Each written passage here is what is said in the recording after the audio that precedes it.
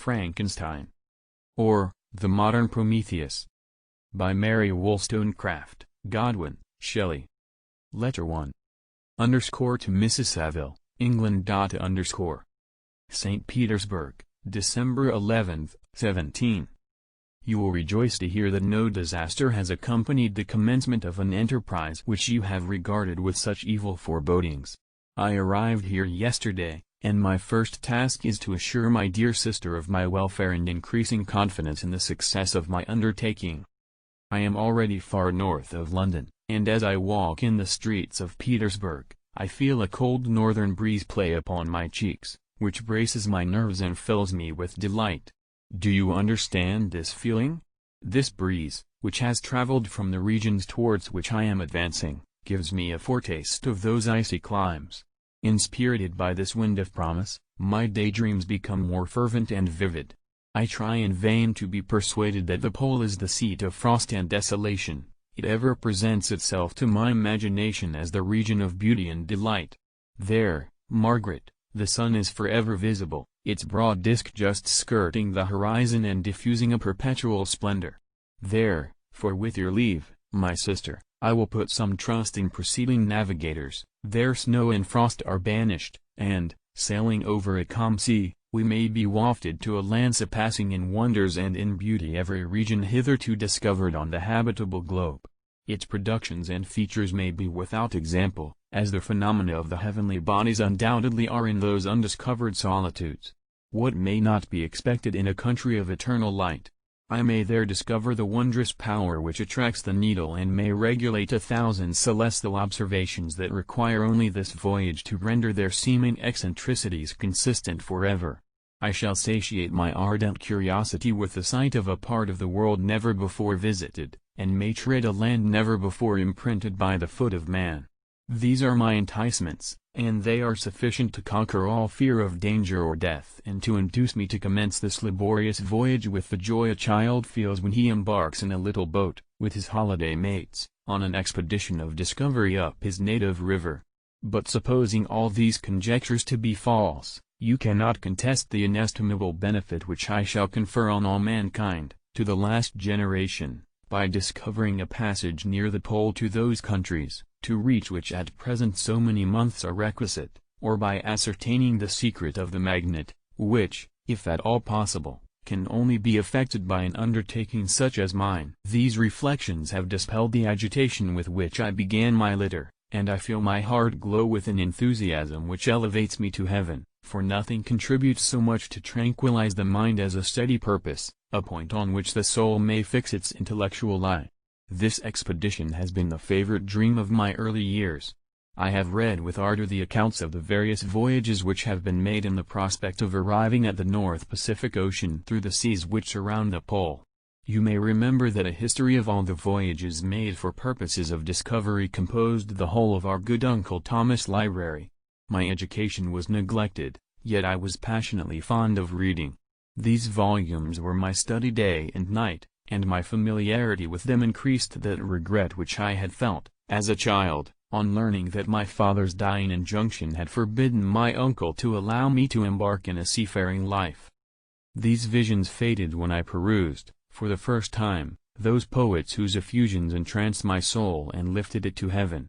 I also became a poet and for 1 year lived in a paradise of my own creation. I imagined that I also might obtain a niche in the temple where the names of Homer and Shakespeare are consecrated. You are well acquainted with my failure and how heavily I bore the disappointment. But just at that time I inherited the fortune of my cousin, and my thoughts were turned into the channel of their earlier bent. 6 years have passed since I resolved on my present undertaking. I can, even now, remember the hour from which I dedicated myself to this great enterprise. I commenced by inuring my body to hardship. I accompanied the whale fishers on several expeditions to the North Sea. I voluntarily endured cold, famine, thirst, and want of sleep. I often worked harder than the common sailors during the day and devoted my nights to the study of mathematics, the theory of medicine, and those branches of physical science from which a naval adventurer might derive the greatest practical advantage. Twice I actually hired myself as an undermate in a Greenland whaler, and acquitted myself to admiration. I must own I felt a little proud when my captain offered me the second dignity in the vessel and entreated me to remain with the greatest earnestness, so valuable did he consider my services. And now, dear Margaret, do I not deserve to accomplish some great purpose? My life might have been passed in ease and luxury, but I preferred glory to every enticement that wealth placed in my path. Oh, that some encouraging voice would answer in the affirmative! My courage and my resolution is firm, but my hopes fluctuate, and my spirits are often depressed. I am about to proceed on a long and difficult voyage, the emergencies of which will demand all my fortitude. I am required not only to raise the spirits of others, but sometimes to sustain my own, when theirs are failing. This is the most favorable period for traveling in Russia. They fly quickly over the snow in their sledges, the motion is pleasant, and, in my opinion, far more agreeable than that of an English stagecoach. The cold is not excessive, if you are wrapped in furs, a dress which I have already adopted, for there is a great difference between walking the deck and remaining seated motionless for hours, when no exercise prevents the blood from actually freezing in your veins. I have no ambition to lose my life on the post road between St. Petersburg and Archangel. I shall depart for the latter town in a fortnight or 3 weeks, and my intention is to hire a ship there, which can easily be done by paying the insurance for the owner, and to engage as many sailors as I think necessary among those who are accustomed to the whale fishing. I do not intend to sail until the month of June, and when shall I return? Ah, dear sister, how can I answer this question? If I succeed, many months, perhaps years, will pass before you and I may meet. If I fail, you will see me again soon, or never. Farewell, my dear, excellent Margaret. Heaven shower down blessings on you, and save me, that I may again and again testify my gratitude for all your love and kindness. Your affectionate brother, R. Walton. Letter 2. _ to Mrs. Saville, England. Archangel, 28th of March, 17.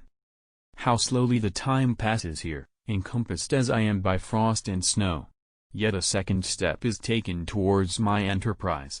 I have hired a vessel and am occupied in collecting my sailors. Those whom I have already engaged appear to be men on whom I can depend and are certainly possessed of dauntless courage. But I have one want which I have never yet been able to satisfy, and the absence of the object of which I now feel as a most severe evil. I have no friend, Margaret. When I am glowing with the enthusiasm of success, there will be none to participate my joy. If I am assailed by disappointment, no one will endeavor to sustain me in dejection.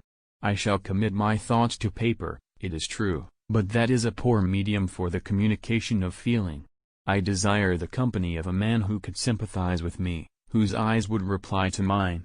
You may deem me romantic, my dear sister, but I bitterly feel the want of a friend. I have no one near me, gentle yet courageous, possessed of a cultivated as well as of a capacious mind, whose tastes are like my own, to approve or amend my plans. How would such a friend repair the faults of your poor brother? I am too ardent in execution and too impatient of difficulties. But it is a still greater evil to me that I am self-educated. For the first 14 years of my life I ran wild on a common and read nothing but our Uncle Thomas books of voyages. At that age I became acquainted with the celebrated poets of our own country, but it was only when it had ceased to be in my power to derive its most important benefits from such a conviction that I perceived the necessity of becoming acquainted with more languages than that of my native country. Now I am 28 and am in reality more illiterate than many schoolboys of 15.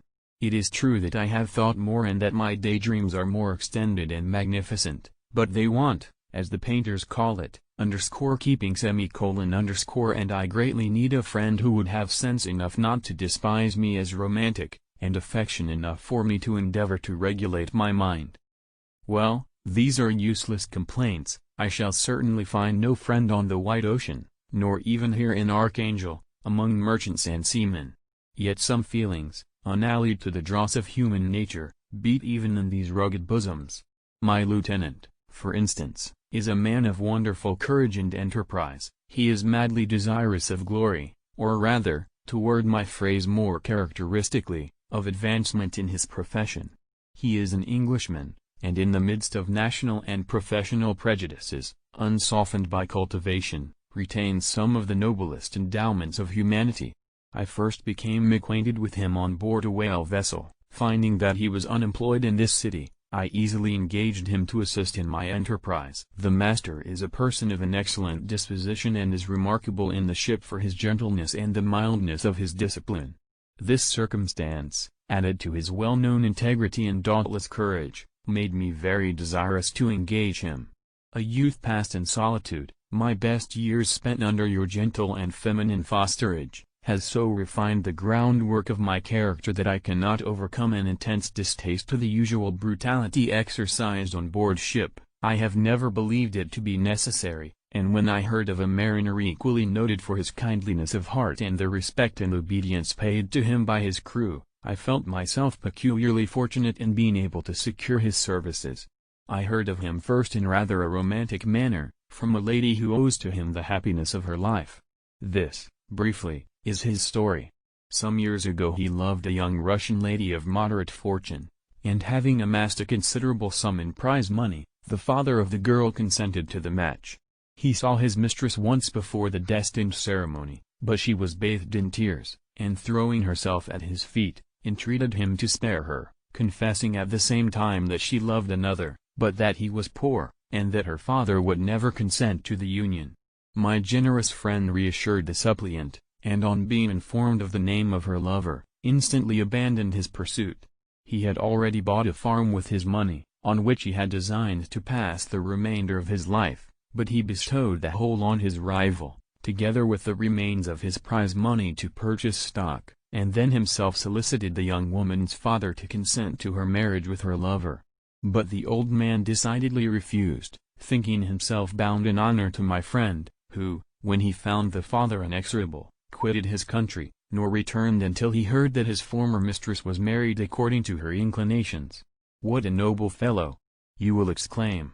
He is so, but then he is wholly uneducated, he is as silent as a Turk, and a kind of ignorant carelessness attends him, which, while it renders his conduct the more astonishing, detracts from the interest and sympathy which otherwise he would command.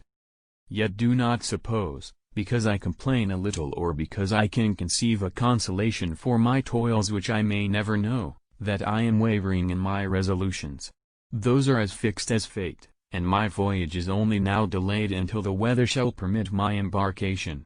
The winter has been dreadfully severe, but the spring promises well, and it is considered as a remarkably early season, so that perhaps I may sail sooner than I expected.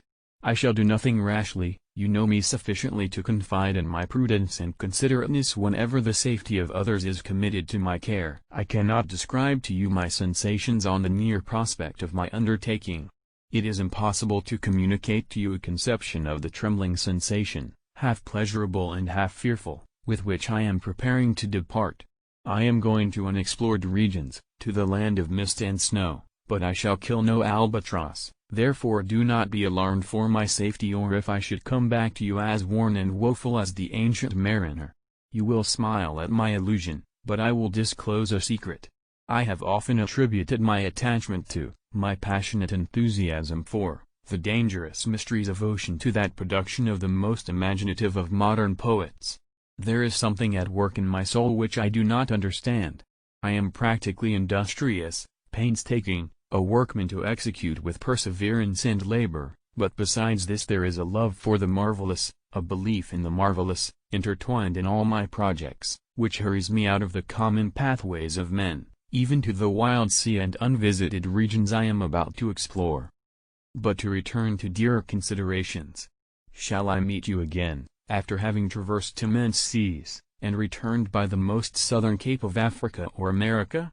I dare not expect such success, yet I cannot bear to look on the reverse of the picture. Continue for the present to write to me by every opportunity. I may receive your letters on some occasions when I need them most to support my spirits. I love you very tenderly. Remember me with affection, should you never hear from me again. Your affectionate brother, Robert Walton. Letter 3. _ to Mrs. Saville, England. _ July 7, 17. My dear sister, I write a few lines in haste to say that I am safe, and well advanced on my voyage. This letter will reach England by a merchantman now on its homeward voyage from Archangel, more fortunate than I, who may not see my native land, perhaps, for many years. I am, however, in good spirits, my men are bold and apparently firm of purpose, nor do the floating sheets of ice that continually pass us, indicating the dangers of the region towards which we are advancing, appear to dismay them. We have already reached a very high latitude, but it is the height of summer, and although not so warm as in England, the southern gales, which blow us speedily towards those shores which I so ardently desire to attain, breathe a degree of renovating warmth which I had not expected. No incidents have hitherto befallen us that would make a figure in a letter. 1 or 2 stiff gales and the springing of a leak are accidents which experienced navigators scarcely remember to record, and I shall be well content if nothing worse happen to us during our voyage. Adieu, my dear Margaret. Be assured that for my own sake, as well as yours, I will not rashly encounter danger. I will be cool, persevering, and prudent. But success shall crown my endeavors. Wherefore not? Thus far I have gone, tracing a secure way over the pathless seas, the very stars themselves being witnesses and testimonies of my triumph. Why not still proceed over the untamed yet obedient element? What can stop the determined heart and resolved will of man? My swelling heart involuntarily pours itself out thus. But I must finish. Heaven bless my beloved sister. R.W. Letter 4. _ to Mrs. Saville, England. August 5, 17. So strange an accident has happened to us that I cannot forbear recording it, although it is very probable that you will see me before these papers can come into your possession. Last Monday, July 31st, we were nearly surrounded by ice, which closed in the ship on all sides, scarcely leaving her the sea room in which she floated. Our situation was somewhat dangerous, especially as we were compassed round by a very thick fog. We accordingly lay to, hoping that some change would take place in the atmosphere and weather. About 2 o'clock the mist cleared away, and we beheld, stretched out in every direction, vast and irregular plains of ice, which seemed to have no end. Some of my comrades groaned, and my own mind began to grow watchful with anxious thoughts, when a strange sight suddenly attracted our attention and diverted our solicitude from our own situation. We perceived a low carriage, fixed on a sledge and drawn by dogs, pass on towards the north. At the distance of half a mile, a being which had the shape of a man, but apparently of gigantic stature, sat in the sledge and guided the dogs. We watched the rapid progress of the traveler with our telescopes until he was lost among the distant inequalities of the ice. This appearance excited our unqualified wonder. We were, as we believed, many hundred miles from any land, but this apparition seemed to denote that it was not, in reality, so distant as we had supposed. Shut in, however, by ice, it was impossible to follow his track, which we had observed with the greatest attention. About 2 hours after this occurrence we heard the ground sea, and before night the ice broke and freed our ship. We, however, lay to until the morning, fearing to encounter in the dark those large loose masses which float about after the breaking up of the ice. I profited of this time to rest for a few hours. In the morning, however, as soon as it was light, I went upon deck and found all the sailors busy on one side of the vessel, apparently talking to someone in the sea. It was, in fact, a sledge, like that we had seen before, which had drifted towards us in the night on a large fragment of ice. Only one dog remained alive, but there was a human being within it whom the sailors were persuading to enter the vessel. He was not, as the other traveler seemed to be, a savage inhabitant of some undiscovered island, but a European. When I appeared on deck the master said, "Here is our captain, and he will not allow you to perish on the open sea." On perceiving me, the stranger addressed me in English, although with a foreign accent.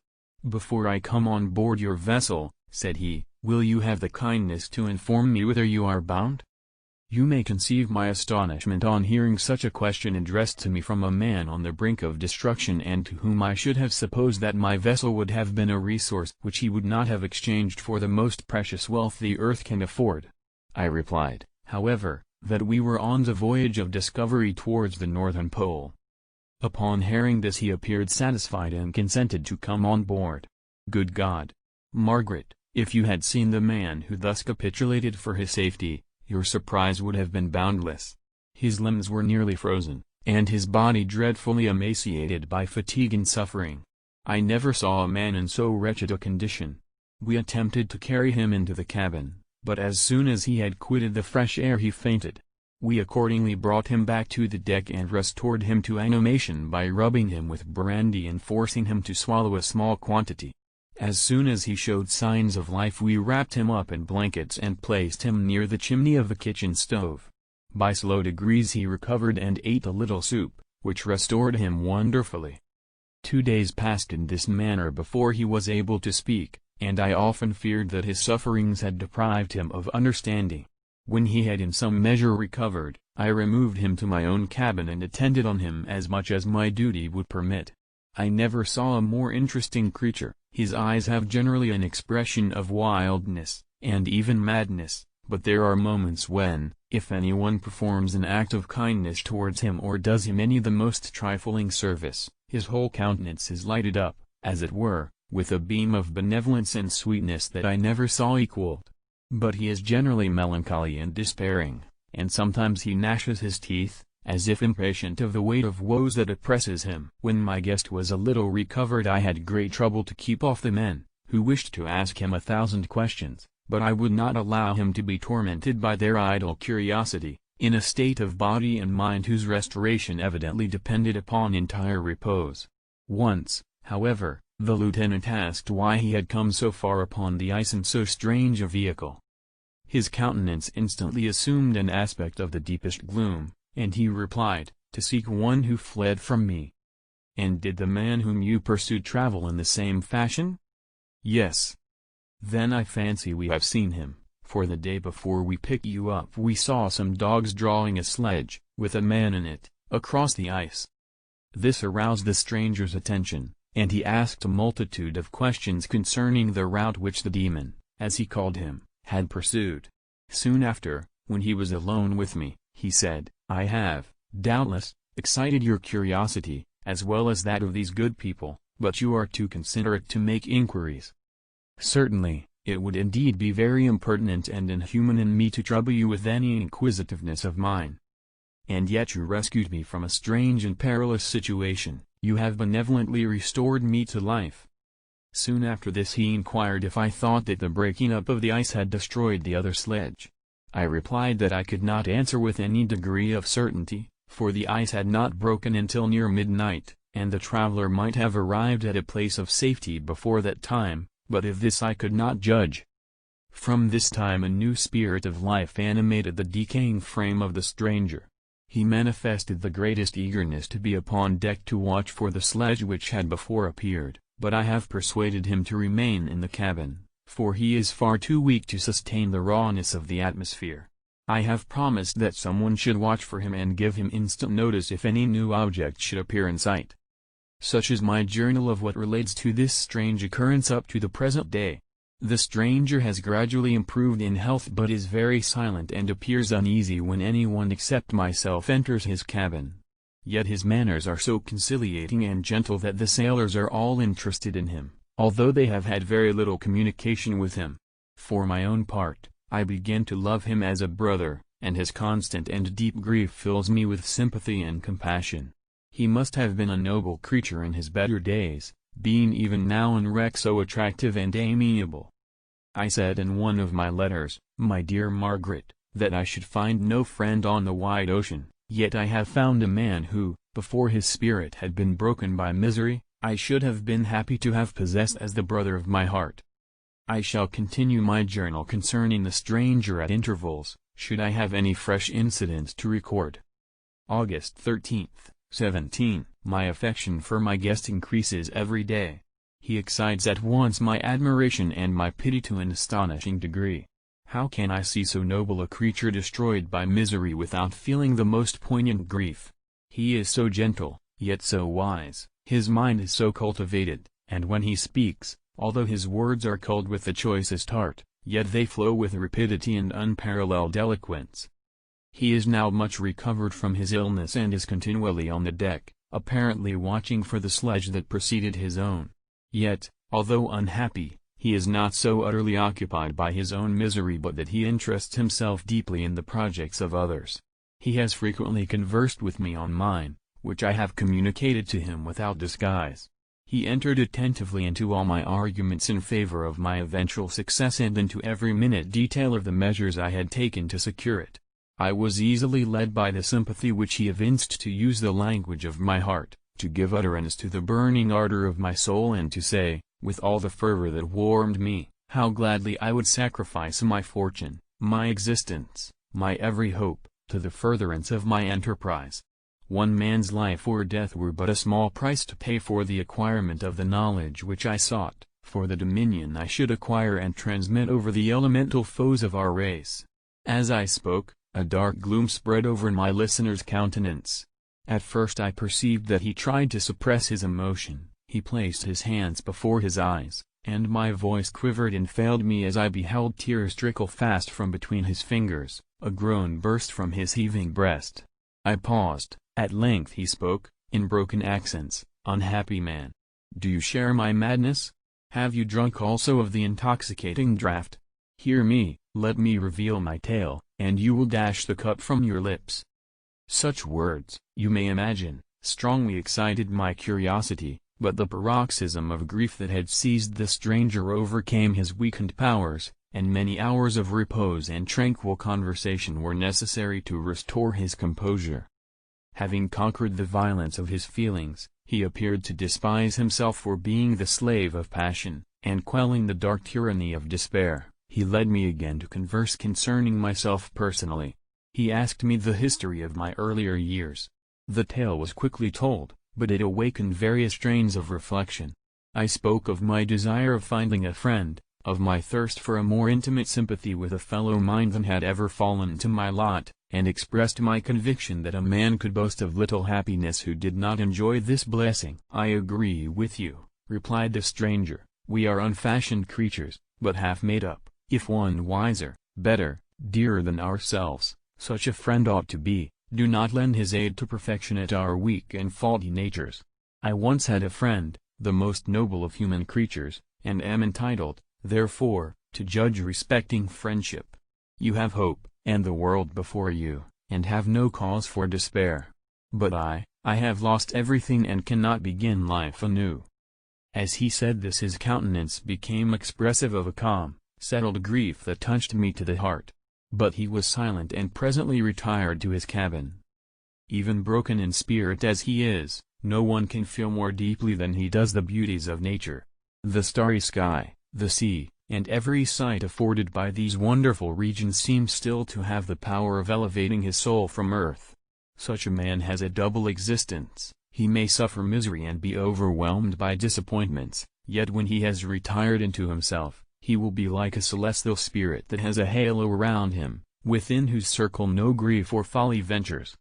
Will you smile at the enthusiasm I express concerning this divine wanderer? You would not if you saw him. You have been tutored and refined by books and retirement from the world, and you are therefore somewhat fastidious, but this only renders you the more fit to appreciate the extraordinary merits of this wonderful man. Sometimes I have endeavored to discover what quality it is which he possesses that elevates him so immeasurably above any other person I ever knew. I believe it to be an intuitive discernment, a quick but never failing power of judgment, a penetration into the causes of things, unequaled for clearness and precision. Add to this a facility of expression and a voice whose varied intonations are soul-subduing music. August 19, 17. Yesterday the stranger said to me, "You may easily perceive, Captain Walton, that I have suffered great and unparalleled misfortunes. I had determined at one time that the memory of these evils should die with me, but you have won me to alter my determination. You seek for knowledge and wisdom, as I once did, and I ardently hope that the gratification of your wishes may not be a serpent to sting you, as mine has been.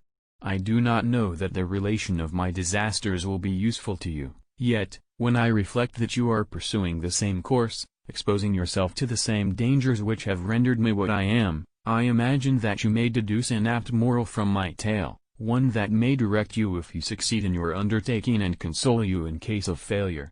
Prepare to hear of occurrences which are usually deemed marvelous. Were we among the tamer scenes of nature, I might fear to encounter your unbelief, perhaps your ridicule, but many things will appear possible in these wild and mysterious regions which would provoke the laughter of those unacquainted with the ever-varied powers of nature. Nor can I doubt but that my tale conveys in its series internal evidence of the truth of the events of which it is composed.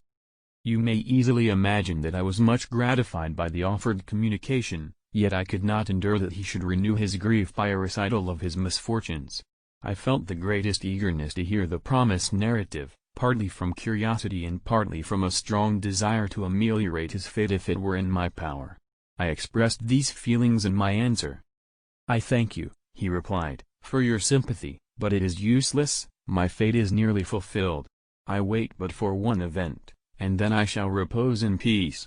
I understand your feeling," continued he, perceiving that I wished to interrupt him, "but you are mistaken, my friend, if thus you will allow me to name you. Nothing can alter my destiny. Listen to my history, and you will perceive how irrevocably it is determined." He then told me that he would commence his narrative the next day when I should be at leisure. This promise drew from me the warmest thanks. I have resolved every night, when I am not imperatively occupied by my duties, to record, as nearly as possible in his own words, what he has related during the day. If I should be engaged, I will at least make notes. This manuscript will doubtless afford you the greatest pleasure, but to me, who know him, and who hear it from his own lips, with what interest and sympathy shall I read it in some future day? Even now, as I commence my task, his full-toned voice swells in my ears, his lustrous eyes dwell on me with all their melancholy sweetness, I see his thin hand raised in animation, while the lineaments of his face are irradiated by the soul within. Strange and harrowing must be his story, frightful the storm which embraced the gallant vessel on its course and wrecked it, thus. Chapter 1. I am by birth a Genevese, and my family is one of the most distinguished of that republic. My ancestors had been for many years councillors and syndics, and my father had filled several public situations with honor and reputation. He was respected by all who knew him for his integrity and indefatigable attention to public business. He passed his younger days perpetually occupied by the affairs of his country. A variety of circumstances had prevented his marrying early, nor was it until the decline of life that he became a husband and the father of a family. As the circumstances of his marriage illustrate his character, I cannot refrain from relating them. One of his most intimate friends was a merchant who, from a flourishing state, fell, through numerous mischances, into poverty. This man, whose name was Beaufort, was of a proud and unbending disposition and could not bear to live in poverty and oblivion in the same country where he had formerly been distinguished for his rank and magnificence. Having paid his debts, therefore, in the most honorable manner, he retreated with his daughter to the town of Lucerne, where he lived unknown and in wretchedness. My father loved Beaufort with the truest friendship and was deeply grieved by his retreat and these unfortunate circumstances. He bitterly deplored the false pride which led his friend to a conduct so little worthy of the affection that united them. He lost no time in endeavoring to seek him out, with the hope of persuading him to begin the world again through his credit and assistance. Beaufort had taken effectual measures to conceal himself, and it was 10 months before my father discovered his abode. Overjoyed at this discovery, he hastened to the house, which was situated in a mean street near the Rus. But when he entered, misery and despair alone welcomed him. Beaufort had saved but a very small sum of money from the wreck of his fortunes, but it was sufficient to provide him with sustenance for some months, and in the meantime he hoped to procure some respectable employment in a merchant's house. The interval was, consequently, spent in inaction. His grief only became more deep and rankling when he had leisure for reflection, and at length it took so fast hold of his mind that at the end of 3 months he lay on a bed of sickness, incapable of any exertion. His daughter attended him with the greatest tenderness, but she saw with despair that their little fund was rapidly decreasing and that there was no other prospect of support. But Caroline Beaufort possessed a mind of an uncommon mold, and her courage rose to support her in her adversity. She procured plain work, She plaited straw and by various means contrived to earn a pittance scarcely sufficient to support life. Several months passed in this manner. Her father grew worse, her time was more entirely occupied in attending him, her means of subsistence decreased, and in the 10th month her father died in her arms, leaving her an orphan and a beggar. This last blow overcame her, and she knelt by Beaufort's coffin weeping bitterly, when my father entered the chamber. He came like a protecting spirit to the poor girl, who committed herself to his care, and after the interment of his friend he conducted her to Geneva and placed her under the protection of a relation. 2 years after this event Caroline became his wife. There was a considerable difference between the ages of my parents, but this circumstance seemed to unite them only closer in bonds of devoted affection. There was a sense of justice in my father's upright mind which rendered it necessary that he should approve highly to love strongly. Perhaps during former years he had suffered from the late discovered unworthiness of one beloved and so was disposed to set a greater value on tried worth. There was a show of gratitude and worship in his attachment to my mother, differing wholly from the doting fondness of age, for it was inspired by reverence for her virtues and a desire to be the means of, in some degree, recompensing her for the sorrows she had endured, but which gave inexpressible grace to his behavior to her. Everything was made to yield to her wishes and her convenience. He strove to shelter her, as a fair exotic is sheltered by the gardener, from every rougher wind and to surround her with all that could tend to excite pleasurable emotion in her soft and benevolent mind. Her health, and even the tranquillity of her hitherto constant spirit, had been shaken by what she had gone through. During the 2 years that had elapsed previous to their marriage my father had gradually relinquished all his public functions, and immediately after their union they sought the pleasant climate of Italy, and the change of scene and interest attendant on a tour through the land of wonders, as a restorative for her weakened frame. From Italy they visited Germany and France. I, their eldest child, was born at Naples, and as an infant accompanied them in their rambles. I remained for several years their only child. Much as they were attached to each other, they seemed to draw inexhaustible stores of affection from a very mine of love to bestow them upon me.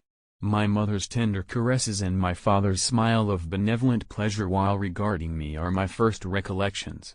I was their plaything and their idol, and something better, their child, the innocent and helpless creature bestowed on them by heaven, whom to bring up to good, and whose future lot it was in their hands to direct to happiness or misery, according as they fulfilled their duties towards me.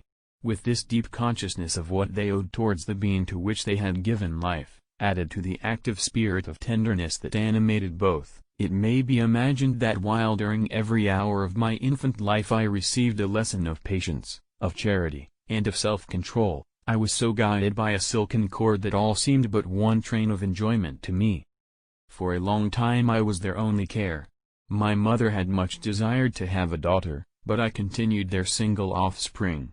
When I was about 5 years old, while making an excursion beyond the frontiers of Italy, they passed a week on the shores of the Lake of Como. Their benevolent disposition often made them enter the cottages of the poor. This, to my mother, was more than a duty, it was a necessity, a passion, remembering what she had suffered, and how she had been relieved, for her to act in her turn the guardian angel to the afflicted. During one of their walks a poor cot in the foldings of a veil attracted their notice as being singularly disconsolate, while the number of half-clothed children gathered about it spoke of penury in its worst shape. One day, when my father had gone by himself to Milan, my mother, accompanied by me, visited this abode. She found a peasant and his wife, hard-working, bent down by care and labor, distributing a scanty meal to 5 hungry babes. Among these there was one which attracted my mother far above all the rest. She appeared of a different stock. The 4 others were dark-eyed, hardy little vagrants. This child was thin and very fair.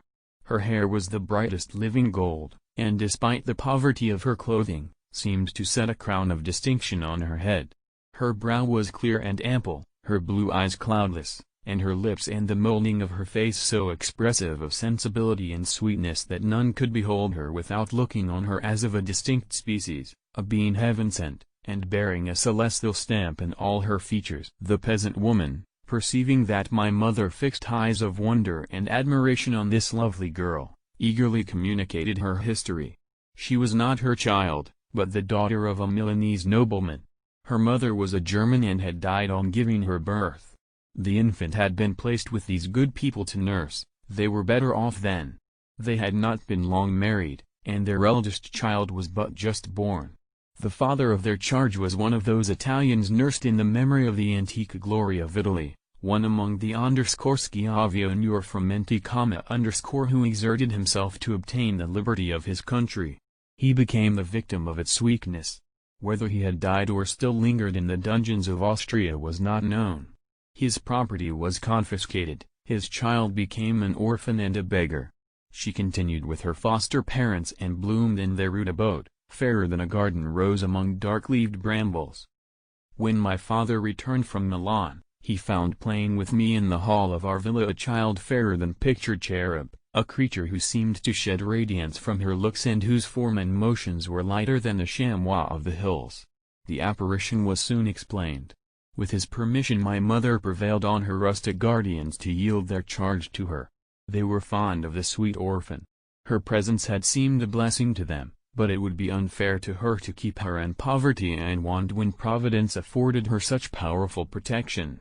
They consulted their village priest, and the result was that Elizabeth Lavenza became the inmate of my parents' house, my more than sister, the beautiful and adored companion of all my occupations and my pleasures.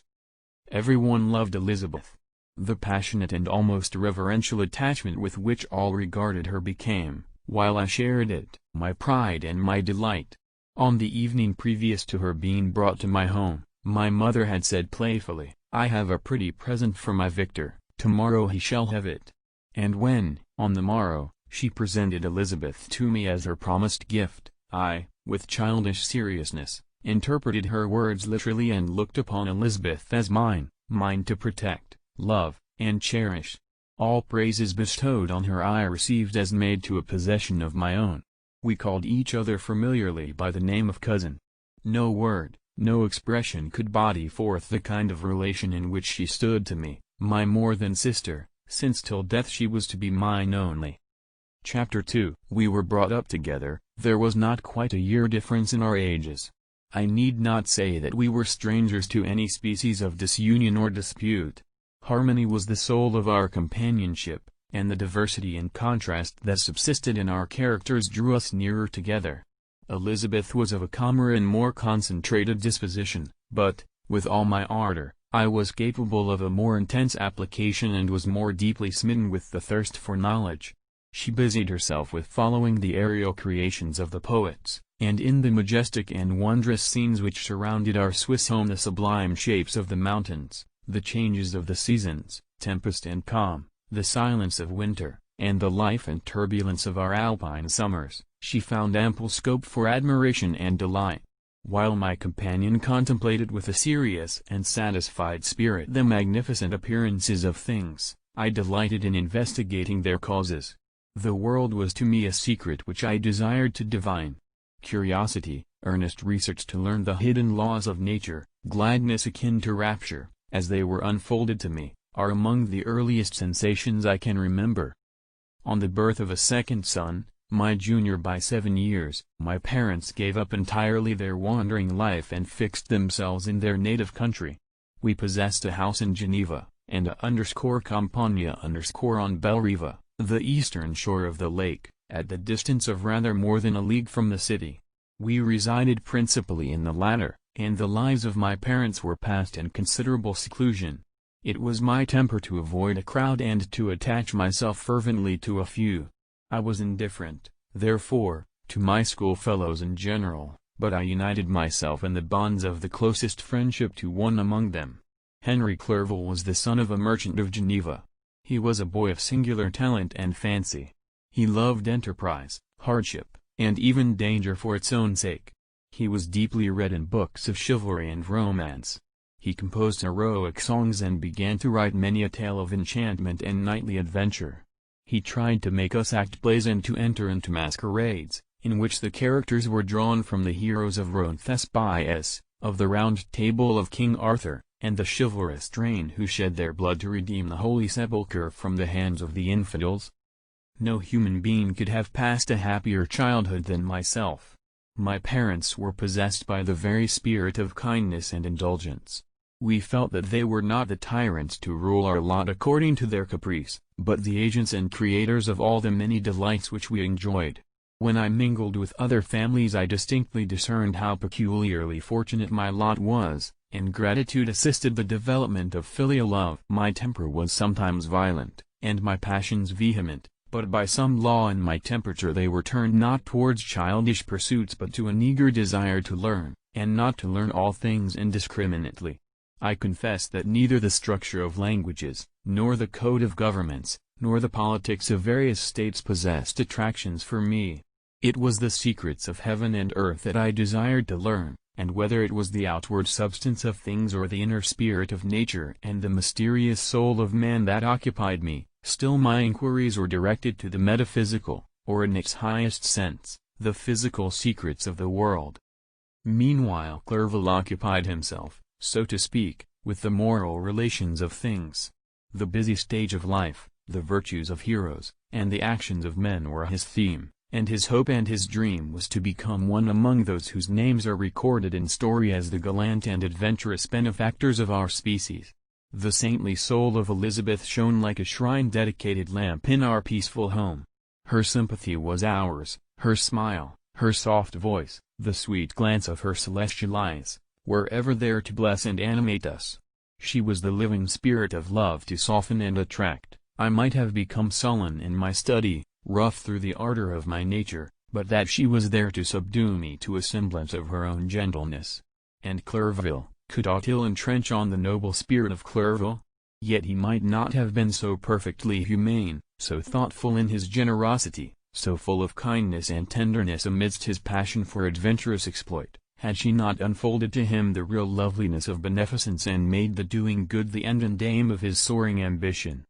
I feel exquisite pleasure in dwelling on the recollections of childhood, before misfortune had tainted my mind and changed its bright visions of extensive usefulness into gloomy and narrow reflections upon self.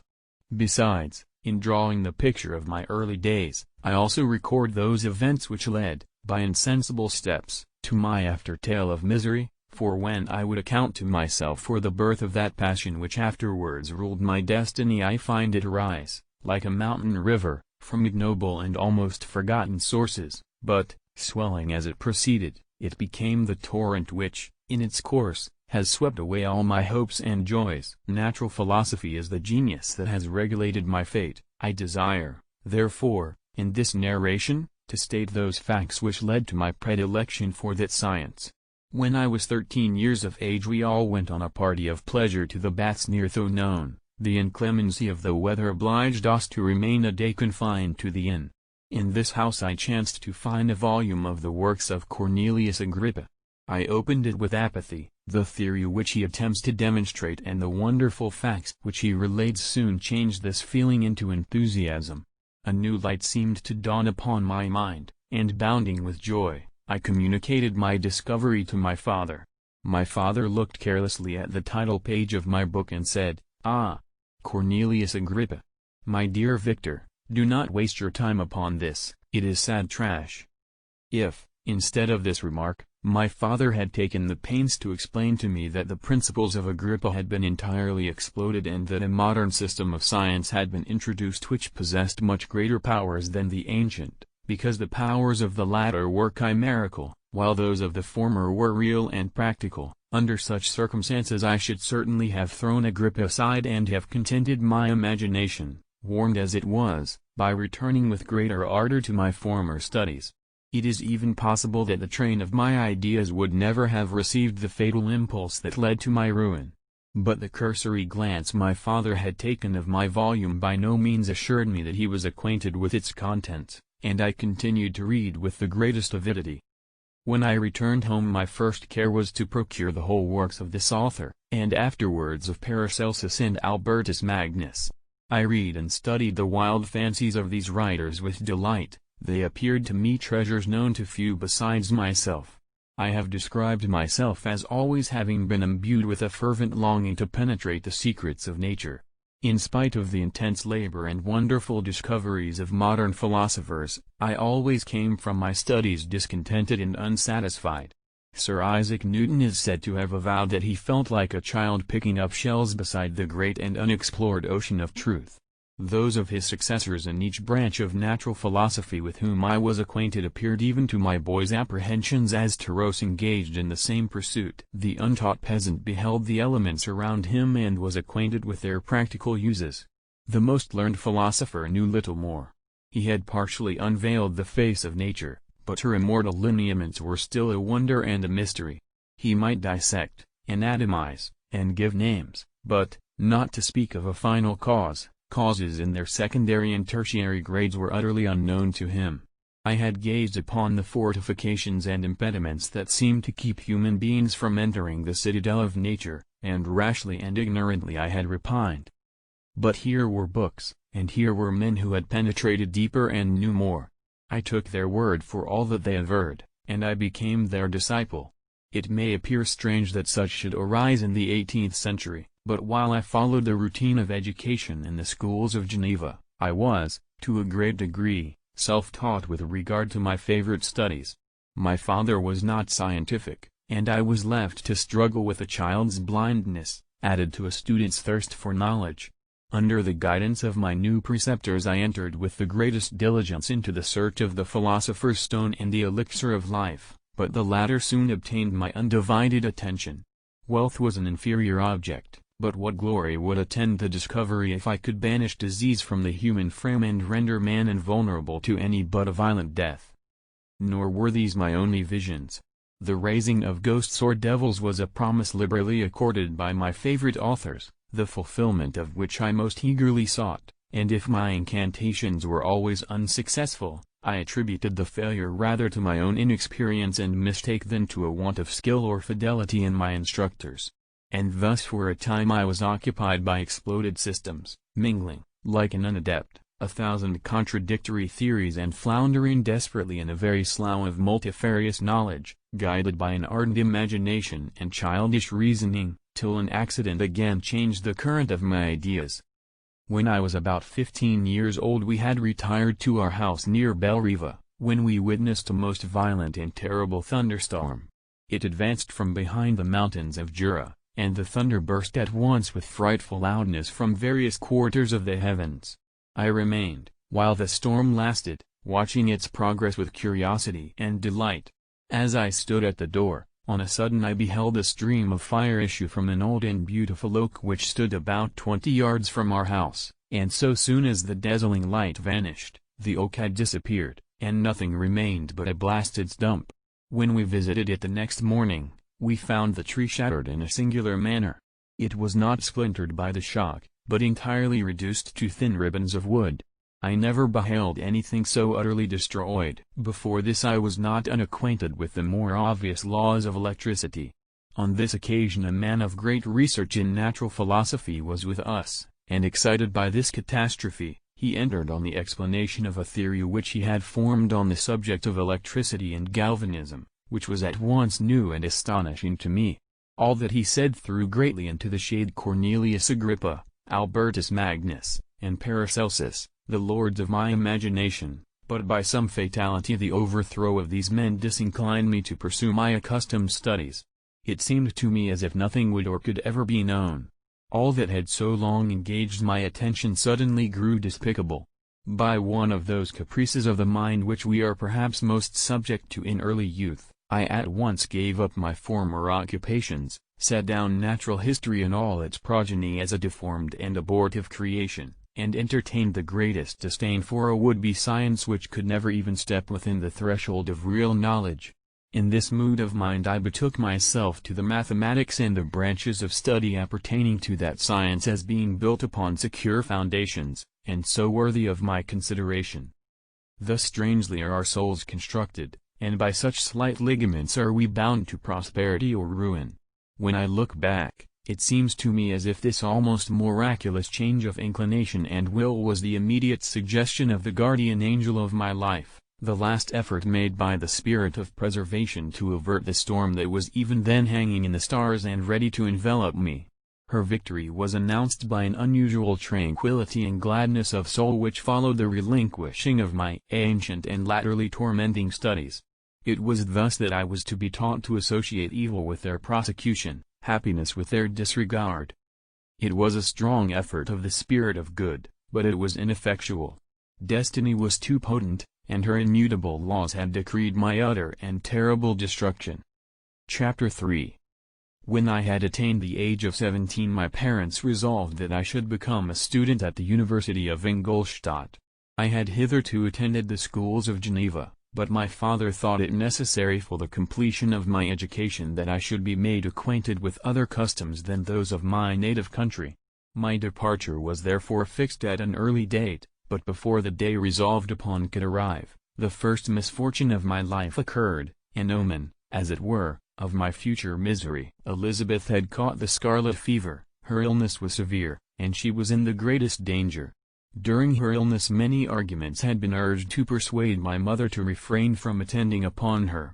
She had at first yielded to our entreaties, but when she heard that the life of her favorite was menaced, she could no longer control her anxiety. She attended her sickbed, her watchful attentions triumphed over the malignity of the distemper. Elizabeth was saved, but the consequences of this imprudence were fatal to her preserver. On the third day my mother sickened. Her fever was accompanied by the most alarming symptoms, and the looks of her medical attendants prognosticated the worst event. On her deathbed the fortitude and benignity of this best of women did not desert her. She joined the hands of Elizabeth and myself. "My children," she said, "my firmest hopes of future happiness were placed on the prospect of your union. This expectation will now be the consolation of your father. Elizabeth, my love, you must supply my place to my younger children. Alas! I regret that I am taken from you, and, happy and beloved as I have been, is it not hard to quit you all? But these are not thoughts befitting me. I will endeavor to resign myself cheerfully to death and will indulge a hope of meeting you in another world." She died calmly, and her countenance expressed affection even in death. I need not describe the feelings of those whose dearest ties are rent by that most irreparable evil, the void that presents itself to the soul, and the despair that is exhibited on the countenance. It is so long before the mind can persuade itself that she whom we saw every day and whose very existence appeared a part of our own can have departed forever, that the brightness of a beloved eye can have been extinguished and the sound of a voice so familiar and dear to the ear can be hushed, never more to be heard. These are the reflections of the first days, but when the lapse of time proves the reality of the evil, then the actual bitterness of grief commences. Yet from whom has not that rude hand rent away some dear connection? And why should I describe a sorrow which all have felt, and must feel? The time at length arrives when grief is rather an indulgence than a necessity, and the smile that plays upon the lips, although it may be deemed a sacrilege, is not banished. My mother was dead, but we had still duties which we ought to perform. We must continue our course with the rest and learn to think ourselves fortunate whilst one remains whom the spoiler has not seized. My departure for Ingolstadt, which had been deferred by these events, was now again determined upon. I obtained from my father a respite of some weeks. It appeared to me sacrilege so soon to leave the repose, akin to death, of the house of mourning and to rush into the thick of life. I was new to sorrow, but it did not the less alarm me. I was unwilling to quit the sight of those that remained to me, and above all, I desired to see my sweet Elizabeth in some degree consoled. She indeed veiled her grief and strove to act the comforter to us all. She looked steadily on life and assumed its duties with courage and zeal. She devoted herself to those whom she had been taught to call her uncle and cousins. Never was she so enchanting as at this time, when she recalled the sunshine of her smiles and spent them upon us. She forgot even her own regret in her endeavors to make us forget. The day of my departure at length arrived. Clerval spent the last evening with us. He had endeavored to persuade his father to permit him to accompany me and to become my fellow student, but in vain. His father was a narrow-minded traitor and saw idleness and ruin in the aspirations and ambition of his son. Henry deeply felt the misfortune of being debarred from a liberal education. He said little, but when he spoke I read in his kindling eye and in his animated glance a restrained but firm resolve not to be chained to the miserable details of commerce. We sat late. We could not tear ourselves away from each other nor persuade ourselves to say the word farewell. It was said, and we retired under the pretense of seeking repose, each fancying that the other was deceived. But when at morning's dawn I descended to the carriage which was to convey me away, they were all there, my father again to bless me, Clerval to press my hand once more, my Elizabeth to renew her entreaties that I would write often and to bestow the last feminine attentions on her playmate and friend. I threw myself into the chaise that was to convey me away and indulged in the most melancholy reflections. I, who had ever been surrounded by amiable companions, continually engaged in endeavoring to bestow mutual pleasure, I was now alone. In the university whither I was going I must form my own friends and be my own protector. My life had hitherto been remarkably secluded and domestic, and this had given me invincible repugnance to new countenances.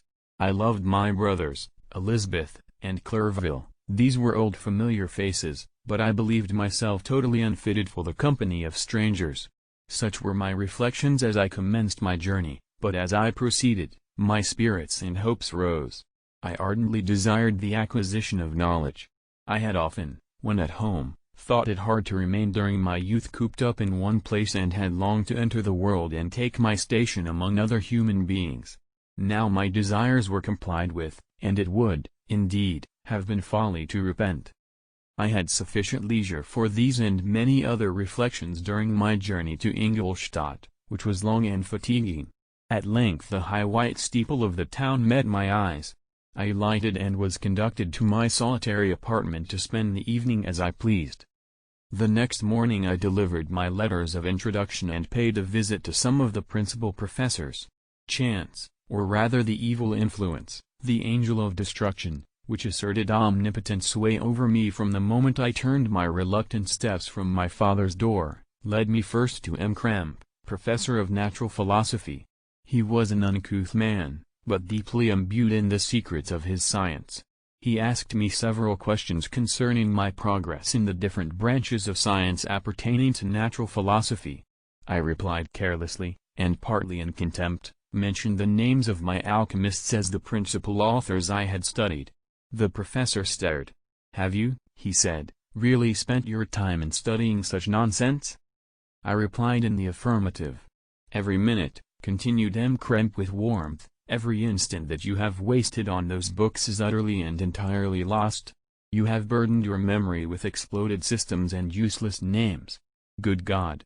In what desert land have you lived, where no one was kind enough to inform you that these fancies which you have so greedily imbibed are 1,000 years old and as musty as they are ancient? I little expected, in this enlightened and scientific age, to find a disciple of Albertus Magnus and Paracelsus.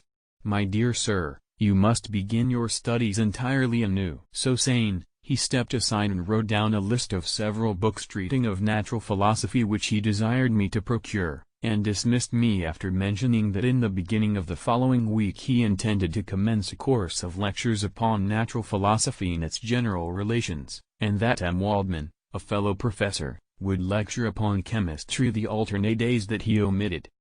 I returned home not disappointed, for I have said that I had long considered those authors useless whom the professor reprobated, but I returned not at all the more inclined to recur to these studies in any shape. M. Krempe was a little squat man with a gruff voice and a repulsive countenance. The teacher, therefore, did not prepossess me in favor of his pursuits. In rather a too philosophical and connected a strain, perhaps, I have given an account of the conclusions I had come to concerning them in my early years. As a child I had not been content with the results promised by the modern professors of natural science. With a confusion of ideas only to be accounted for by my extreme youth and my want of a guide on such matters, I had retrod the steps of knowledge along the paths of time and exchanged the discoveries of recent inquirers for the dreams of forgotten alchemists. Besides, I had a contempt for the uses of modern natural philosophy. It was very different when the masters of the science sought immortality and power. Such views, although futile, were grand, but now the scene was changed. The ambition of the inquirer seemed to limit itself to the annihilation of those visions on which my interest in science was chiefly founded. I was required to exchange chimeras of boundless grandeur for realities of little worth. Such were my reflections during the first 2 or 3 days of my residence at Ingolstadt, which were chiefly spent in becoming acquainted with the localities and the principal residents in my new abode. But as the ensuing week commenced, I thought of the information which M. Kremp had given me concerning the lectures. And although I could not consent to go and hear that little conceited fellow deliver sentences out of a pulpit, I recollected what he had said of M. Waldman, whom I had never seen, as he had hitherto been out of town. Partly from curiosity and partly from idleness, I went into the lecturing room, which M. Waldman entered shortly after. This professor was very unlike his colleague. He appeared about 50 years of age, but with an aspect expressive of the greatest benevolence. A few gray hairs covered his temples, but those at the back of his head were nearly black. His person was short but remarkably erect, and his voice the sweetest I had ever heard. He began his lecture by a recapitulation of the history of chemistry and the various improvements made by different men of learning, pronouncing with fervor the names of the most distinguished discoverers. He then took a cursory view of the present state of the science and explained many of its elementary terms. After having made a few preparatory experiments, he concluded with a panegyric upon modern chemistry, the terms of which I shall never forget. "The ancient teachers of this science," said he, "promised impossibilities and performed nothing. The modern masters promise very little. They know that metals cannot be transmuted and that the elixir of life is a chimera, but these philosophers, whose hands seem only made to dabble in dirt, and their eyes to pore over the microscope or crucible, have indeed performed miracles. They penetrate into the recesses of nature and show how she works in her hiding places. They ascend into the heavens, they have discovered how the blood circulates, and the nature of the air we breathe. They have acquired new and almost unlimited powers. They can command the thunders of heaven, mimic the earthquake, and even mock the invisible world with its own shadows." Such were the professor's words, rather let me say such the words of the fate, announced to destroy me. As he went on I felt as if my soul were grappling with a palpable enemy. One by one the various keys were touched which formed the mechanism of my being, chord after chord was sounded, and soon my mind was filled with one thought, one conception, one purpose. "So much has been done," exclaimed the soul of Frankenstein, "more, far more, will I achieve. Treading in the steps already marked, I will pioneer a new way, explore unknown powers, and unfold to the world the deepest mysteries of creation." I closed not my eyes that night. My internal being was in a state of insurrection and turmoil. I felt that order would thence arise, but I had no power to produce it. By degrees, after the morning's dawn, sleep came. I awoke, and my yesternight's thoughts were as a dream. There only remained the resolution to return to my ancient studies and to devote myself to a science for which I believed myself to possess a natural talent. On the same day I paid M. Waldman a visit. His manners in private were even more mild and attractive than in public, for there was a certain dignity in his mien during his lecture which in his own house was replaced by the greatest affability and kindness. I gave him pretty nearly the same account of my former pursuits as I had given to his fellow professor. He heard with attention the little narration concerning my studies and smiled at the names of Cornelius Agrippa and Paracelsus, but without the contempt that M. Kremp had exhibited. He said that these were men to whose indefatigable zeal modern philosophers were indebted for most of the foundations of their knowledge. They had left to us, as an easier task, to give new names and arrange in connected classifications the facts which they in a great degree had been the instruments of bringing to light. The labors of men of genius, however erroneously directed, scarcely ever fail in ultimately turning to the solid advantage of mankind.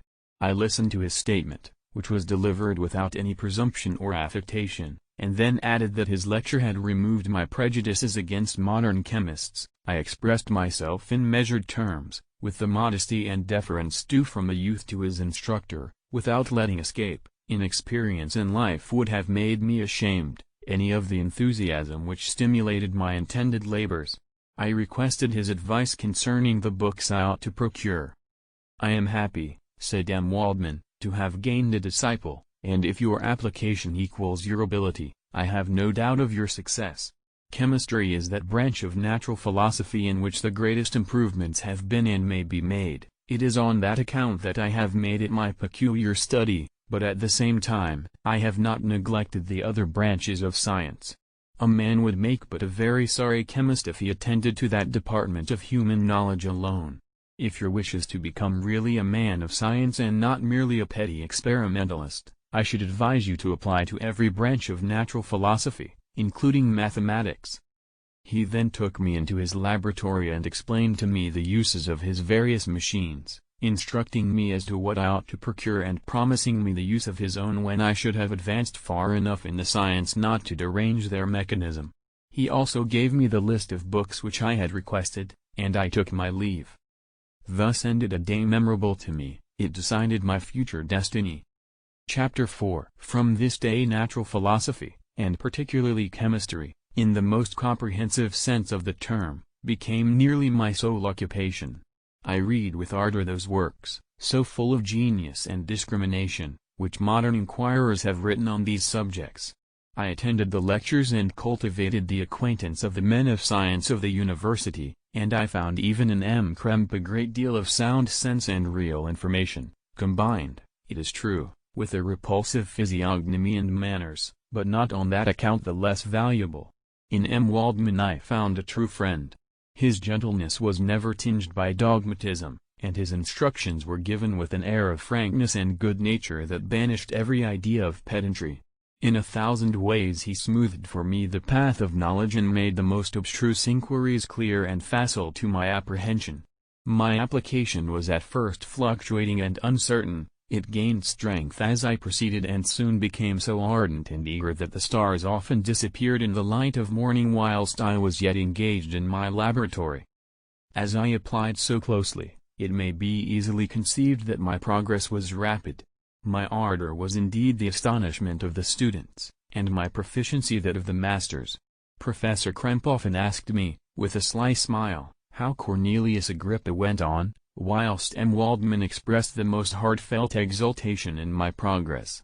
2 years passed in this manner, during which I paid no visit to Geneva, but was engaged, heart and soul, in the pursuit of some discoveries which I hoped to make. None but those who have experienced them can conceive of the enticements of science. In other studies you go as far as others have gone before you, and there is nothing more to know, but in a scientific pursuit there is continual food for discovery and wonder. A mind of moderate capacity which closely pursues one study must infallibly arrive at great proficiency in that study, and I, who continually sought the attainment of one object of pursuit and was solely wrapped up in this, improved so rapidly that at the end of 2 years I made some discoveries in the improvement of some chemical instruments, which procured me great esteem and admiration at the university. When I had arrived at this point and had become as well acquainted with the theory and practice of natural philosophy as depended on the lessons of any of the professors at Ingolstadt, my residence there being no longer conducive to my improvements, I thought of returning to my friends and my native town, when an incident happened that protracted my stay. One of the phenomena which had peculiarly attracted my attention was the structure of the human frame, and, indeed, any animal endued with life. Whence, I often asked myself, did the principle of life proceed? It was a bold question, and one which has ever been considered as a mystery, yet with how many things are we upon the brink of becoming acquainted, if cowardice or carelessness did not restrain our inquiries. I revolved these circumstances in my mind and determined thenceforth to apply myself more particularly to those branches of natural philosophy which relate to physiology. Unless I had been animated by an almost supernatural enthusiasm, my application to this study would have been irksome and almost intolerable. To examine the causes of life, we must first have recourse to death. I became acquainted with the science of anatomy, but this was not sufficient. I must also observe the natural decay and corruption of the human body. In my education my father had taken the greatest precautions that my mind should be impressed with no supernatural horrors. I do not ever remember to have trembled at a tale of superstition or to have feared the apparition of a spirit. Darkness had no effect upon my fancy, and a churchyard was to me merely the receptacle of bodies deprived of life, which, from being the seat of beauty and strength, had become food for the worm. Now I was led to examine the cause and progress of this decay and forced to spend days and nights in vaults and charnel houses. My attention was fixed upon every object the most insupportable to the delicacy of the human feelings. I saw how the fine form of man was degraded and wasted. I beheld the corruption of death succeed to the blooming cheek of life. I saw how the worm inherited the wonders of the eye and brain. I paused, examining and analyzing all the minutiae of causation, as exemplified in the change from life to death, and death to life, until from the midst of this darkness a sudden light broke in upon me, a light so brilliant and wondrous, yet so simple, that while I became dizzy with the immensity of the prospect which it illustrated, I was surprised that among so many men of genius who had directed their inquiries towards the same science, that I alone should be reserved to discover so astonishing a secret. Remember, I am not recording the vision of a madman. The sun does not more certainly shine in the heavens than that which I now affirm is true. Some miracle might have produced it, yet the stages of the discovery were distinct and probable. After days and nights of incredible labor and fatigue, I succeeded in discovering the cause of generation and life. Nay, more, I became myself capable of bestowing animation upon lifeless matter. The astonishment which I had at first experienced on this discovery soon gave place to delight and rapture. After so much time spent in painful labor, to arrive at once at the summit of my desires was the most gratifying consummation of my toils. But this discovery was so great and overwhelming that all the steps by which I had been progressively led to it were obliterated, and I beheld only the result. What had been the study and desire of the wisest men since the creation of the world was now within my grasp. Not that, like a magic scene, it all opened upon me at once. The information I had obtained was of a nature rather to direct my endeavors so soon as I should point them towards the object of my search than to exhibit that object already accomplished. I was like the Arabian who had been buried with the dead and found a passage to life, aided only by one glimmering and seemingly ineffectual light. I see by your eagerness and the wonder and hope which your eyes express, my friend, that you expect to be informed of the secret with which I am acquainted. That cannot be. Listen patiently until the end of my story, and you will easily perceive why I am reserved upon this subject. I will not lead you on, unguarded and ardent as I then was, to your destruction and infallible misery. Learn from me, if not by my precepts, at least by my example, how dangerous is the acquirement of knowledge and how much happier that man is who believes his native town to be the world, than he who aspires to become greater than his nature will allow. When I found so astonishing a power placed within my hands, I hesitated a long time concerning the manner in which I should employ it. Although I possessed the capacity of bestowing animation, yet to prepare a frame for the reception of it, with all its intricacies of fibers, muscles, and veins, still remained a work of inconceivable difficulty and labor.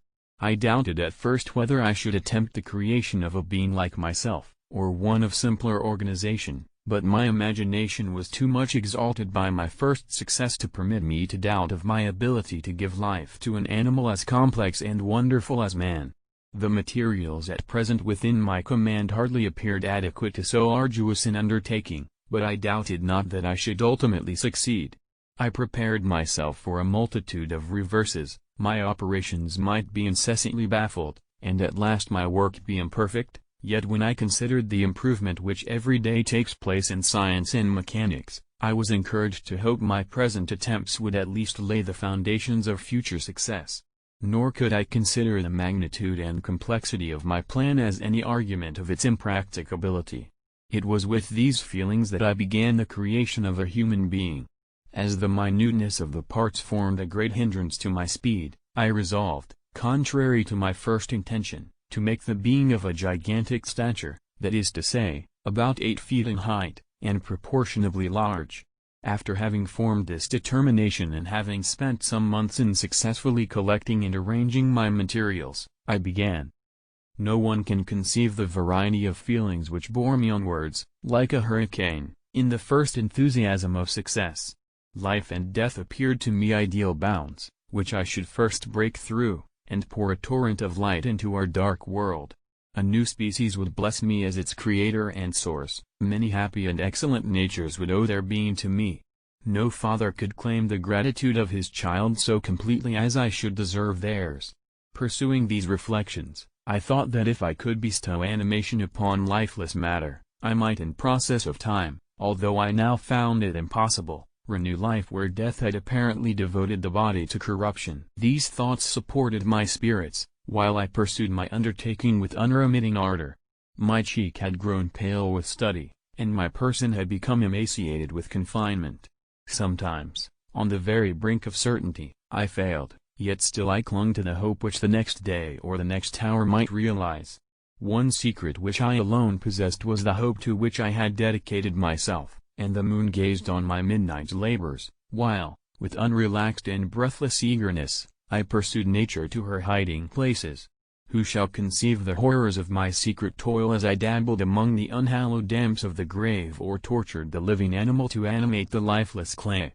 My limbs now tremble, and my eyes swim with the remembrance, but then a resistless and almost frantic impulse urged me forward. I seemed to have lost all soul or sensation but for this one pursuit.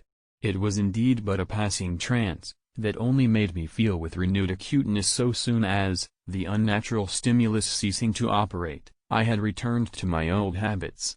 I collected bones from charnel houses and disturbed, with profane fingers, the tremendous secrets of the human frame. In a solitary chamber, or rather cell, at the top of the house, and separated from all the other apartments by a gallery and staircase, I kept my workshop of filthy creation. My eyeballs were starting from their sockets in attending to the details of my employment. The dissecting room in the slaughterhouse furnished many of my materials, and often did my human nature turn with loathing from my occupation, whilst, still urged on by an eagerness which perpetually increased, I brought my work near to a conclusion. The summer months passed while I was thus engaged, heart and soul, in one pursuit. It was a most beautiful season. Never did the fields bestow a more plentiful harvest or the vines yield a more luxuriant vintage, but my eyes were insensible to the charms of nature. And the same feelings which made me neglect the scenes around me caused me also to forget those friends who were so many miles absent, and whom I had not seen for so long a time. I knew my silence disquieted them, and I well remembered the words of my father, "I know that while you are pleased with yourself you will think of us with affection, and we shall hear regularly from you. You must pardon me if I regard any interruption in your correspondence as a proof that your other duties are equally neglected." I knew well therefore what would be my father's feelings, but I could not tear my thoughts from my employment, loathsome in itself, but which had taken an irresistible hold of my imagination. I wished, as it were, to procrastinate all that related to my feelings of affection until the great object, which swallowed up every habit of my nature, should be completed. I then thought that my father would be unjust if he ascribed my neglect to vice or faultiness on my part, but I am now convinced that he was justified in conceiving that I should not be altogether free from blame. A human being in perfection ought always to preserve a calm and peaceful mind and never to allow passion or a transitory desire to disturb his tranquillity. I do not think that the pursuit of knowledge is an exception to this rule. If the study to which you apply yourself has a tendency to weaken your affections and to destroy your taste for those simple pleasures in which no alloy can possibly mix, then that study is certainly unlawful, that is to say, not befitting the human mind. If this rule were always observed, if no man allowed any pursuit whatsoever to interfere with the tranquillity of his domestic affections, Greece had not been enslaved, Caesar would have spared his country, America would have been discovered more gradually, and the empires of Mexico and Peru had not been destroyed. But I forget that I am moralizing in the most interesting part of my tale, and your looks remind me to proceed. My father made no reproach in his letters and only took notice of my silence by inquiring into my occupations more particularly than before. Winter, spring, and summer passed away during my labors, but I did not watch the blossom or the expanding leaves, sights which before always yielded me supreme delight, so deeply was I engrossed in my occupation. The leaves of that year had withered before my work drew near to a close, and now every day showed me more plainly how well I had succeeded. But my enthusiasm was checked by my anxiety, and I appeared rather like one doomed by slavery to toil in the mines, or any other unwholesome trade than an artist occupied by his favorite employment. Every night I was oppressed by a slow fever, and I became nervous to a most painful degree. The fall of a leaf startled me, and I shunned my fellow creatures as if I had been guilty of a crime. Sometimes I grew alarmed at the wreck I perceived that I had become. The energy of my purpose alone sustained me, my labors would soon end, and I believed that exercise and amusement would then drive away incipient disease, and I promised myself both of these when my creation should be complete. Chapter 5. It was on a dreary night of November that I beheld the accomplishment of my toils. With an anxiety that almost amounted to agony, I collected the instruments of life around me, that I might infuse a spark of being into the lifeless thing that lay at my feet. It was already 1 in the morning, the rain pattered dismally against the panes, and my candle was nearly burnt out, when, by the glimmer of the half-extinguished light, I saw the dull yellow eye of the creature open. It breathed hard, and a convulsive motion agitated its limbs. How can I describe my emotions at this catastrophe, or how delineate the wretch whom with such infinite pains and care I had endeavored to form? His limbs were in proportion, and I had selected his features as beautiful. Beautiful! Great God! His yellow skin scarcely covered the work of muscles and arteries beneath, his hair was of a lustrous black, and flowing, his teeth of a pearly whiteness, but these luxuriances only formed a more horrid contrast with his watery eyes, that seemed almost of the same color as the dun white sockets in which they were set, his shriveled complexion and straight black lips. The different accidents of life are not so changeable as the feelings of human nature. I had worked hard for nearly 2 years, for the sole purpose of infusing life into an inanimate body. For this I had deprived myself of rest and health. I had desired it with an ardor that far exceeded moderation, but now that I had finished, the beauty of the dream vanished, and breathless horror and disgust filled my heart. Unable to endure the aspect of the being I had created, I rushed out of the room and continued a long time traversing my bedchamber, unable to compose my mind to sleep. At length lassitude succeeded to the tumult I had before endured, and I threw myself on the bed in my clothes, endeavoring to seek a few moments of forgetfulness. But it was in vain. I slept, indeed, but I was disturbed by the wildest dreams. I thought I saw Elizabeth, in the bloom of health, walking in the streets of Ingolstadt. Delighted and surprised, I embraced her, but as I imprinted the first kiss on her lips, they became livid with the hue of death, her features appeared to change, and I thought that I held the corpse of my dead mother in my arms. A shroud enveloped her form, and I saw the grave worms crawling in the folds of the flannel. I started from my sleep with horror, a cold dew covered my forehead, my teeth chattered, and every limb became convulsed, when, by the dim and yellow light of the moon, as it forced its way through the window shutters, I beheld the wretch, the miserable monster whom I had created. He held up the curtain of the bed, and his eyes, if eyes they may be called, were fixed on me. His jaws opened, and he muttered some inarticulate sounds, while a grin wrinkled his cheeks. He might have spoken, but I did not hear. One hand was stretched out, seemingly to detain me, but I escaped and rushed downstairs. I took refuge in the courtyard belonging to the house which I inhabited, where I remained during the rest of the night, walking up and down in the greatest agitation, listening attentively, catching and fearing each sound as if it were to announce the approach of the demoniacal corpse to which I had so miserably given life. Oh! No mortal could support the horror of that countenance. A mummy again endued with animation could not be so hideous as that wretch. I had gazed on him while unfinished. He was ugly then, but when those muscles and joints were rendered capable of motion, it became a thing such as even Dante could not have conceived. I passed the night wretchedly. Sometimes my pulse beat so quickly and hardly that I felt the palpitation of every artery. At others, I nearly sank to the ground through languor and extreme weakness. Mingled with this horror, I felt the bitterness of disappointment. Dreams that had been my food and pleasant rest for so long a space were now become a hell to me, and the change was so rapid, the overthrow so complete. Morning, dismal and wet, at length dawned and discovered to my sleepless and aching eyes the church of Ingolstadt, its white steeple and clock, which indicated the 6th hour. The porter opened the gates of the court, which had that night been my asylum, and I issued into the streets, pacing them with quick steps, as if I sought to avoid the wretch whom I feared every turning of the street would present to my view. I did not dare return to the apartment which I inhabited, but felt impelled to hurry on, although drenched by the rain which poured from a black and comfortless sky. I continued walking in this manner for some time, endeavoring by bodily exercise to ease the load that weighed upon my mind. I traversed the streets without any clear conception of where I was or what I was doing. My heart palpitated in the sickness of fear, and I hurried on with irregular steps, not daring to look about me.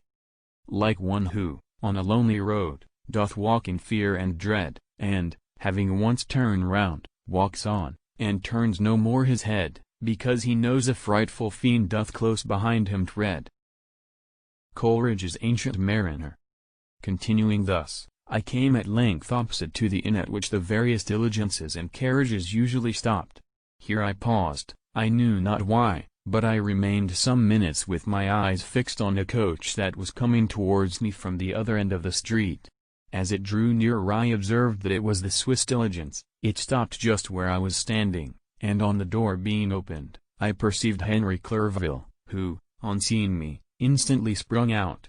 "My dear Frankenstein," exclaimed he, "how glad I am to see you! How fortunate that you should be here at the very moment of my alighting!" Nothing could equal my delight on seeing Clerval. His presence brought back to my thoughts my father, Elizabeth, and all those scenes of home so dear to my recollection. I grasped his hand, and in a moment forgot my horror and misfortune. I felt suddenly, and for the first time during many months, calm and serene joy. I welcomed my friend, therefore, in the most cordial manner, and we walked towards my college. Clerval continued talking for some time about our mutual friends and his own good fortune in being permitted to come to Ingolstadt. "You may easily believe," said he, "how great was the difficulty to persuade my father that all necessary knowledge was not comprised in the noble art of bookkeeping, and, indeed, I believe I left him incredulous to the last, for his constant answer to my unwearied entreaties was the same as that of the Dutch schoolmaster in The Vicar of Wakefield: 'I have 10,000 florins a year without Greek, I eat heartily without Greek.' But his affection for me at length overcame his dislike of learning, and he has permitted me to undertake a voyage of discovery to the land of knowledge. It gives me the greatest delight to see you, but tell me how you left my father, brothers, and Elizabeth." "Very well, and very happy, only a little uneasy that they hear from you so seldom. By the by, I mean to lecture you a little upon their account myself. But, my dear Frankenstein," continued he, stopping short and gazing full in my face, "I did not before remark how very ill you appear, so thin and pale, you look as if you had been watching for several nights." "You have guessed right, I have lately been so deeply engaged in one occupation that I have not allowed myself sufficient rest, as you see, but I hope, I sincerely hope, that all these employments are now at an end and that I am at length free." I trembled excessively. I could not endure to think of, and far less to allude to, the occurrences of the preceding night. I walked with a quick pace, and we soon arrived at my college. I then reflected, and the thought made me shiver, that the creature whom I had left in my apartment might still be there, alive and walking about. I dreaded to behold this monster, but I feared still more that Henry should see him. Entreating him, therefore, to remain a few minutes at the bottom of the stairs, I darted up towards my own room. My hand was already on the lock of the door before I recollected myself. I then paused, and a cold shivering came over me. I threw the door forcibly open, as children are accustomed to do when they expect a spectre to stand in waiting for them on the other side, but nothing appeared. I stepped fearfully in. The apartment was empty, and my bedroom was also freed from its hideous guest.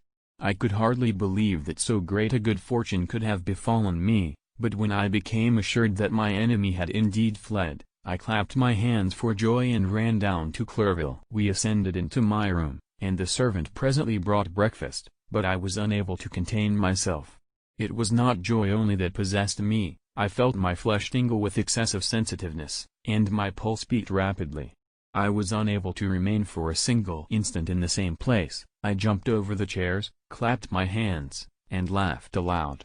Clerval at first attributed my unusual spirits to joy on his arrival, but when he observed me more attentively, he saw a wildness in my eyes for which he could not account, and my loud, unrestrained, heartless laughter frightened and astonished him. "My dear Victor," cried he, "what, for God's sake, is the matter? Do not laugh in that manner. How ill you are! What is the cause of all this?" "Do not ask me," cried I, putting my hands before my eyes, for I thought I saw the dreaded spectre glide into the room, _he_can tell. "Oh, save me! Save me!" I imagined that the monster seized me. I struggled furiously and fell down in a fit. Poor Clerval! What must have been his feelings? A meeting, which he anticipated with such joy, so strangely turned to bitterness. But I was not the witness of his grief, for I was lifeless and did not recover my senses for a long, long time. This was the commencement of a nervous fever which confined me for several months. During all that time Henry was my only nurse. I afterwards learned that, knowing my father's advanced age and unfitness for so long a journey, and how wretched my sickness would make Elizabeth, he spared them this grief by concealing the extent of my disorder. He knew that I could not have a more kind and attentive nurse than himself, and, firm in the hope he felt of my recovery, he did not doubt that, instead of doing harm, he performed the kindest action that he could towards them. But I was in reality very ill, and surely nothing but the unbounded and unremitting attentions of my friend could have restored me to life. The form of the monster on whom I had bestowed existence was forever before my eyes, and I raved incessantly concerning him. Doubtless my words surprised Henry. He at first believed them to be the wanderings of my disturbed imagination, but the pertinacity with which I continually recurred to the same subject persuaded him that my disorder indeed owed its origin to some uncommon and terrible event. By very slow degrees, and with frequent relapses that alarmed and grieved my friend, I recovered. I remember the first time I became capable of observing outward objects with any kind of pleasure. I perceived that the fallen leaves had disappeared and that the young buds were shooting forth from the trees that shaded my window. It was a divine spring, and the season contributed greatly to my convalescence. I felt also sentiments of joy and affection revive in my bosom, my gloom disappeared, and in a short time I became as cheerful as before I was attacked by the fatal passion. "Dearest Clerval," exclaimed I, "how kind, how very good you are to me! This whole winter, instead of being spent in study, as you promised yourself, has been consumed in my sick room. How shall I ever repay you? I feel the greatest remorse for the disappointment of which I have been the occasion, but you will forgive me. You will repay me entirely if you do not discompose yourself, but get well as fast as you can, and since you appear in such good spirits, I may speak to you on one subject, may I not?" I trembled. One subject. What could it be? Could he allude to an object on whom I dared not even think? "Compose yourself," said Clerval, who observed my change of color. "I will not mention it if it agitates you, but your father and cousin would be very happy if they received a letter from you in your own handwriting. They hardly know how ill you have been and are uneasy at your long silence." "Is that all, my dear Henry? How could you suppose that my first thought would not fly towards those dear friends whom I love and who are so deserving of my love? If this is your present temper, my friend, you will perhaps be glad to see a letter that has been lying here some days for you. It is from your cousin, I believe." Chapter 6. Clerval then put the following letter into my hands. It was from my own Elizabeth. "My dearest cousin, you have been ill, very ill, and even the constant letters of dear kind Henry are not sufficient to reassure me on your account.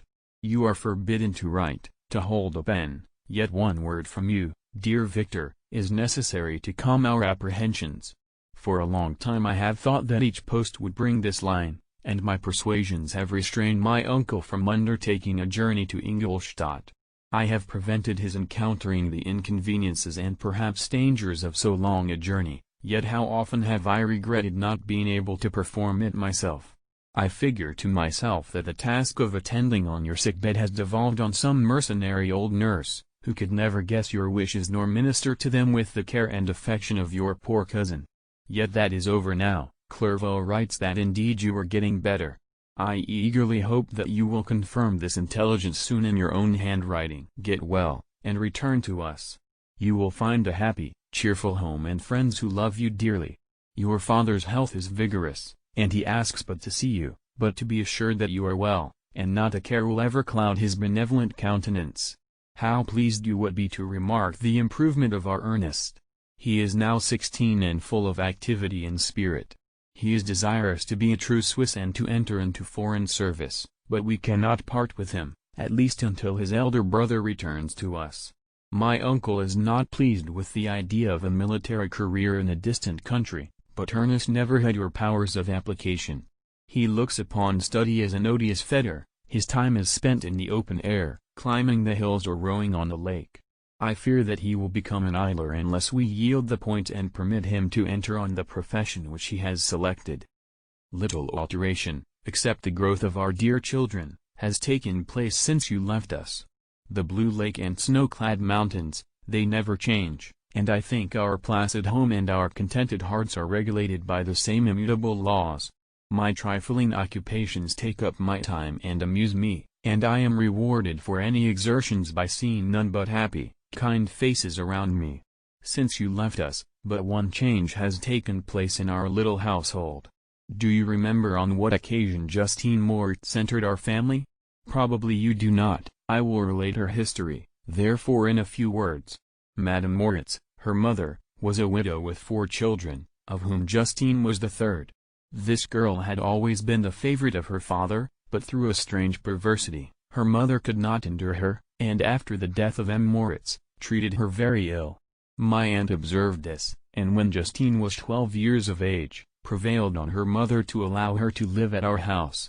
The republican institutions of our country have produced simpler and happier manners than those which prevail in the great monarchies that surround it. Hence there is less distinction between the several classes of its inhabitants, and the lower orders, being neither so poor nor so despised, their manners are more refined and moral. A servant in Geneva does not mean the same thing as a servant in France and England.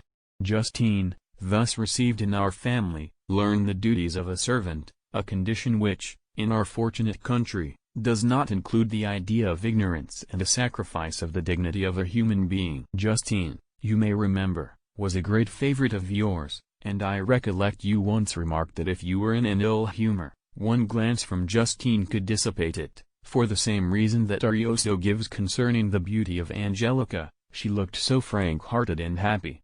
My aunt conceived a great attachment for her, by which she was induced to give her an education superior to that which she had at first intended. This benefit was fully repaid. Justine was the most grateful little creature in the world. I do not mean that she made any professions. I never heard one pass her lips, but you could see by her eyes that she almost adored her protectress. Although her disposition was gay and in many respects inconsiderate, yet she paid the greatest attention to every gesture of my aunt. She thought her the model of all excellence and endeavored to imitate her phraseology and manners, so that even now she often reminds me of her. When my dearest aunt died, everyone was too much occupied in their own grief to notice poor Justine, who had attended her during her illness with the most anxious affection. Poor Justine was very ill, but other trials were reserved for her. One by one, her brothers and sister died, and her mother, with the exception of her neglected daughter, was left childless. The conscience of the woman was troubled. She began to think that the deaths of her favorites was a judgment from heaven to chastise her partiality. She was a Roman Catholic, and I believe her confessor confirmed the idea which she had conceived. Accordingly, a few months after your departure for Ingolstadt, Justine was called home by her repentant mother. Poor girl! She wept when she quitted our house. She was much altered since the death of my aunt. Grief had given softness and a winning mildness to her manners, which had before been remarkable for vivacity. Nor was her residence at her mother's house of a nature to restore her gaiety. The poor woman was very vacillating in her repentance. She sometimes begged Justine to forgive her unkindness, but much oftener accused her of having caused the deaths of her brothers and sister. Perpetual fretting at length threw Madame Moritz into a decline, which at first increased her irritability, but she is now at peace forever. She died on the first approach of cold weather, at the beginning of this last winter. Justine has just returned to us, and I assure you I love her tenderly. She is very clever and gentle, and extremely pretty. As I mentioned before, Her mien and her expression continually remind me of my dear aunt. I must say also a few words to you, my dear cousin, of little darling William. I wish you could see him. He is very tall of his age, with sweet laughing blue eyes, dark eyelashes, and curling hair. When he smiles, two little dimples appear on each cheek, which are rosy with health. He has already had one or two little wives, but Louisa Barone is his favorite, a pretty little girl of 5 years of age. Now, dear Victor, I dare say you wish to be indulged in a little gossip concerning the good people of Geneva. The pretty Miss Mansfield has already received the congratulatory visits on her approaching marriage with a young Englishman, John Melbourne, Esquire. Her ugly sister, Manon, married M. Duvillard, the rich banker, last autumn. Your favorite schoolfellow, Louis Manoir, has suffered several misfortunes since the departure of Clerval from Geneva. But he has already recovered his spirits, and is reported to be on the point of marrying a lively pretty Frenchwoman, Madame Tavernier. She is a widow, and much older than Manoir, but she is very much admired, and a favorite with everybody. I have written myself into better spirits, dear cousin, but my anxiety returns upon me as I conclude. Write, dearest Victor, one line, one word will be a blessing to us.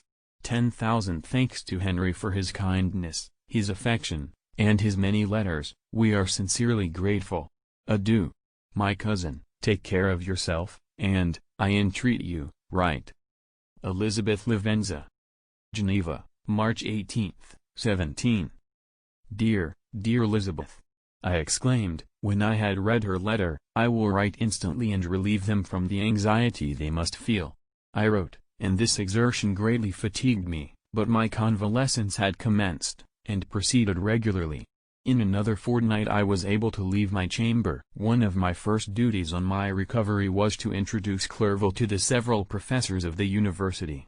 In doing this, I underwent a kind of rough usage, ill-befitting the wounds that my mind had sustained. Ever since the fatal night, the end of my labors, and the beginning of my misfortunes, I had conceived a violent antipathy even to the name of natural philosophy. When I was otherwise quite restored to health, the sight of a chemical instrument would renew all the agony of my nervous symptoms. Henry saw this, and had removed all my apparatus from my view. He had also changed my apartment, for he perceived that I had acquired a dislike for the room which had previously been my laboratory. But these cares of Clerval were made of no avail when I visited the professors. M. Waldman inflicted torture when he praised, with kindness and warmth, the astonishing progress I had made in the sciences. He soon perceived that I disliked the subject, but not guessing the real cause, he attributed my feelings to modesty, and changed the subject from my improvement, to the science itself, with a desire, as I evidently saw, of drawing me out. What could I do? He meant to please, and he tormented me. I felt as if he had placed carefully, one by one, in my view those instruments which were to be afterwards used in putting me to a slow and cruel death. I writhed under his words, yet dared not exhibit the pain I felt. Clerval, whose eyes and feelings were always quick in discerning the sensations of others, declined the subject, alleging, in excuse, his total ignorance, and the conversation took a more general turn. I thanked my friend from my heart, but I did not speak. I saw plainly that he was surprised, but he never attempted to draw my secret from me, and although I loved him with a mixture of affection and relevance that knew no bounds, yet I could never persuade myself to confide in him that event which was so often present to my recollection, but which I feared the detail to another would only impress more deeply. M. Krempe was not equally docile, and in my condition at that time, of almost insupportable sensitiveness, his harsh blunt encomiums gave me even more pain than the benevolent approbation of M. Waldman. And the fellow! Cried he, why, M. Clerval, I assure you he has outstripped us all. Stare if you please, but it is nevertheless true. A youngster who, but a few years ago, believed in Cornelius Agrippa as firmly as in the Gospel, has now set himself at the head of the university, and if he is not soon pulled down, we shall all be out of countenance. Continued he, observing my face expressive of suffering, M. Frankenstein is modest, an excellent quality in a young man. Young men should be diffident of themselves, you know, M. Clerville. I was myself when young, but that wears out in a very short time. M. Krempe had now commenced an eulogy on himself, which happily turned the conversation from a subject that was so annoying to me. Clerville had never sympathized in my tastes for natural science, and his literary pursuits differed wholly from those which had occupied me. He came to the university with the design of making himself complete master of the Oriental languages, and thus he should open a field for the plan of life he had marked out for himself. Resolved to pursue no inglorious career, he turned his eyes toward the east, as affording scope for his spirit of enterprise. The Persian, Arabic, and Sanskrit languages engaged his attention, and I was easily induced to enter on the same studies. Idleness had ever been irksome to me, and now that I wished to fly from reflection, and hated my former studies, I felt great relief in being the fellow pupil with my friend, and found not only instruction but consolation in the works of the Orientalists. I did not, like him, attempt a critical knowledge of their dialects, for I did not contemplate making any other use of them than temporary amusement. I read merely to understand their meaning, and they well repaid my labors. Their melancholy is soothing, and their joy elevating, to a degree I never experienced in studying the authors of any other country. When you read their writings, life appears to consist in a warm sun and a garden of roses, in the smiles and frowns of a fair enemy, and the fire that consumes your own heart. How different from the manly and heroical poetry of Greece and Rome! Summer passed away in these occupations, and my return to Geneva was fixed for the latter end of autumn, but being delayed by several accidents, winter and snow arrived, the roads were deemed impassable, and my journey was retarded until the ensuing spring. I felt this delay very bitterly, for I longed to see my native town and my beloved friends. My return had only been delayed so long, from an unwillingness to leave Clerville in this strange place, before he had become acquainted with any of its inhabitants. The winter, however, was spent cheerfully, and although the spring was uncommonly late, when it came its beauty compensated for its dilatoriness. The month of May had already commenced, and I expected the letter daily which was to fix the date of my departure, when Henry proposed a pedestrian tour in the environs of Ingolstadt, that I might bid a personal farewell to the country I had so long inhabited. I acceded with pleasure to this proposition. I was fond of exercise, and Clerville had always been my favorite companion in the ramble of this nature that I had taken among the scenes of my native country. We passed a fortnight in these perambulations. My health and spirits had long been restored, and they gained additional strength from the salubrious air I breathed, the natural incidents of our progress, and the conversation of my friend. Study had before secluded me from the intercourse of my fellow creatures, and rendered me unsocial, but Clerville called forth the better feelings of my heart. He again taught me to love the aspect of nature, and the cheerful faces of children. Excellent friend! How sincerely you did love me, and endeavor to elevate my mind until it was on a level with your own. A selfish pursuit had cramped and narrowed me, until your gentleness and affection warmed and opened my senses. I became the same happy creature who, a few years ago, loved and beloved by all, had no sorrow or care. When happy, inanimate nature had the power of bestowing on me the most delightful sensations. A serene sky and verdant fields filled me with ecstasy. The present season was indeed divine. The flowers of spring bloomed in the hedges, while those of summer were already in bud. I was undisturbed by thoughts which during the preceding year had pressed upon me, notwithstanding my endeavors to throw them off, with an invincible burden. Henry rejoiced in my gaiety, and sincerely sympathized in my feelings. He exerted himself to amuse me, while he expressed the sensations that filled his soul. The resources of his mind on this occasion were truly astonishing. His conversation was full of imagination, and very often, in imitation of the Persian and Arabic writers, he invented tales of wonderful fancy and passion. At other times he repeated my favorite poems, or drew me out into arguments, which he supported with great ingenuity. We returned to our college on a Sunday afternoon. The peasants were dancing, and every one we met appeared gay and happy. My own spirits were high, and I bounded along with feelings of unbridled joy and hilarity. Chapter 7. On my return, I found the following letter from my father. My dear Victor, you have probably waited impatiently for a letter to fix the date of your return to us, and I was at first tempted to write only a few lines, merely mentioning the day on which I should expect you. But that would be a cruel kindness, and I dare not do it. What would be your surprise, my son, when you expected a happy and glad welcome, to behold, on the contrary, tears and wretchedness? And how, Victor, can I relate our misfortune?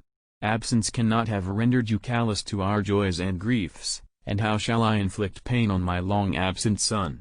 I wish to prepare you for the woeful news, but I know it is impossible. Even now your eye skims over the page to seek the words which are to convey to you the horrible tidings. William is dead.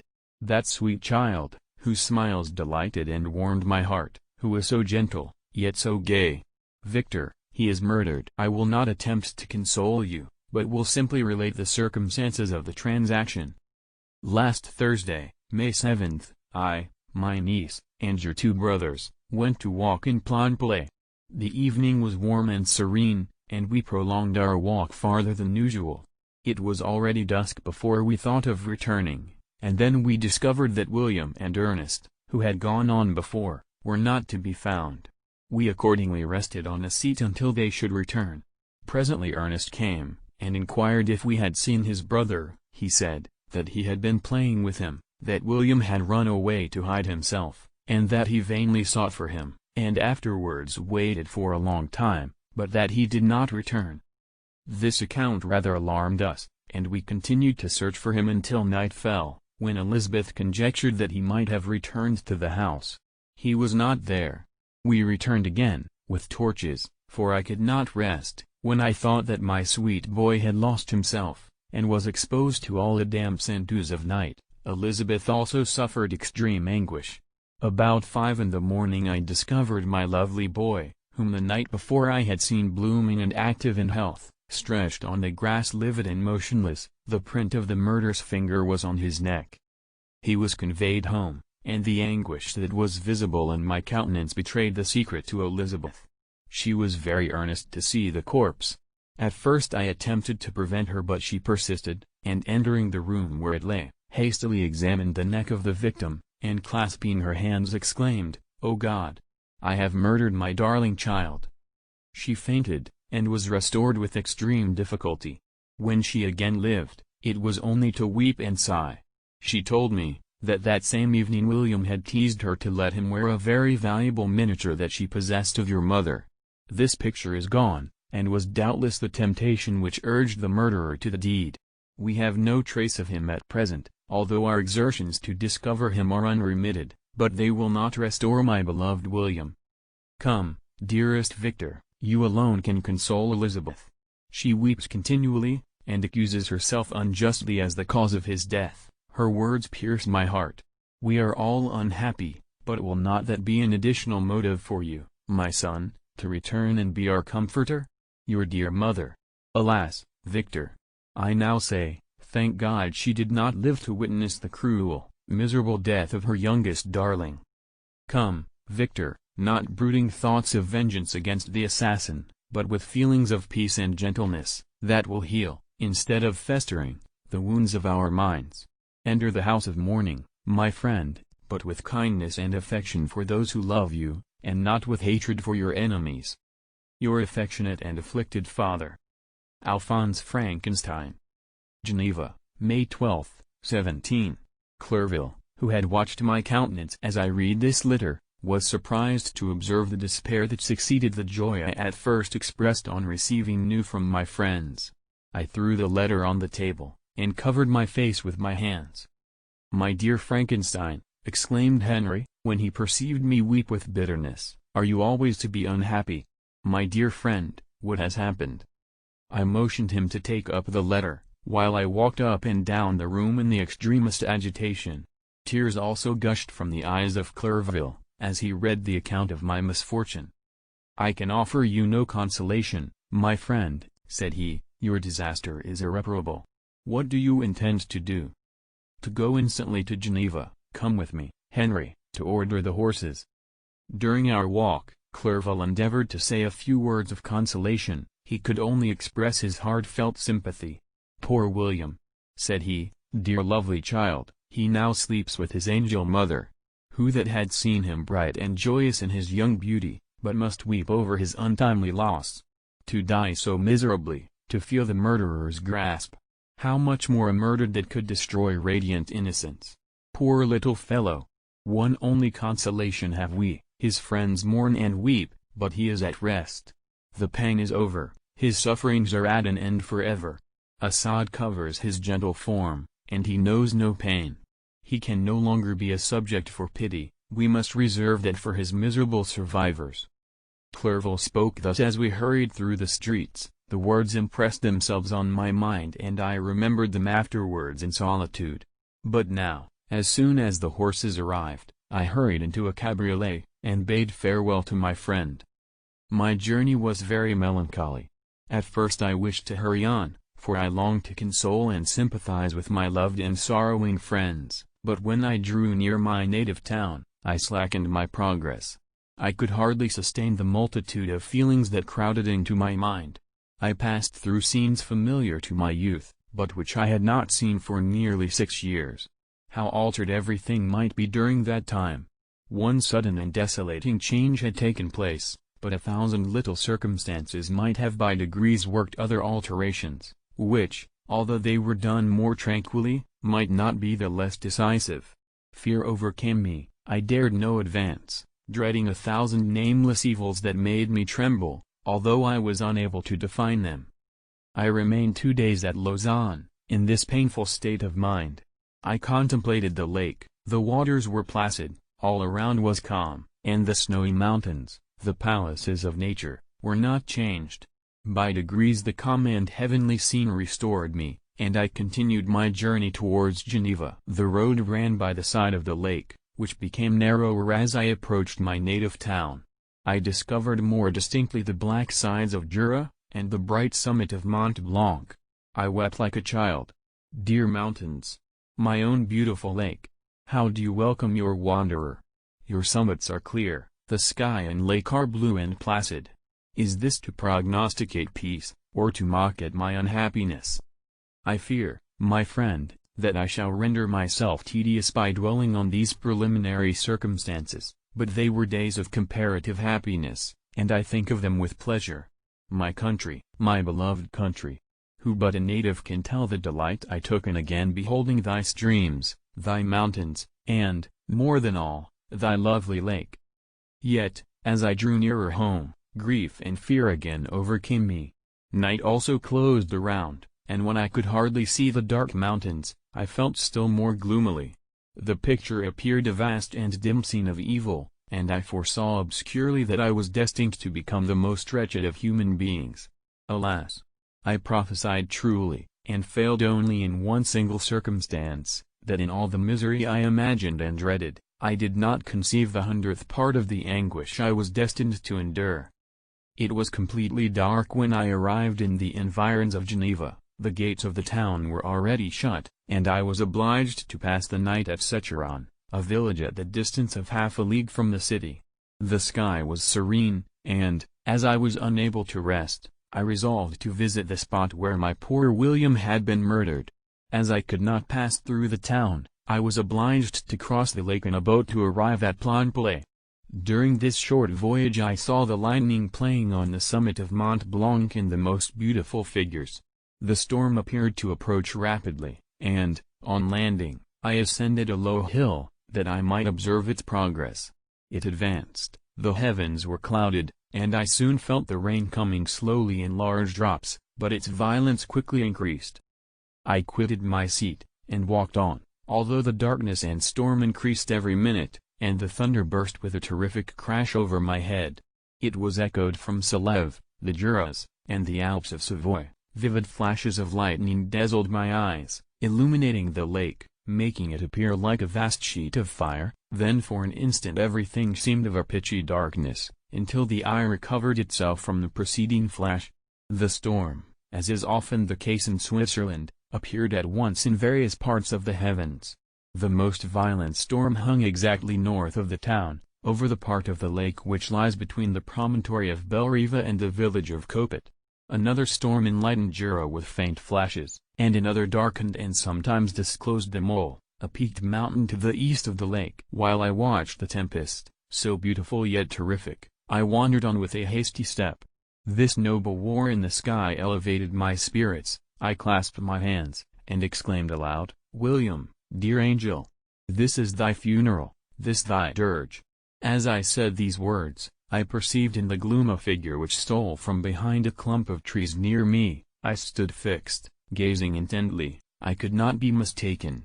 A flash of lightning illuminated the object, and discovered its shape plainly to me, its gigantic stature, and the deformity of its aspect more hideous than belongs to humanity, instantly informed me that it was the wretch, the filthy demon, to whom I had given life.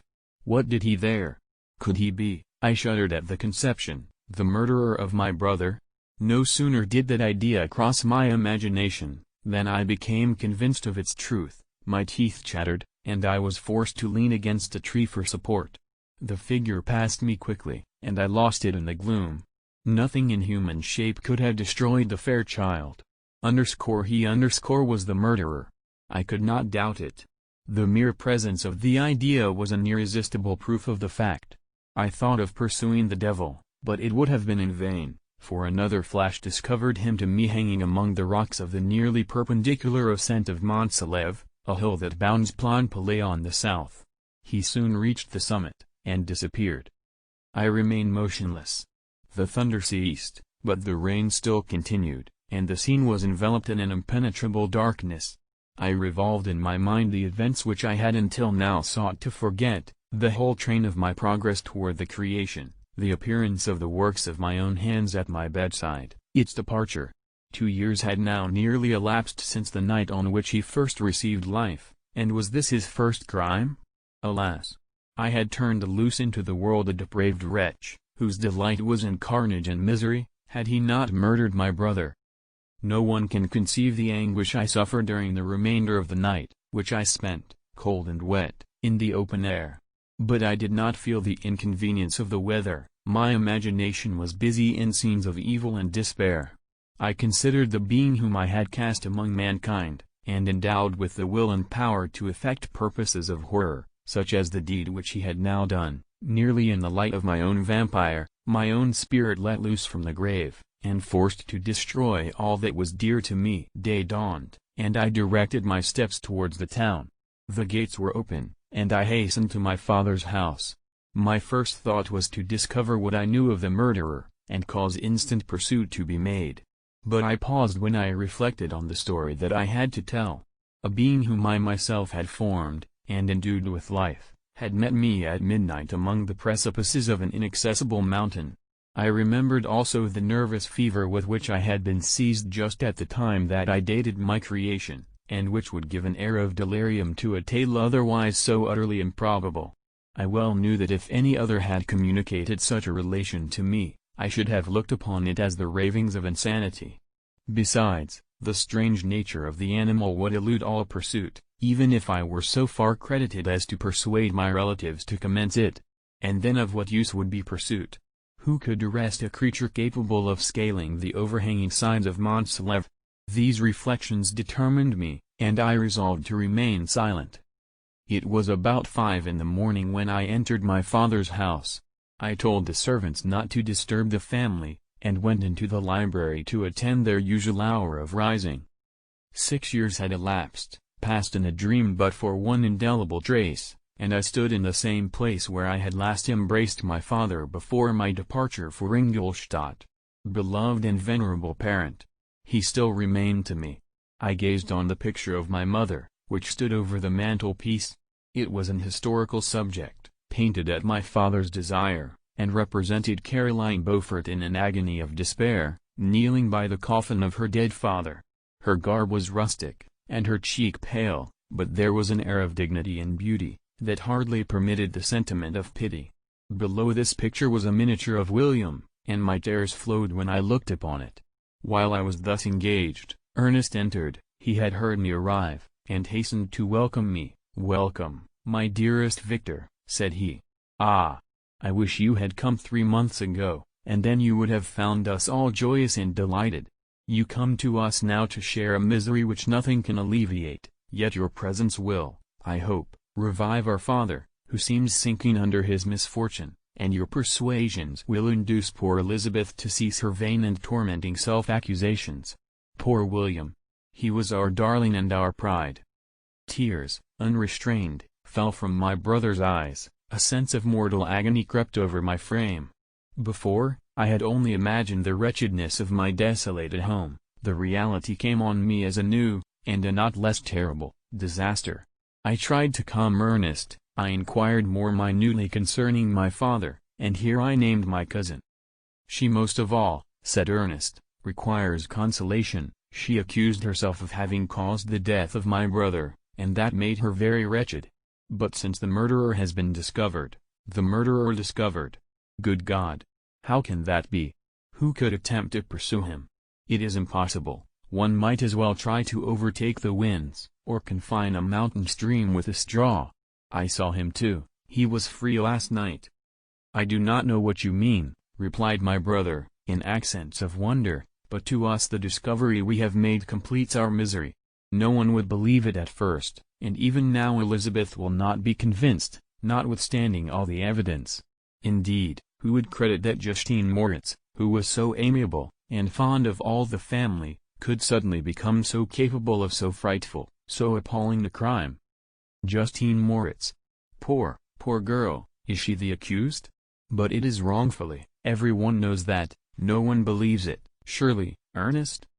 No one did at first, but several circumstances came out, that have almost forced conviction upon us, and her own behavior has been so confused, as to add to the evidence of facts await that, I fear, leaves no hope for doubt. But she will be tried today, and you will then hear all.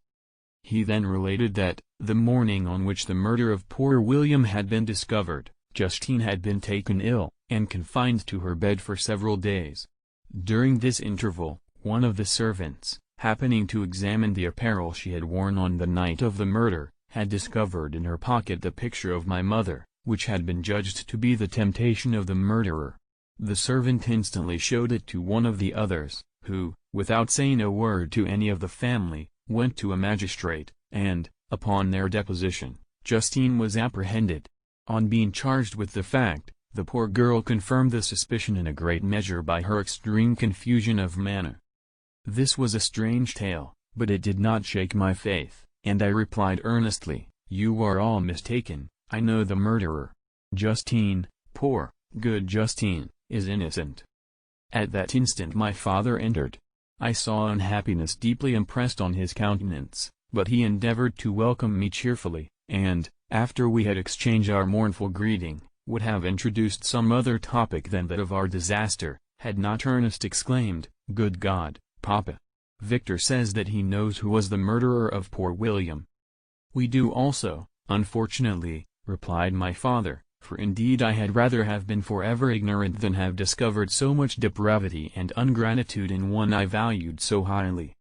"My dear father, you are mistaken, Justine is innocent.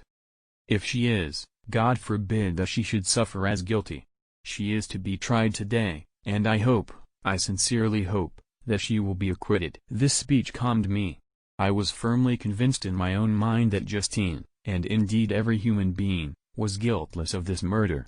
I had no fear, therefore, that any circumstantial evidence could be brought forward strong enough to convict her. My tale was not one to announce publicly, its astounding horror would be looked upon as madness by the vulgar. Did anyone indeed exist, except I, the Creator, who would believe, unless his senses convinced him, in the existence of the living monument of presumption and rash ignorance which I had let loose upon the world? We were soon joined by Elizabeth. Time had altered her since I last beheld her, it had endowed her with loveliness surpassing the beauty of her childish years. There was the same candor, the same vivacity, but it was allied to an expression more full of sensibility and intellect. She welcomed me with the greatest affection. "Your arrival, my dear cousin," said she, "fills me with hope. You perhaps will find some means to justify my poor guiltless Justine. Alas! Who is safe, if she be convicted of crime? I rely on her innocence as certainly as I do upon my own. Our misfortune is doubly hard to us. We have not only lost that lovely darling boy, but this poor girl, whom I sincerely love, is to be torn away by even a worse fate. If she is condemned, I never shall know joy more. But she will not, I am sure she will not, and then I shall be happy again, even after the sad death of my little William. She is innocent, my Elizabeth, said I, and that shall be proved. Fear nothing, but let your spirits be cheered by the assurance of her acquittal. How kind and generous you are! Every one else believes in her guilt, and that made me wretched, for I knew that it was impossible, and to see every one else prejudiced in so deadly a manner rendered me hopeless and despairing. She wept. Dearest niece, said my father, dry your tears. If she is, as you believe, innocent, rely on the justice of our laws, and the activity with which I shall prevent the slightest shadow of partiality. Chapter 8. We passed a few sad hours until 11 o'clock, when the trial was to commence. My father and the rest of the family being obliged to attend as witnesses, I accompanied them to the court. During the whole of this wretched mockery of justice I suffered living torture.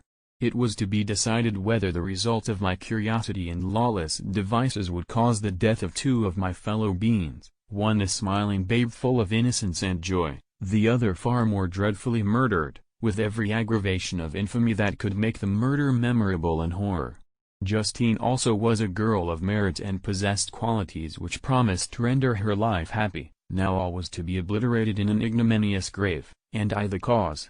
1,000 times rather would I have confessed myself guilty of the crime ascribed to Justine, but I was absent when it was committed, and such a declaration would have been considered as the ravings of a madman and would not have exculpated her who suffered through me.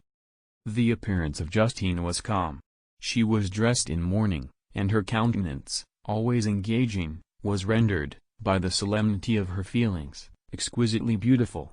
Yet she appeared confident in innocence and did not tremble, although gazed on and execrated by thousands, for all the kindness which her beauty might otherwise have excited was obliterated in the minds of the spectators by the imagination of the enormity she was supposed to have committed. She was tranquil, yet her tranquillity was evidently constrained, and as her confusion had before been adduced as a proof of her guilt, she worked up her mind to an appearance of courage. When she entered the court she threw her eyes round it and quickly discovered where we were seated. A tear seemed to dim her eye when she saw us, but she quickly recovered herself, and a look of sorrowful affection seemed to attest her utter guiltlessness. The trial began, and after the advocate against her had stated the charge, several witnesses were called. Several strange facts combined against her, which might have staggered anyone who had not such proof of her innocence as I had. She had been out the whole of the night on which the murder had been committed and towards morning had been perceived by a market woman not far from the spot where the body of the murdered child had been afterwards found. The woman asked her what she did there, but she looked very strangely and only returned a confused and unintelligible answer.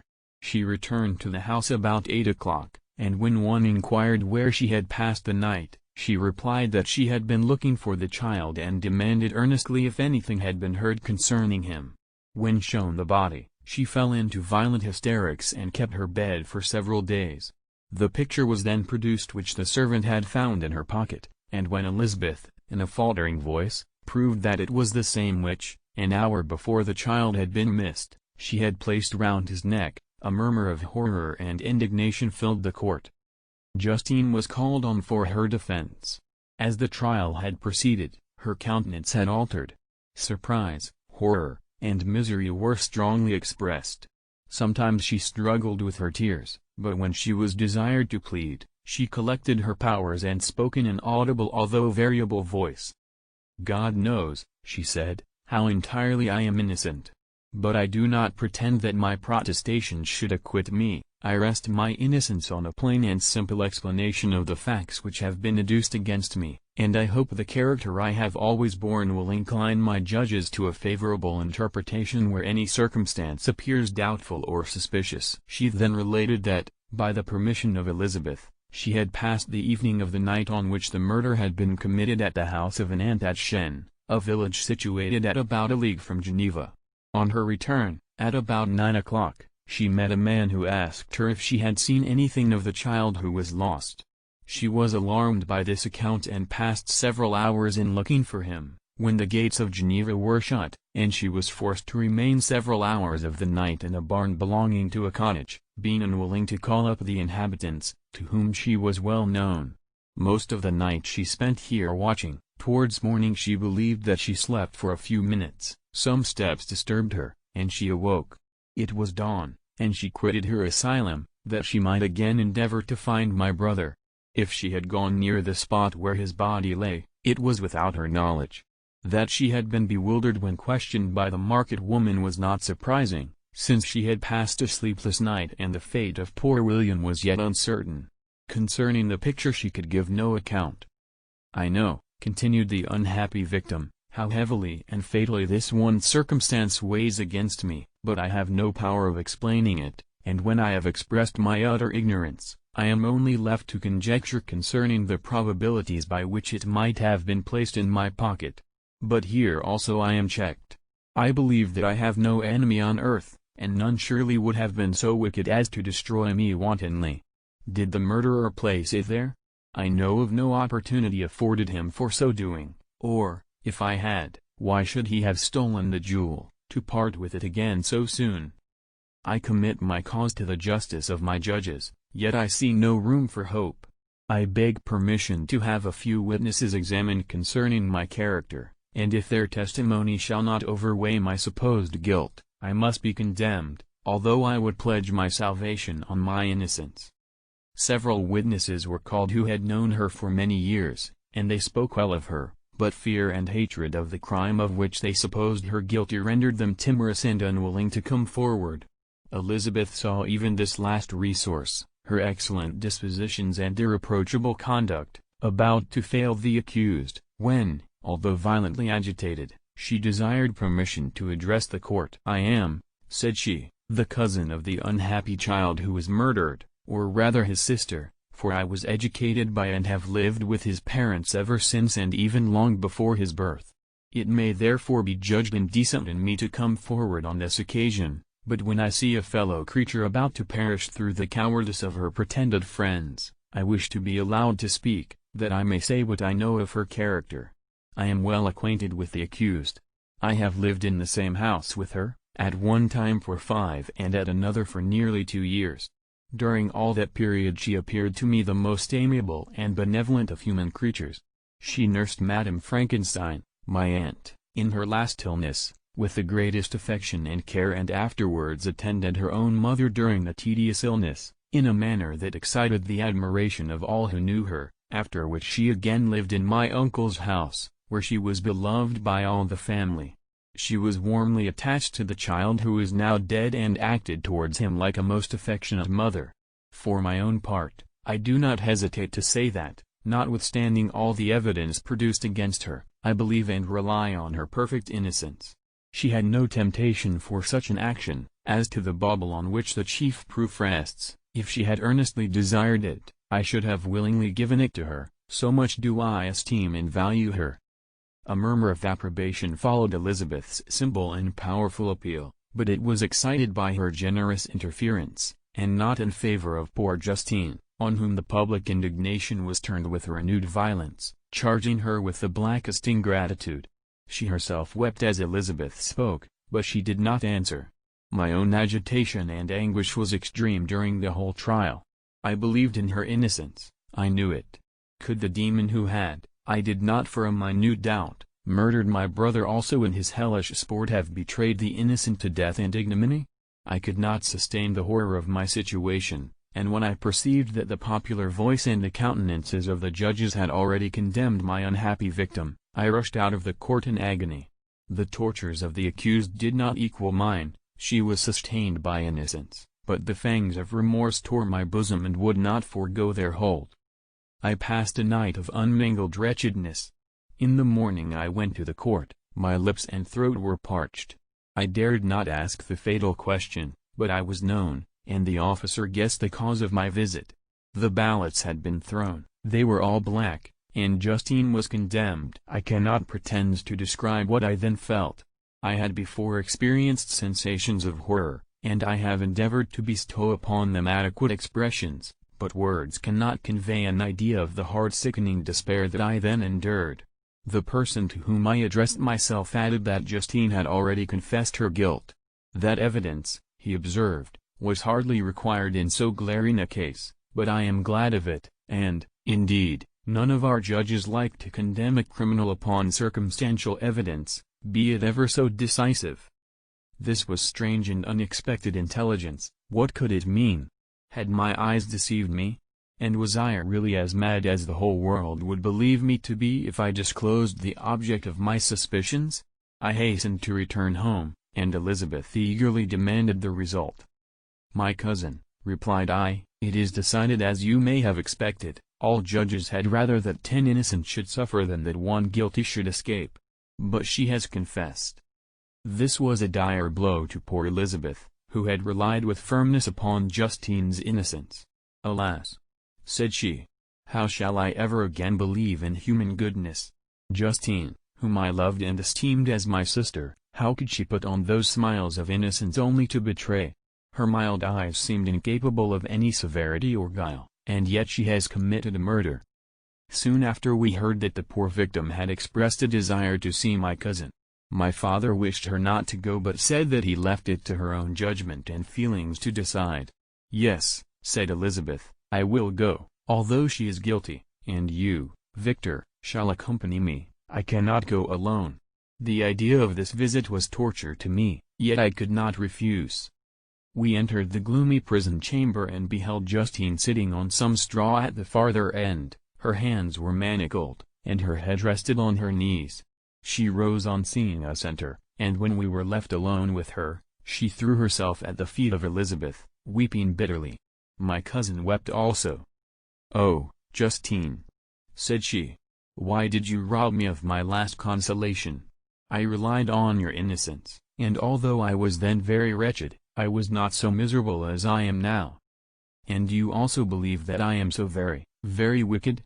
Do you also join with my enemies to crush me, to condemn me as a murderer?" Her voice was suffocated with sobs.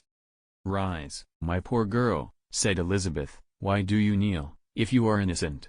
I am not one of your enemies. I believed you guiltless, notwithstanding every evidence, until I heard that you had yourself declared your guilt. That report, you say, is false, and be assured, dear Justine, that nothing can shake my confidence in you for a moment, but your own confession." "I did confess, but I confessed a lie. I confessed that I might obtain absolution, but now that falsehood lies heavier at my heart than all my other sins. The God of heaven forgive me.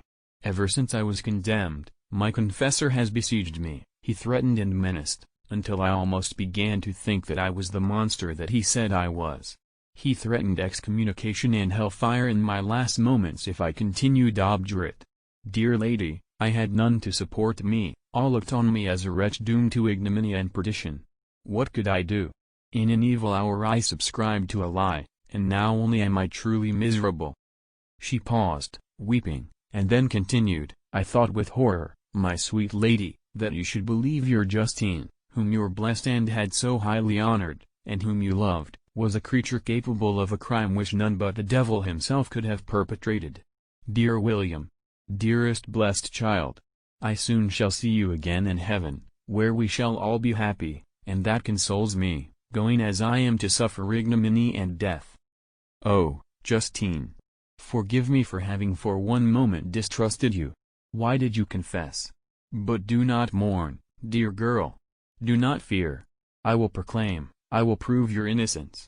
I will melt the stony hearts of your enemies by my tears and prayers. You shall not die. You, my playfellow, my companion, my sister, perish on the scaffold. No, no.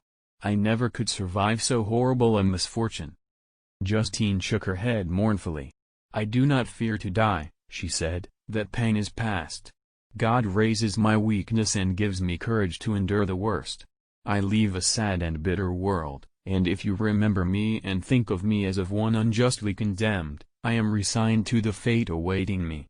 Learn from me, dear lady, to submit in patience to the will of heaven." During this conversation I had retired to a corner of the prison room, where I could conceal the horrid anguish that possessed me. Despair, Who dared talk of that? The poor victim, who on the morrow was to pass the awful boundary between life and death, felt not, as I did, such deep and bitter agony. I gnashed my teeth and ground them together, uttering a groan that came from my inmost soul. Justine started.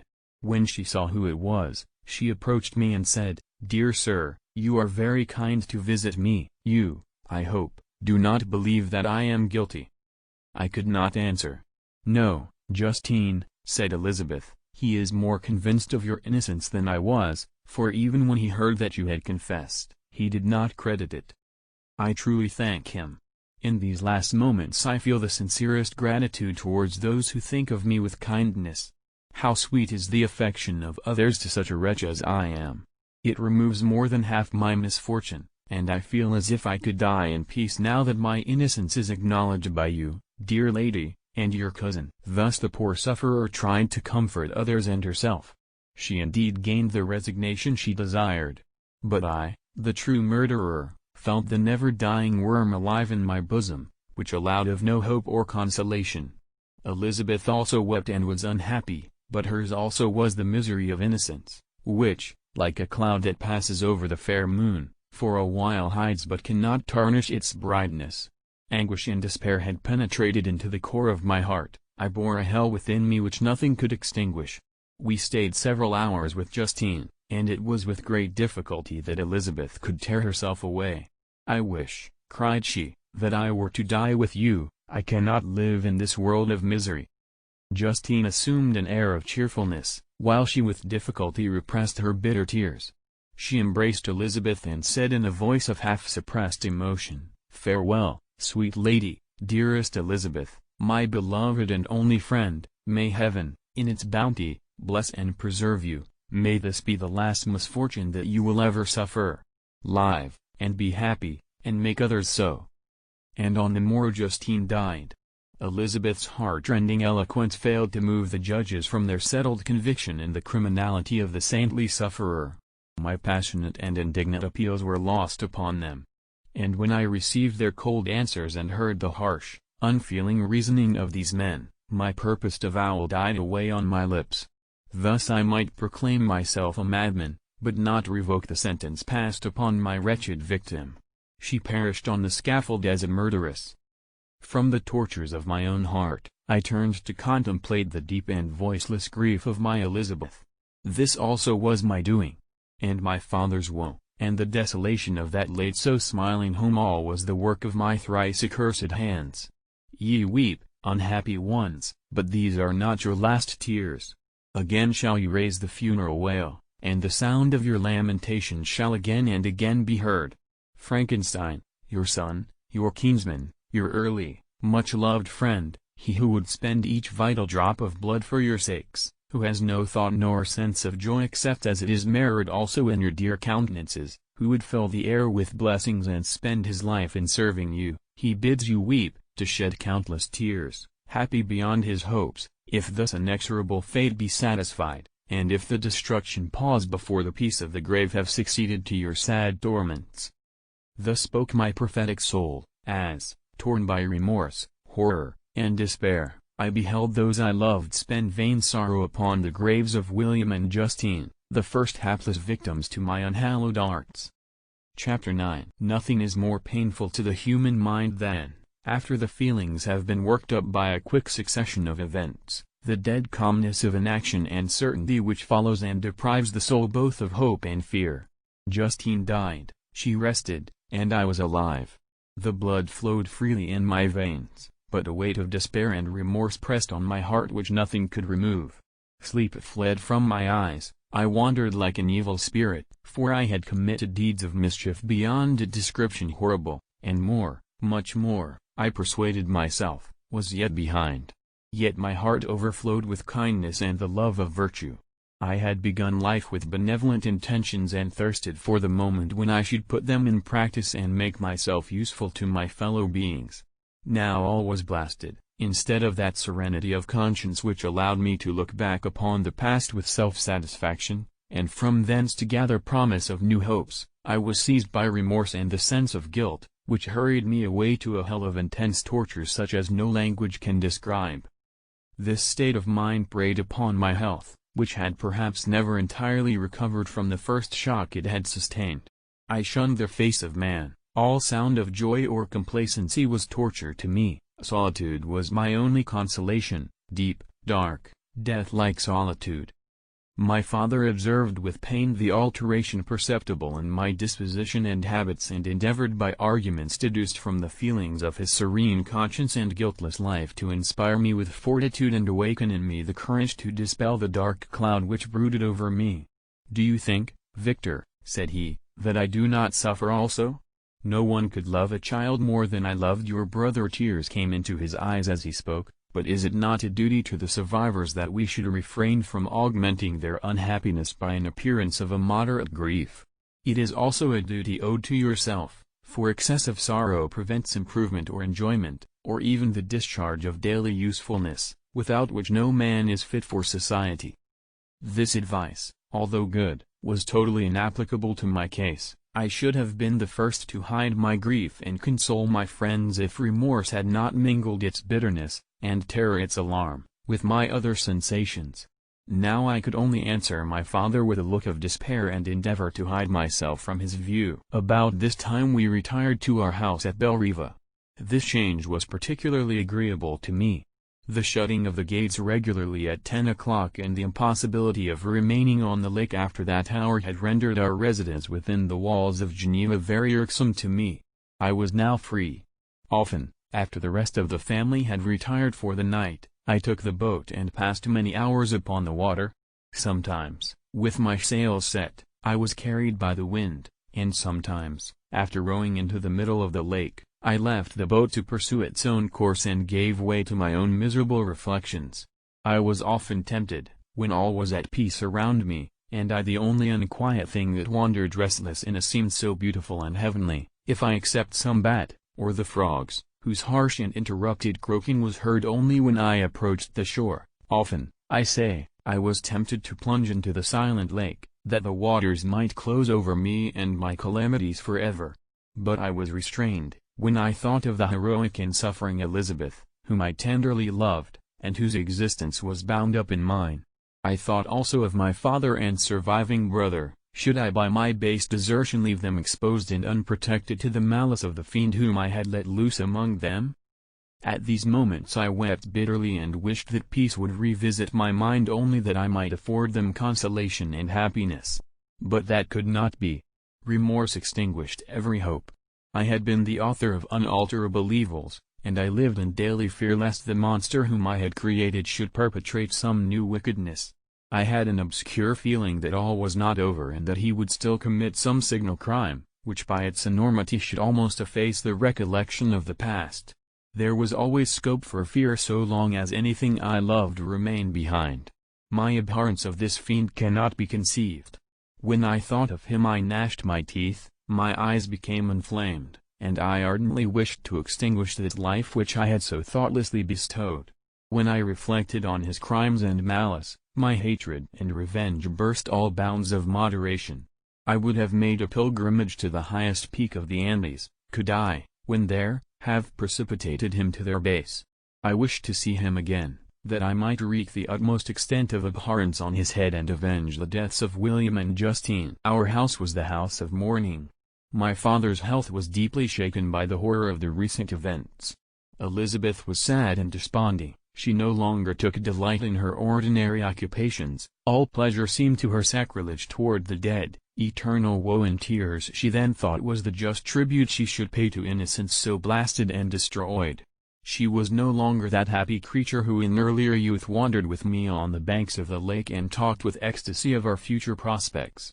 The first of those sorrows which are sent to wean us from the earth had visited her, and its dimming influence quenched her dearest smiles. "When I reflect, my dear cousin," said she, "on the miserable death of Justine Moritz, I no longer see the world and its works as they before appeared to me. Before, I looked upon the accounts of vice and injustice that I read in books or heard from others as tales of ancient days or imaginary evils, at least they were remote and more familiar to reason than to the imagination, but now misery has come home, and men appear to me as monsters thirsting for each other's blood. Yet I am certainly unjust. Everybody believed that poor girl to be guilty, and if she could have committed the crime for which she suffered, assuredly she would have been the most depraved of human creatures. For the sake of a few jewels, to have murdered the son of her benefactor and friend, a child whom she had nursed from its birth, and appeared to love as if it had been her own.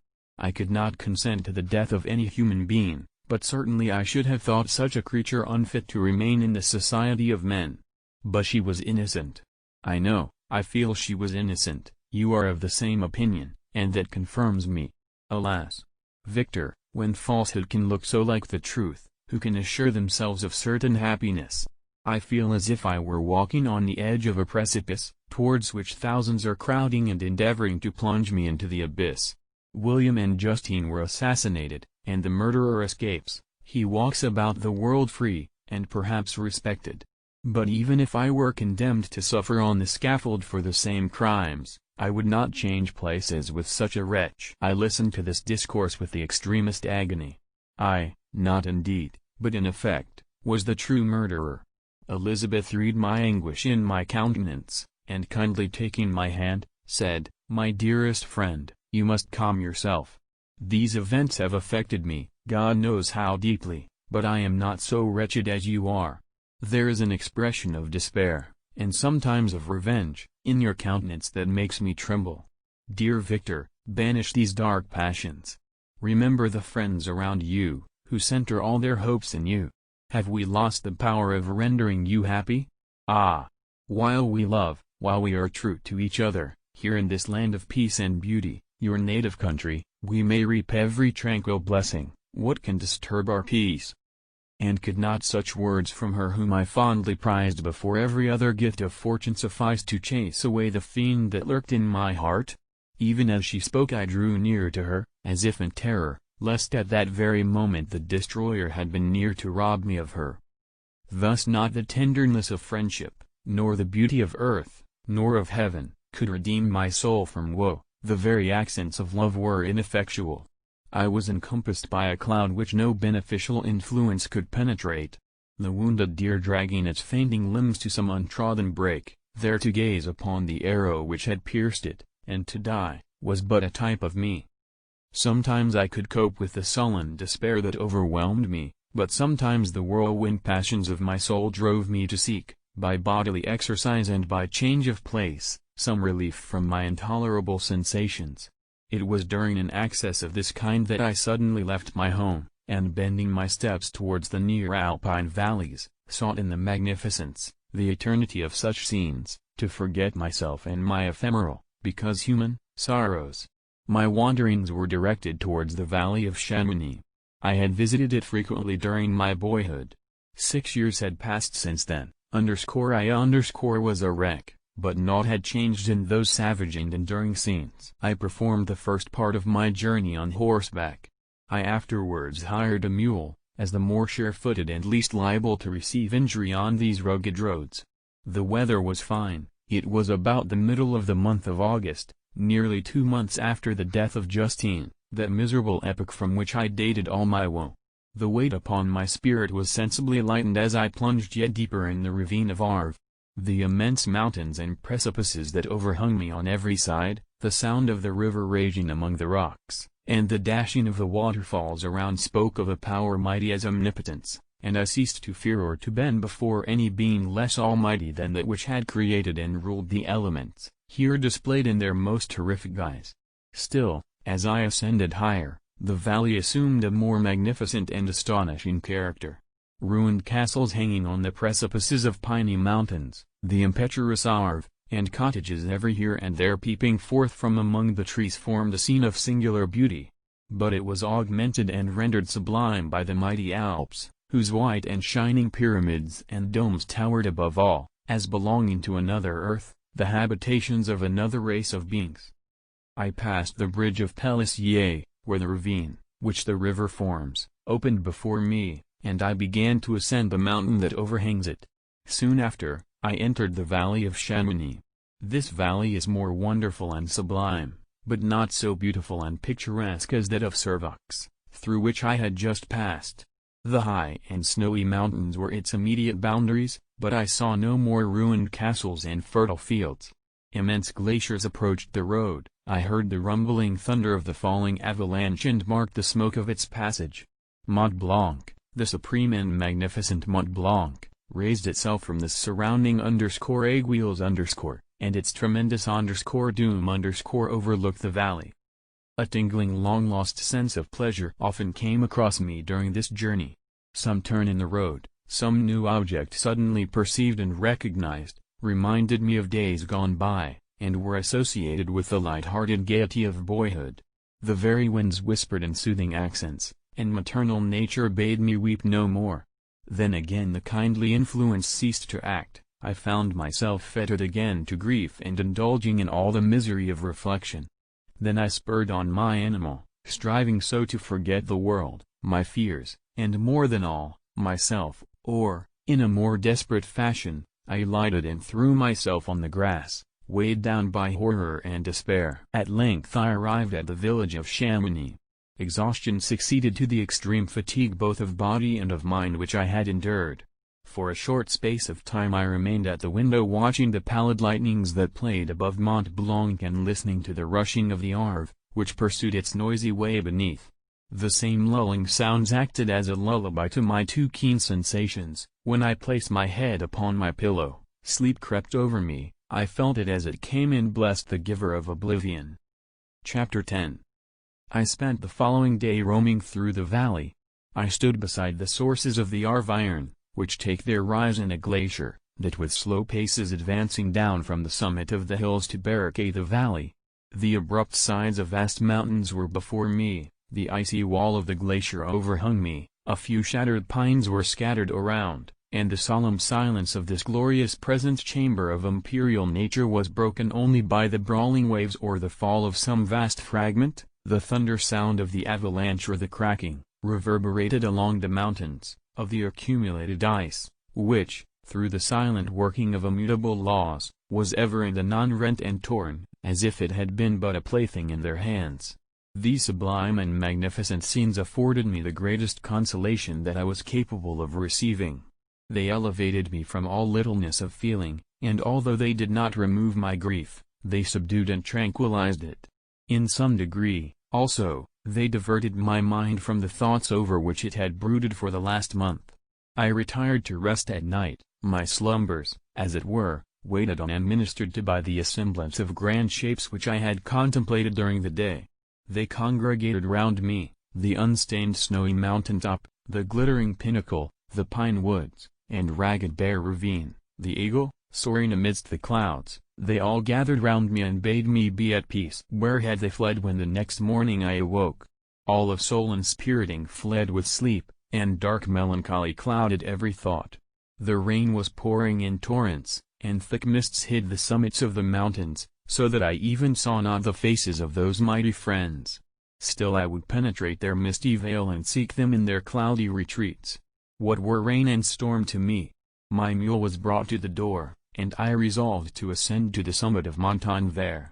I remembered the effect that the view of the tremendous and ever-moving glacier had produced upon my mind when I first saw it. It had then filled me with a sublime ecstasy that gave wings to the soul and allowed it to soar from the obscure world to light and joy. The sight of the awful and majestic in nature had indeed always the effect of solemnizing my mind and causing me to forget the passing cares of life. I determined to go without a guide, for I was well acquainted with the path, and the presence of another would destroy the solitary grandeur of the scene. The ascent is precipitous, but the path is cut into continual and short windings, which enable you to surmount the perpendicularity of the mountain. It is a scene terrifically desolate. In 1,000 spots the traces of the winter avalanche may be perceived, where trees lie broken and strewed on the ground, some entirely destroyed, others bent, leaning upon the jutting rocks of the mountain or transversely upon other trees.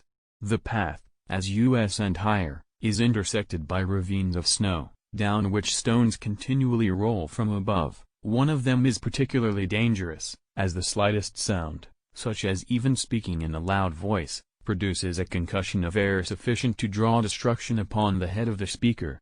The pines are not tall or luxuriant, but they are somber and add an air of severity to the scene. I looked on the valley beneath, Vast mists were rising from the rivers which ran through it and curling in thick wreaths around the opposite mountains, whose summits were hid in the uniform clouds, while rain poured from the dark sky and added to the melancholy impression I received from the objects around me. Alas! Why does man boast of sensibilities superior to those apparent in the brute? It only renders them more necessary beings. If our impulses were confined to hunger, thirst, and desire, we might be nearly free, but now we are moved by every wind that blows and a chance word or scene that word may convey to us. We rest, a dream has power to poison sleep. We rise, one wandering thought pollutes the day. We feel, conceive, or reason, laugh or weep, embrace fond woe, or cast our cares away. It is the same, for, be it joy or sorrow, the path of its departure still is free. Man's yesterday may ne'er be like his morrow, naught may endure but mutability. It was nearly noon when I arrived at the top of the ascent. For some time I sat upon the rock that overlooks the sea of ice. A mist covered both that and the surrounding mountains. Presently a breeze dissipated the cloud, and I descended upon the glacier. The surface is very uneven, rising like the waves of a troubled sea, descending low, and interspersed by rifts that sink deep. The field of ice is almost a league in width, but I spent nearly 2 hours in crossing it. The opposite mountain is a bare perpendicular rock. From the side where I now stood Montanvert was exactly opposite, at the distance of a league, and above it rose Mont Blanc, in awful majesty. I remained in a recess of the rock, gazing on this wonderful and stupendous scene. The sea, or rather the vast river of ice, wound among its dependent mountains, whose aerial summits hung over its recesses. Their icy and glittering peaks shone in the sunlight over the clouds. My heart, which was before sorrowful, now swelled with something like joy. I exclaimed, "Wandering spirits, if indeed ye wander, and do not rest in your narrow beds, allow me this faint happiness, or take me, as your companion, away from the joys of life." As I said this I suddenly beheld the figure of a man, at some distance, advancing towards me with superhuman speed. He bounded over the crevices in the ice, among which I had walked with caution. His stature, also, as he approached, seemed to exceed that of man. I was troubled, a mist came over my eyes, and I felt a faintness seize me, but I was quickly restored by the cold gale of the mountains. I perceived, as the shape came nearer, sighed tremendous and abhorred, that it was the wretch whom I had created. I trembled with rage and horror, resolving to wait his approach and then close with him in mortal combat. He approached, his countenance bespoke bitter anguish, combined with disdain and malignity, while its unearthly ugliness rendered it almost too horrible for human eyes. But I scarcely observed this. Rage and hatred had at first deprived me of utterance, and I recovered only to overwhelm him with words expressive of furious detestation and contempt. "Devil," I exclaimed, "do you dare approach me? And do not you fear the fierce vengeance of my arm wreaked on your miserable head? Begone, vile insect! Or rather, stay, that I may trample you to dust. And, oh, that I could, with the extinction of your miserable existence, restore those victims whom you have so diabolically murdered." "I expected this reception," said the demon. "All men hate the wretched. How, then, must I be hated, who am miserable beyond all living things? Yet you, my creator, detest and spurn me, thy creature, to whom thou art bound by ties only dissoluble by the annihilation of one of us. You purpose to kill me. How dare you sport thus with life? Do your duty towards me, and I will do mine towards you and the rest of mankind. If you will comply with my conditions, I will leave them and you at peace, but if you refuse, I will glut the maw of death, until it be satiated with the blood of your remaining friends. Abhorred monster! Fiend that thou art! The tortures of hell are too mild a vengeance for thy crimes. Wretched devil! You reproach me with your creation. Come on, then, that I may extinguish the spark which I so negligently bestowed." My rage was without bounds. I sprang on him, impelled by all the feelings which can arm one being against the existence of another. He easily eluded me and said, "Be calm. I entreat you to hear me before you give vent to your hatred on my devoted head. Have I not suffered enough, that you seek to increase my misery? Life, although it may only be an accumulation of anguish, is dear to me, and I will defend it. Remember, thou hast made me more powerful than thyself, my height is superior to thine, my joints more supple. But I will not be tempted to set myself in opposition to thee. I am thy creature, and I will be even mild and docile to my natural lord and king if thou wilt also perform thy part, the which thou owest me. O, Frankenstein, be not equitable to every other and trample upon me alone, to whom thy justice, and even thy clemency and affection, is most due. Remember that I am thy creature, I ought to be thy Adam, but I am rather the fallen angel, whom thou drivest from joy for no misdeed. Everywhere I see bliss, from which I alone am irrevocably excluded. I was benevolent and good, misery made me a fiend. Make me happy, and I shall again be virtuous. Begone. I will not hear you. There can be no community between you and me, we are enemies. Begone, or let us try our strength in a fight, in which one must fall. How can I move thee? Will no entreaties cause thee to turn a favorable eye upon thy creature, who implores thy goodness and compassion? Believe me, Frankenstein, I was benevolent, my soul glowed with love and humanity, but am I not alone, miserably alone? You, my creator, abhor me. What hope can I gather from your fellow creatures, who owe me nothing? They spurn and hate me. The desert mountains and dreary glaciers are my refuge. I have wandered here many days. The caves of ice, which I only do not fear, are a dwelling to me, and the only one which man does not grudge. These bleak skies I hail, for they are kinder to me than your fellow beings. If the multitude of mankind knew of my existence, they would do as you do, and arm themselves for my destruction. Shall I not then hate them who abhor me? I will keep no terms with my enemies. I am miserable, and they shall share my wretchedness. Yet it is in your power to recompense me, and deliver them from an evil which it only remains for you to make so great, that not only you and your family, but thousands of others, shall be swallowed up in the whirlwinds of its rage. Let your compassion be moved, and do not disdain me. Listen to my tale. When you have heard that, abandon or commiserate me, as you shall judge that I deserve. But hear me. The guilty are allowed, by human laws, bloody as they are, to speak in their own defense before they are condemned. Listen to me, Frankenstein. You accuse me of murder, and yet you would, with a satisfied conscience, destroy your own creature. Oh, praise the eternal justice of man. Yet I ask you not to spare me. Listen to me, and then, if you can, and if you will, destroy the work of your hands. Why do you call to my remembrance, I rejoined, circumstances of which I shudder to reflect, that I have been the miserable origin and author? Cursed be the day, abhorred devil, in which you first saw light. Cursed, although I curse myself, be the hands that formed you. You have made me wretched beyond expression. You have left me no power to consider whether I am just to you or not. Begone. Relieve me from the sight of your detested form.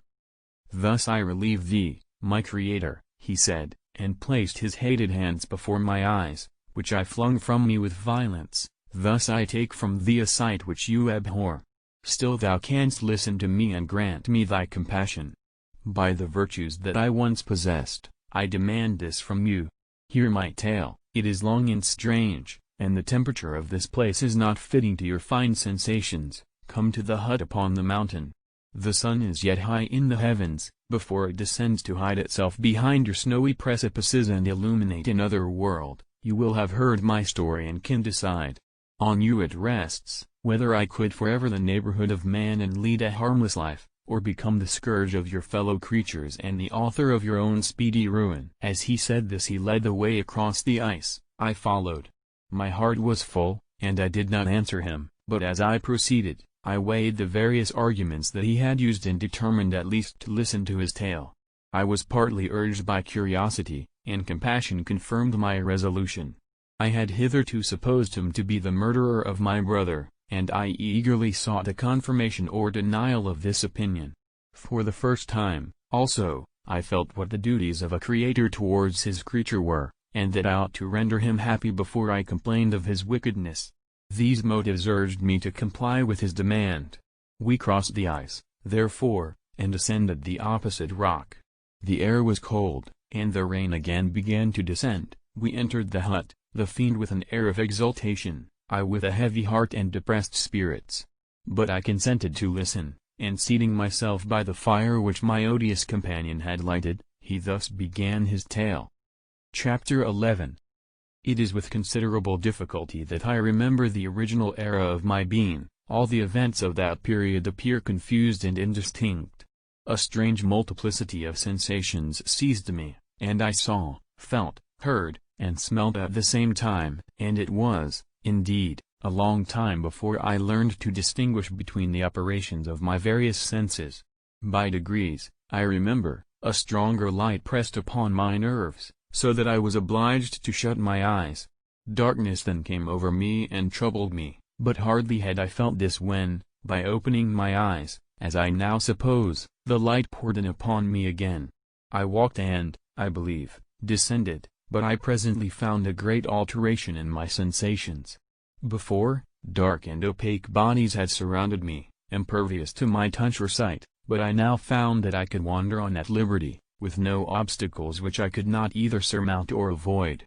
The light became more and more oppressive to me, and the heat wearying me as I walked, I sought a place where I could receive shade. This was the forest near Ingolstadt, and here I lay by the side of a brook resting from my fatigue, until I felt tormented by hunger and thirst. This roused me from my nearly dormant state, and I ate some berries which I found hanging on the trees or lying on the ground. I slaked my thirst at the brook, and then lying down, was overcome by sleep.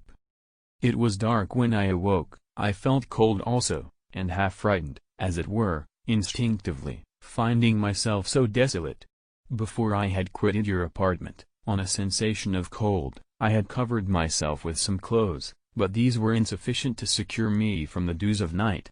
I was a poor, helpless, miserable wretch, I knew, and could distinguish nothing, but feeling pain invade me on all sides. I sat down and wept. Soon a gentle light stole over the heavens and gave me a sensation of pleasure. I started up and beheld a radiant form rise from among the trees. The moon. I gazed with a kind of wonder. It moved slowly, but it enlightened my path, and I again went out in search of berries. I was still cold when under one of the trees I found a huge cloak, with which I covered myself, and sat down upon the ground. No distinct ideas occupied my mind. All was confused.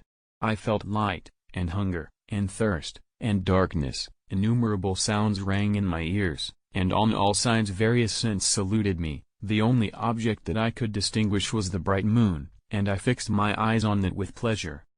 Several changes of day and night passed, and the orb of night had greatly lessened, when I began to distinguish my sensations from each other. I gradually saw plainly the clear stream that supplied me with drink and the trees that shaded me with their foliage. I was delighted when I first discovered that a pleasant sound, which often saluted my ears, proceeded from the throats of the little winged animals who had often intercepted the light from my eyes. I began also to observe, with greater accuracy, the forms that surrounded me and to perceive the boundaries of the radiant roof of light which canopied me.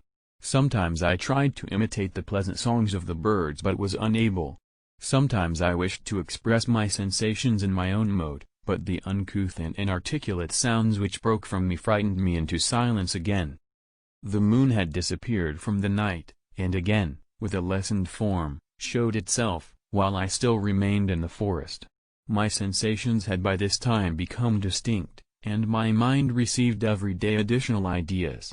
My eyes became accustomed to the light and to perceive objects in their right forms. I distinguished the insect from the herb, and by degrees, one herb from another.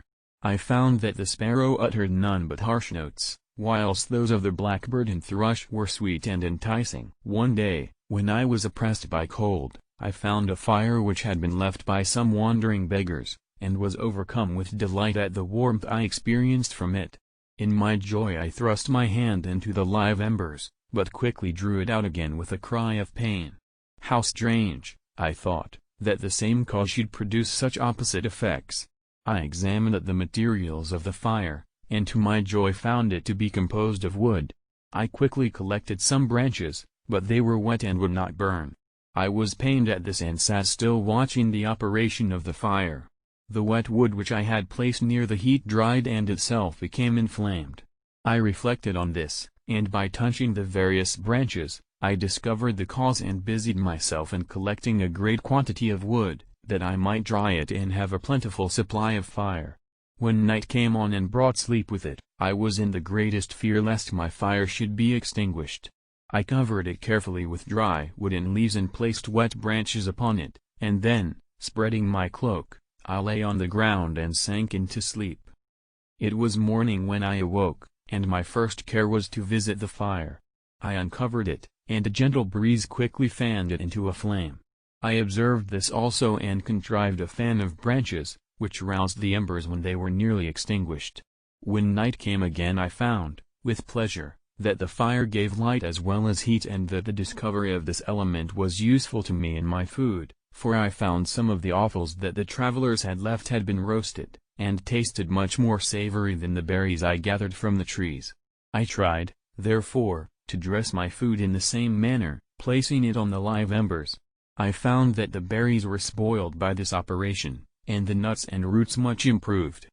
Food, however, became scarce, and I often spent the whole day searching in vain for a few acorns to assuage the pangs of hunger.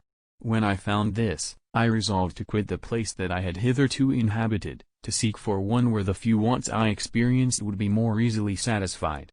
In this emigration I exceedingly lamented the loss of the fire which I had obtained through accident and knew not how to reproduce it.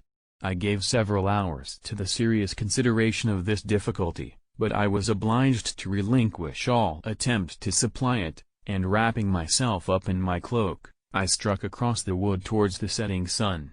I passed 3 days in these rambles and at length discovered the open country.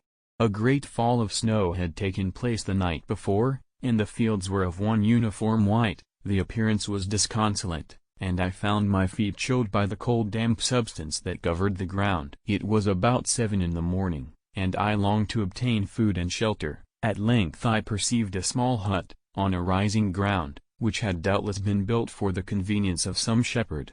This was a new sight to me, and I examined the structure with great curiosity.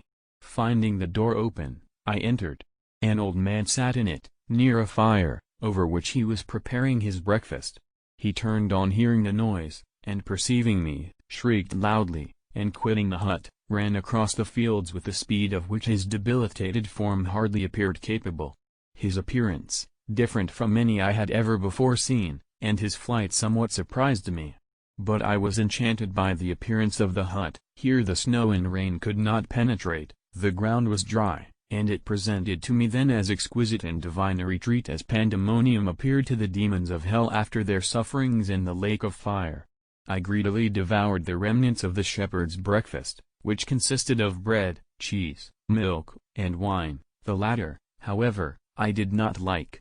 Then, overcome by fatigue, I lay down among some straw and fell asleep.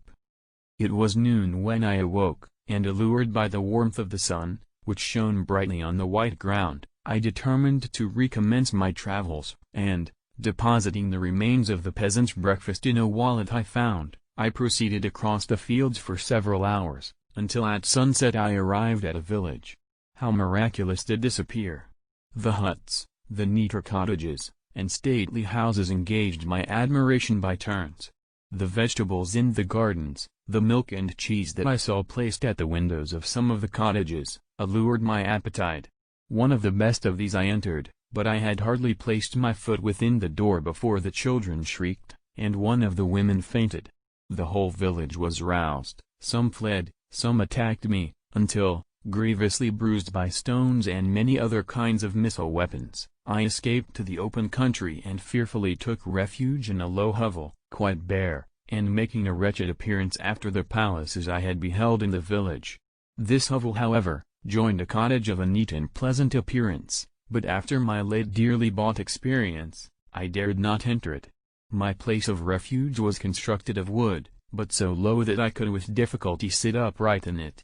No wood, however, was placed on the earth, which formed the floor, but it was dry, and although the wind entered it by innumerable chinks, I found it an agreeable asylum from the snow and rain. Here, then, I retreated and lay down happy to have found a shelter, however miserable, from the inclemency of the season, and still more from the barbarity of man.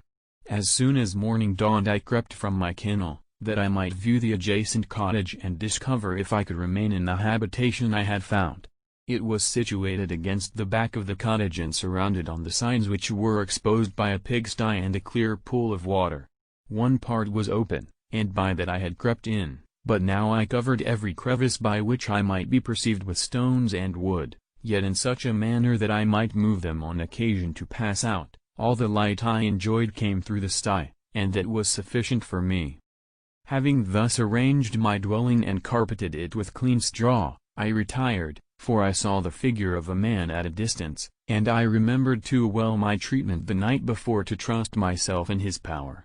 I had first, however, provided for my sustenance for that day by a loaf of coarse bread, which I purloined, and a cup with which I could drink more conveniently than from my hand of the pure water which flowed by my retreat. The floor was a little raised, so that it was kept perfectly dry, and by its vicinity to the chimney of the cottage it was tolerably warm. Being thus provided, I resolved to reside in this hovel until something should occur which might alter my determination. It was indeed a paradise compared to the bleak forest, my former residence, the rain-dropping branches, and dank earth. I ate my breakfast with pleasure and was about to remove a plank to procure myself a little water when I heard a step, and looking through a small chink, I beheld a young creature, with a pail on her head, passing before my hovel. The girl was young and of gentle demeanor, unlike what I have since found cottagers and farmhouse servants to be. Yet she was meanly dressed, a coarse blue petticoat and a linen jacket being her only garb. Her fair hair was plaited but not adorned. She looked patient yet sad. I lost sight of her, and in about a quarter of an hour she returned bearing the pail, which was now partly filled with milk. As she walked along, seemingly incommoded by the burden, a young man met her, whose countenance expressed a deeper despondence. Uttering a few sounds with an air of melancholy, he took the pail from her head and bore it to the cottage himself. She followed, and they disappeared.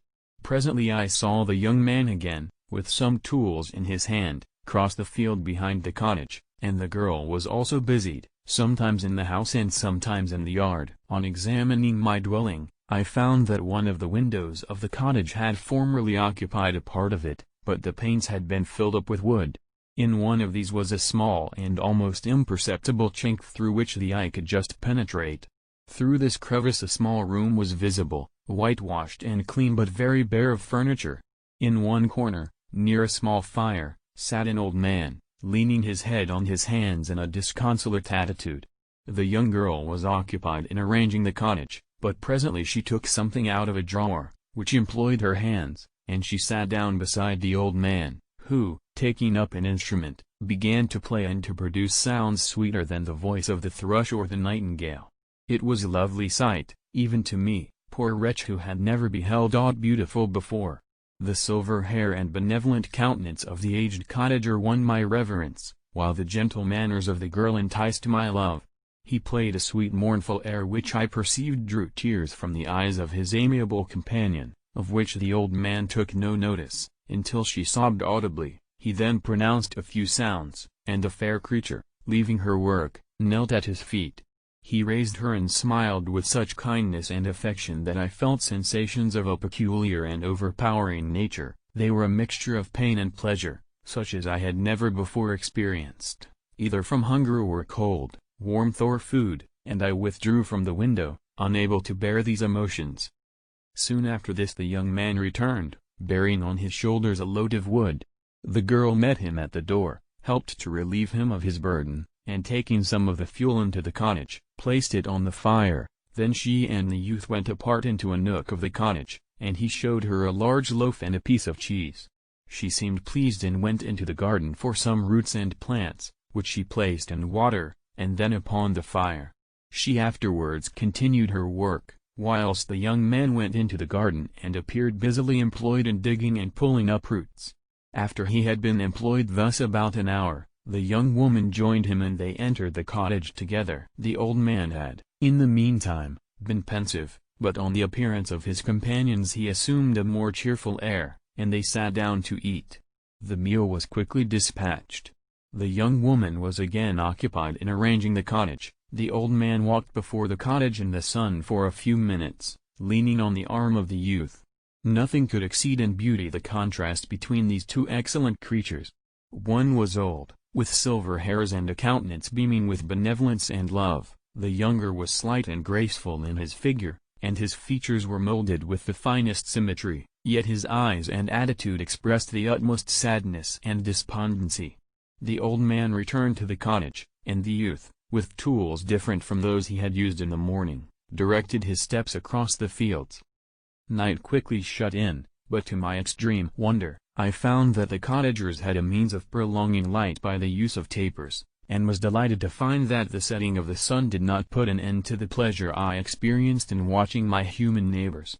In the evening the young girl and her companion were employed in various occupations which I did not understand, and the old man again took up the instrument which produced the divine sounds that had enchanted me in the morning. So soon as he had finished, the youth began, not to play, but to utter sounds that were monotonous, and neither resembling the harmony of the old man's instruments nor the songs of the birds. I since found that he read aloud, but at that time I knew nothing of the science of words or letters. The family, after having been thus occupied for a short time, extinguished their lights and retired, as I conjectured, to rest. Chapter 12. I lay on my straw, but I could not sleep. I thought of the occurrences of the day. What chiefly struck me was the gentle manners of these people, and I longed to join them, but dared not. I remembered too well the treatment I had suffered the night before from the barbarous villagers, and resolved, whatever course of conduct I might hereafter think it right to pursue, that for the present I would remain quietly in my hovel, watching and endeavoring to discover the motives which influenced their actions. The cottagers arose the next morning before the sun. The young woman arranged the cottage and prepared the food, and the youth departed after the first meal. This day was passed in the same routine as that which preceded it. The young man was constantly employed out of doors, and the girl in various laborious occupations within. The old man, whom I soon perceived to be blind, employed his leisure hours on his instrument or in contemplation. Nothing could exceed the love and respect which the younger cottagers exhibited towards their venerable companion. They performed towards him every little office of affection and duty with gentleness, and he rewarded them by his benevolent smiles. They were not entirely happy. The young man and his companion often went apart and appeared to weep. I saw no cause for their unhappiness, but I was deeply affected by it. If such lovely creatures were miserable, it was less strange that I, an imperfect and solitary being, should be wretched. Yet why were these gentle beings unhappy? They possessed a delightful house, for such it was in my eyes, and every luxury. They had a fire to warm them when chill and delicious viands when hungry. They were dressed in excellent clothes, and, still more, they enjoyed one another's company and speech, interchanging each day looks of affection and kindness. What did their tears imply? Did they really express pain? I was at first unable to solve these questions, but perpetual attention and time explained to me many appearances which were at first enigmatic. A considerable period elapsed before I discovered one of the causes of the uneasiness of this amiable family. It was poverty, and they suffered that evil in a very distressing degree. Their nourishment consisted entirely of the vegetables of their garden and the milk of one cow, which gave very little during the winter, when its masters could scarcely procure food to support it. They often, I believe, suffered the pangs of hunger very poignantly, especially the two younger cottagers, for several times they placed food before the old man when they reserved none for themselves. This trait of kindness moved me sensibly. I had been accustomed, during the night, to steal a part of their store for my own consumption, but when I found that in doing this I inflicted pain on the cottagers, I abstained and satisfied myself with berries, nuts, and roots which I gathered from a neighboring wood. I discovered also another means through which I was enabled to assist their labors. I found that the youth spent a great part of each day in collecting wood for the family fire, and during the night I often took his tools, the use of which I quickly discovered, and brought home firing sufficient for the consumption of several days. I remember, the first time that I did this, the young woman, when she opened the door in the morning, appeared greatly astonished on seeing a great pile of wood on the outside. She uttered some words in a loud voice, and the youth joined her, who also expressed surprise. I observed, with pleasure, that he did not go to the forest that day, but spent it in repairing the cottage and cultivating the garden. By degrees I made a discovery of still greater moment. I found that these people possessed a method of communicating their experience and feelings to one another by articulate sounds. I perceived that the words they spoke sometimes produced pleasure or pain, smiles or sadness, in the minds and countenances of the hearers. This was indeed a godlike science, and I ardently desired to become acquainted with it. But I was baffled in every attempt I made for this purpose. Their pronunciation was quick, and the words they uttered, not having any apparent connection with visible objects, I was unable to discover any clue by which I could unravel the mystery of their reference. By great application, however, and after having remained during the space of several revolutions of the moon in my hovel, I discovered the names that were given to some of the most familiar objects of discourse. I learned and applied the words, _fire, milk, bread, and wood. I learned also the names of the cottagers themselves. The youth and his companion had each of them several names, but the old man had only one, which was _father. The girl was called sister or Agatha, and the youth Felix, brother, or son. I cannot describe the delight I felt when I learned the ideas appropriated to each of these sounds and was able to pronounce them. I distinguished several other words without being able as yet to understand or apply them, such as good, dearest, unhappy. I spent the winter in this manner. The gentle manners and beauty of the cottagers greatly endeared them to me. When they were unhappy, I felt depressed; when they rejoiced, I sympathized in their joys. I saw few human beings besides them, and if any other happened to enter the cottage, their harsh manners and rude gait only enhanced to me the superior accomplishments of my friends. The old man, I could perceive, often endeavored to encourage his children, as sometimes I found that he called them, to cast off their melancholy. He would talk in a cheerful accent, with an expression of goodness that bestowed pleasure even upon me. Agatha listened with respect, her eyes sometimes filled with tears, which she endeavored to wipe away unperceived, but I generally found that her countenance and tone were more cheerful after having listened to the exhortations of her father. It was not thus with Felix. He was always the saddest of the group, and even to my unpracticed senses, he appeared to have suffered more deeply than his friends.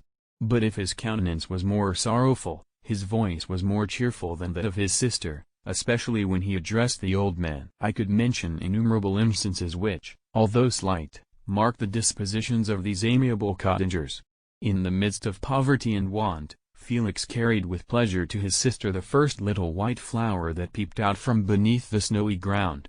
Early in the morning, before she had risen, he cleared away the snow that obstructed her path to the milk house, drew water from the well, and brought the wood from the outhouse, where, to his perpetual astonishment, he found his store always replenished by an invisible hand.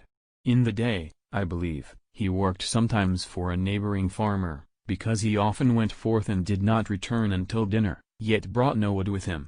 At other times he worked in the garden, but as there was little to do in the frosty season, he read to the old man and Agatha.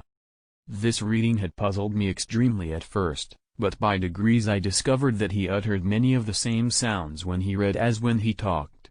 I conjectured, therefore, that he found on the paper signs for speech which he understood, and I ardently longed to comprehend these also, but how was that possible when I did not even understand the sounds for which they stood as signs?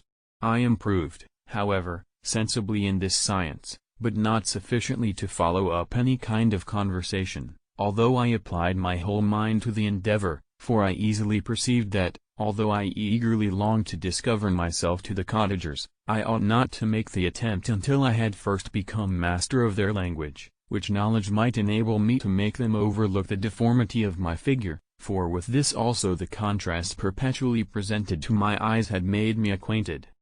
I had admired the perfect forms of my cottagers, their grace, beauty, and delicate complexions, but how was I terrified when I viewed myself in a transparent pool. At first I started back, unable to believe that it was indeed I who was reflected in the mirror, and when I became fully convinced that I was in reality the monster that I am, I was filled with the bitterest sensations of despondence and mortification. Alas! I did not yet entirely know the fatal effects of this miserable deformity. As the sun became warmer and the light of day longer, the snow vanished, and I beheld the bare trees and the black earth. From this time Felix was more employed, and the heart-moving indications of impending famine disappeared. Their food, as I afterwards found, was coarse, but it was wholesome, and they procured a sufficiency of it. Several new kinds of plants sprang up in the garden, which they dressed, and these signs of comfort increased daily as the season advanced. The old man, leaning on his son, walked each day at noon, when it did not rain, as I found it was called when the heavens poured forth its waters. This frequently took place, but a high wind quickly dried the earth, and the season became far more pleasant than it had been. My mode of life and my hovel was uniform. During the morning I attended the motions of the cottagers, and when they were dispersed in various occupations, I slept. The remainder of the day was spent in observing my friends. When they had retired to rest, if there was any moon or the night was starlight, I went into the woods and collected my own food and fuel for the cottage. When I returned, as often as it was necessary, I cleared their path from the snow and performed those offices that I had seen done by Felix. I afterwards found that these labors, performed by an invisible hand, greatly astonished them, and once or twice I heard them, on these occasions, utter the words "good spirit, wonderful." But I did not then understand the signification of these terms. My thoughts now became more active, and I longed to discover the motives and feelings of these lovely creatures. I was inquisitive to know why Felix appeared so miserable and Agatha so sad. I thought, foolish wretch, that it might be in my power to restore happiness to these deserving people. When I slept or was absent, the forms of the venerable blind father, the gentle Agatha, and the excellent Felix flitted before me. I looked upon them as superior beings who would be the arbiters of my future destiny. I formed in my imagination 1,000 pictures of presenting myself to them, and their reception of me. I imagined that they would be disgusted, until, by my gentle demeanor and conciliating words, I should first win their favor and afterwards their love. These thoughts exhilarated me and led me to apply with fresh ardor to the acquiring the art of language. My organs were indeed harsh, but supple, and although my voice was very unlike the soft music of their tones, yet I pronounced such words as I understood with tolerable ease. It was as the ass and the lapdog, yet surely the gentle ass whose intentions were affectionate, although his manners were rude, deserved better treatment than blows and execration. The pleasant showers and genial warmth of spring greatly altered the aspect of the earth. Men who before this change seemed to have been hid in caves dispersed themselves and were employed in various arts of cultivation. The birds sang in more cheerful notes, and the leaves began to bud forth on the trees. Happy, happy earth! Fit habitation for gods, which, so short a time before, was bleak, damp, and unwholesome. My spirits were elevated by the enchanting appearance of nature, the past was blotted from my memory, the present was tranquil, and the future gilded by bright rays of hope and anticipations of joy. Chapter 13. I now hasten to the more moving part of my story. I shall relate events that impressed me with feelings which, from what I had been, have made me what I am. Spring advanced rapidly, the weather became fine and the skies cloudless. It surprised me that what before was desert and gloomy should now bloom with the most beautiful flowers and verdure. My senses were gratified and refreshed by 1,000 scents of delight and 1,000 sights of beauty. It was on one of these days, when my cottagers periodically rested from labor, the old man played on his guitar, and the children listened to him, that I observed the countenance of Felix was melancholy beyond expression. He sighed frequently, and once his father paused in his music, and I conjectured by his manner that he inquired the cause of his son's sorrow. Felix replied in a cheerful accent, and the old man was recommencing his music when someone tapped at the door. It was a lady on horseback, accompanied by a countryman as a guide. The lady was dressed in a dark suit and covered with a thick black veil. Agatha asked a question, to which the stranger only replied by pronouncing, in a sweet accent, the name of Felix. Her voice was musical but unlike that of either of my friends. On hearing this word, Felix came up hastily to the lady, who, when she saw him, threw up her veil, and I beheld a countenance of angelic beauty and expression.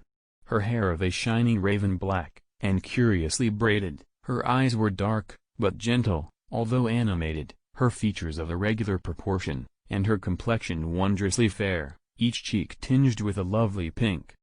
Felix seemed ravished with delight when he saw her, every trait of sorrow vanished from his face, and it instantly expressed a degree of ecstatic joy, of which I could hardly have believed it capable. His eyes sparkled, as his cheek flushed with pleasure, and at that moment I thought him as beautiful as the stranger. She appeared affected by different feelings. Wiping a few tears from her lovely eyes, she held out her hand to Felix, who kissed it rapturously and called her, as well as I could distinguish, his sweet Arabian. She did not appear to understand him, but smiled. He assisted her to dismount, and dismissing her guide, conducted her into the cottage. Some conversation took place between him and his father, and the young stranger knelt at the old man's feet and would have kissed his hand, but he raised her and embraced her affectionately. I soon perceived that although the stranger uttered articulate sounds and appeared to have a language of her own, she was neither understood by nor herself understood the cottagers. They made many signs which I did not comprehend, but I saw that her presence diffused gladness through the cottage, dispelling their sorrow as the sun dissipates the morning mists. Felix seemed peculiarly happy and with smiles of delight welcomed his Arabian. Agatha, the ever-gentle Agatha, kissed the hands of the lovely stranger, and pointing to her brother, made signs which appeared to me to mean that he had been sorrowful until she came. Some hours passed thus, while they, by their countenances, expressed joy, the cause of which I did not comprehend. Presently I found, by the frequent recurrence of some sound which the stranger repeated after them, that she was endeavoring to learn their language, and the idea instantly occurred to me that I should make use of the same instructions to the same end. The stranger learned about 20 words at the first lesson. Most of them, indeed, were those which I had before understood, but I profited by the others. As night came on, Agatha and the Arabian retired early. When they separated, Felix kissed the hand of the stranger and said, "Good night, sweet Sophie." He sat up much longer, conversing with his father, and by the frequent repetition of her name I conjectured that their lovely guest was the subject of their conversation. I ardently desired to understand them, and bent every faculty towards that purpose, but found it utterly impossible. The next morning Felix went out to his work, and after the usual occupations of Agatha were finished, the Arabian sat at the feet of the old man, and taking his guitar, played some airs so entrancingly beautiful that they at once drew tears of sorrow and delight from my eyes. She sang, and her voice flowed in a rich cadence, swelling or dying away like a nightingale of the woods. When she had finished, she gave the guitar to Agatha, who at first declined it. She played a simple air, and her voice accompanied it in sweet accents, but unlike the wondrous strain of the stranger. The old man appeared enraptured and said some words which Agatha endeavored to explain to Sophie, and by which he appeared to wish to express that she bestowed on him the greatest delight by her music. The days now passed as peaceably as before, with the sole alteration that joy had taken place of sadness in the countenances of my friends. Sophie was always gay and happy. She and I improved rapidly in the knowledge of language, so that in 2 months I began to comprehend most of the words uttered by my protectors. In the meanwhile also the black ground was covered with herbage, and the green banks interspersed with innumerable flowers, sweet to the scent and the eyes, stars of pale radiance among the moonlight woods. The sun became warmer, the nights clear and balmy, and my nocturnal rambles were an extreme pleasure to me, although they were considerably shortened by the late setting and early rising of the sun, for I never ventured abroad during daylight, fearful of meeting with the same treatment I had formerly endured in the first village which I entered. My days were spent in close attention, that I might more speedily master the language, and I may boast that I improved more rapidly than the Arabian, who understood very little and conversed in broken accents, whilst I comprehended and could imitate almost every word that was spoken. While I improved in speech, I also learned the science of letters as it was taught to the stranger, and this opened before me a wide field for wonder and delight. The book from which Felix instructed Sophie was Volney's _Ruins of Empires _. I should not have understood the purport of this book had not Felix, in reading it, given very minute explanations. He had chosen this work, he said, because the declamatory style was framed in imitation of the Eastern authors. Through this work I obtained a cursory knowledge of history and a view of the several empires at present existing in the world. It gave me an insight into the manners, governments, and religions of the different nations of the earth. I heard of the slothful Asiatics, of the stupendous genius and mental activity of the Grecians, of the wars and wonderful virtue of the early Romans, of their subsequent degenerating, of the decline of that mighty empire, of chivalry, Christianity, and kings.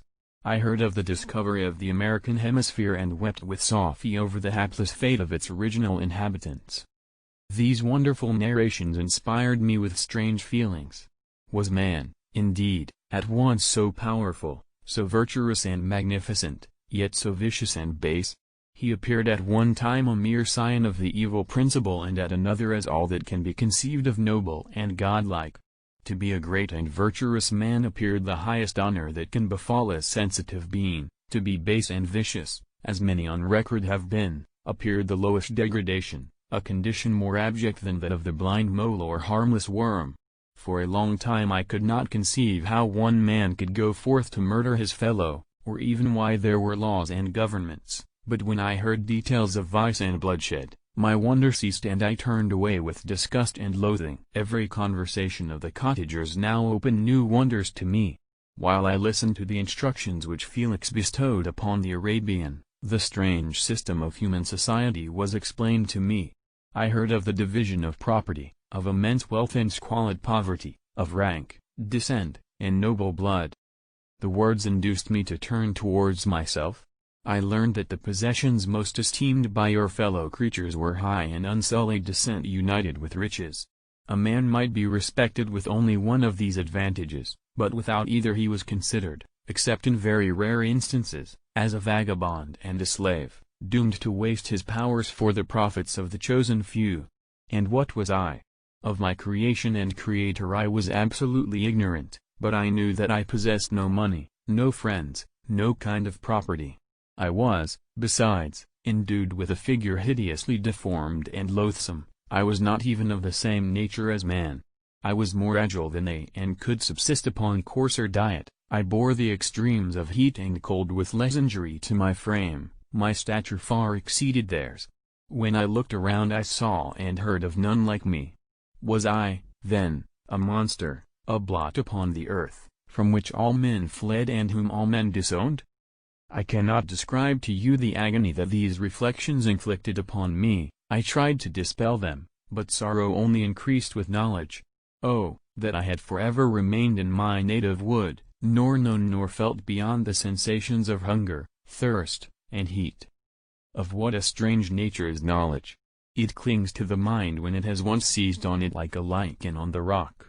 I wished sometimes to shake off all thought and feeling, but I learned that there was but one means to overcome the sensation of pain, and that was death, a state which I feared yet did not understand.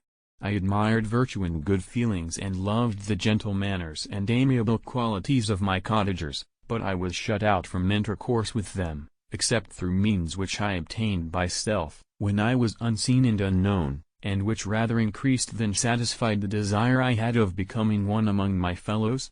The gentle words of Agatha and the animated smiles of the charming Arabian were not for me. The mild exhortations of the old man and the lively conversation of the loved Felix were not for me. Miserable, unhappy wretch!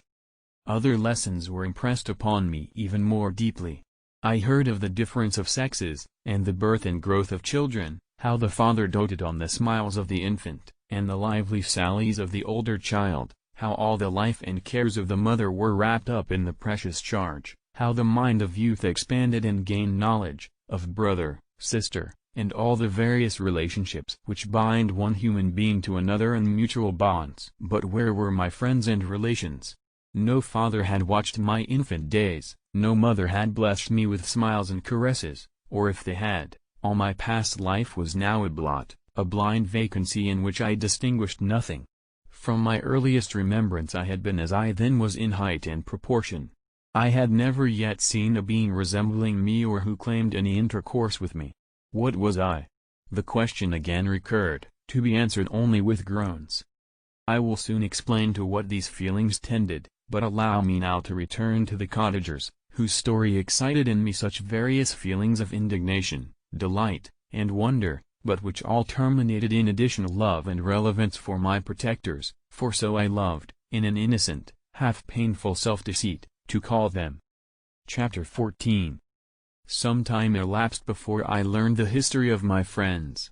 It was one which could not fail to impress itself deeply on my mind, unfolding as it did a number of circumstances, each interesting and wonderful to one so utterly inexperienced as I was. The name of the old man was de Lacy. He was descended from a good family in France, where he had lived for many years in affluence, respected by his superiors and beloved by his equals. His son was bred in the service of his country, and Agatha had ranked with ladies of the highest distinction. A few months before my arrival they had lived in a large and luxurious city called Paris, surrounded by friends and possessed of every enjoyment which virtue, refinement of intellect, or taste, accompanied by a moderate fortune, could afford.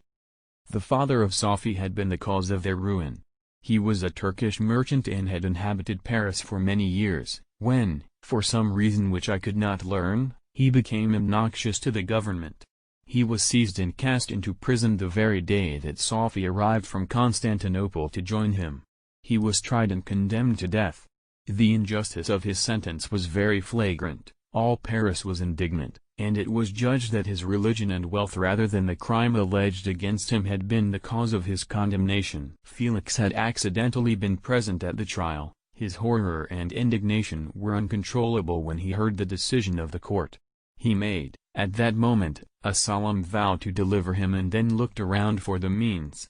After many fruitless attempts to gain admittance to the prison, he found a strongly grated window in an unguarded part of the building, which lighted the dungeon of the unfortunate Mohammedan, who, loaded with chains, waited in despair the execution of the barbarous sentence. Felix visited the grate at night and made known to the prisoner his intentions in his favor. The Turk, amazed and delighted, endeavored to kindle the zeal of his deliverer by promises of reward and wealth. Felix rejected his offers with contempt, yet when he saw the lovely Sophie, who was allowed to visit her father and who by her gestures expressed her lively gratitude, the youth could not help owning to his own mind that the captive possessed a treasure which would fully reward his toil and hazard. The Turk quickly perceived the impression that his daughter had made on the heart of Felix and endeavored to secure him more entirely in his interests by the promise of her hand in marriage so soon as he should be conveyed to a place of safety. Felix was too delicate to accept this offer, yet he looked forward to the probability of the event as to the consummation of his happiness. During the ensuing days, while the preparations were going forward for the escape of the merchant, the zeal of Felix was warmed by several letters that he received from this lovely girl, who found means to express her thoughts in the language of her lover by the aid of an old man, a servant of her father who understood French. She thanked him in the most ardent terms for his intended services towards her parent, and at the same time she gently deplored her own fate. I have copies of these letters, for I found means, during my residence in the hovel, to procure the implements of writing, and the letters were often in the hands of Felix or Agatha. Before I depart I will give them to you, they will prove the truth of my tale, but at present, as the sun is already far declined, I shall only have time to repeat the substance of them to you. Sophie related that her mother was a Christian Arab, seized and made a slave by the Turks. Recommended by her beauty, she had won the heart of the father of Sophie, who married her. The young girl spoke in high and enthusiastic terms of her mother, who, born in freedom, spurned the bondage to which she was now reduced. She instructed her daughter in the tenets of her religion and taught her to aspire to higher powers of intellect and an independence of spirit forbidden to the female followers of Muhammad. This lady died, but her lessons were indelibly impressed on the mind of Sophie, who sickened at the prospect of again returning to Asia and being immured within the walls of a harem, allowed only to occupy herself with infantile amusements, ill-suited to the temper of her soul, now accustomed to grand ideas and a noble emulation for virtue. The prospect of marrying a Christian and remaining in a country where women were allowed to take a rank in society was enchanting to her. The day for the execution of the Turk was fixed, but on the night previous to it he quitted his prison and before morning was distant many leagues from Paris. Felix had procured passports in the name of his father, sister, and himself. He had previously communicated his plan to the former, who aided the deceit by quitting his house, under the pretense of a journey, and concealed himself, with his daughter, in an obscure part of Paris. Felix conducted the fugitives through France to Lyons and across Mont-Cenis to Leghorn, where the merchant had decided to wait a favorable opportunity of passing into some part of the Turkish dominions. Sophie resolved to remain with her father until the moment of his departure, before which time the Turk renewed his promise that she should be united to his deliverer, and Felix remained with them in expectation of that event, and in the meantime he enjoyed the society of the Arabian, who exhibited towards him the simplest and tenderest affection. They conversed with one another through the means of an interpreter, and sometimes with the interpretation of looks, and Sophie sang to him the divine airs of her native country.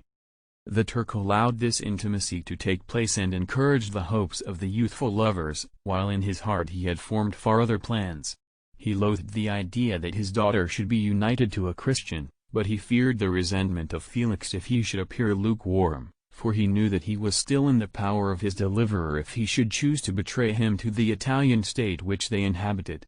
He revolved 1,000 plans by which he should be enabled to prolong the deceit until it might be no longer necessary, and secretly to take his daughter with him when he departed. His plans were facilitated by the news which arrived from Paris. The government of France were greatly enraged at the escape of their victim and spared no pains to detect and punish his deliverer. The plot of Felix was quickly discovered, and Lacy and Agatha were thrown into prison. The news reached Felix and roused him from his dream of pleasure. His blind and aged father and his gentle sister lay in a noisome dungeon while he enjoyed the free air and the society of her whom he loved. This idea was torture to him. He quickly arranged with the Turk that if the latter should find a favorable opportunity for escape before Felix could return to Italy, Sophie should remain as a boarder at a convent at Leghorn, and then, quitting the lovely Arabian, he hastened to Paris and delivered himself up to the vengeance of the law, hoping to free de Lacy and Agatha by this proceeding. He did not succeed. They remained confined for 5 months before the trial took place, the result of which deprived them of their fortune and condemned them to a perpetual exile from their native country. They found a miserable asylum in the cottage in Germany, where I discovered them. Felix soon learned that the treacherous Turk, for whom he and his family endured such unheard-of oppression, on discovering that his deliverer was thus reduced to poverty and ruin, became a traitor to good feeling and honor and had quitted Italy with his daughter, insultingly sending Felix a pittance of money to aid him, as he said, in some plan of future maintenance. Such were the events that preyed on the heart of Felix and rendered him, when I first saw him, the most miserable of his family. He could have endured poverty, and while this distress had been the meed of his virtue, he gloried in it. But the ingratitude of the Turk and the loss of his beloved Sophie were misfortunes more bitter and irreparable. The arrival of the Arabian now infused new life into his soul. When the news reached Leghorn that Felix was deprived of his wealth and rank, the merchant commanded his daughter to think no more of her lover, but to prepare to return to her native country. The generous nature of Sophie was outraged by this command. She attempted to expostulate with her father, but he left her angrily, reiterating his tyrannical mandate. A few days after, the Turk entered his daughter's apartment and told her hastily that he had reason to believe that his residence at Leghorn had been divulged and that he should speedily be delivered up to the French government. He had consequently hired a vessel to convey him to Constantinople, for which city he should sail in a few hours. He intended to leave his daughter under the care of a confidential servant, to follow at her leisure with the greater part of his property, which had not yet arrived at Leghorn. When alone, Sophie resolved in her own mind a plan of conduct that it would become her to pursue in this emergency. A residence in Turkey was abhorrent to her, her religion and her feelings were alike averse to it. By some papers of her father which fell into her hands she heard of the exile of her lover and learnt the name of the spot where he then resided. She hesitated some time, but at length she formed her determination. Taking with her some jewels that belonged to her and a sum of money, she quitted Italy with an attendant, a native of Leghorn, but who understood the common language of Turkey, and departed for Germany. She arrived in safety at a town about 20 leagues from the cottage of de Lacy, when her attendant fell dangerously ill. Sophie nursed her with the most devoted affection, but the poor girl died, and the Arabian was left alone, unacquainted with the language of the country and utterly ignorant of the customs of the world. She fell, however, into good hands. The Italian had mentioned the name of the spot for which they were bound, and after her death the woman of the house in which they had lived took care that Sophie should arrive in safety at the cottage of her lover. Chapter 15. Such was the history of my beloved cottagers. It impressed me deeply. I learned, from the views of social life which it developed, to admire their virtues and to deprecate the vices of mankind. As yet I looked upon crime as a distant evil. Benevolence and generosity were ever present before me, inciting within me a desire to become an actor in the busy scene where so many admirable qualities were called forth and displayed. But in giving an account of the progress of my intellect, I must not omit a circumstance which occurred in the beginning of the month of August of the same year. One night during my accustomed visit to the neighboring wood where I collected my own food and brought home firing for my protectors, I found on the ground a leathern portmanteau containing several articles of dress and some books. I eagerly seized the prize and returned with it to my hovel. Fortunately the books were written in the language, the elements of which I had acquired at the cottage. They consisted of _Paradise Lost _ a volume of _Plutarch's Lives _ and the _Sorrows of Werther _ The possession of these treasures gave me extreme delight. I now continually studied and exercised my mind upon these histories, whilst my friends were employed in their ordinary occupations. I can hardly describe to you the effect of these books. They produced in me an infinity of new images and feelings, that sometimes raised me to ecstasy, but more frequently sunk me into the lowest dejection. In the _Sorrows of Werther _ besides the interest of its simple and affecting story, so many opinions are canvassed and so many lights thrown upon what had hitherto been to me obscure subjects that I found in it a never-ending source of speculation and astonishment. The gentle and domestic manners it described, combined with lofty sentiments and feelings, which had for their object something out of self, accorded well with my experience among my protectors and with the wants which were forever alive in my own bosom. But I thought Werther himself a more divine being than I had ever beheld or imagined. His character contained no pretension, but it sank deep. The disquisitions upon death and suicide were calculated to fill me with wonder.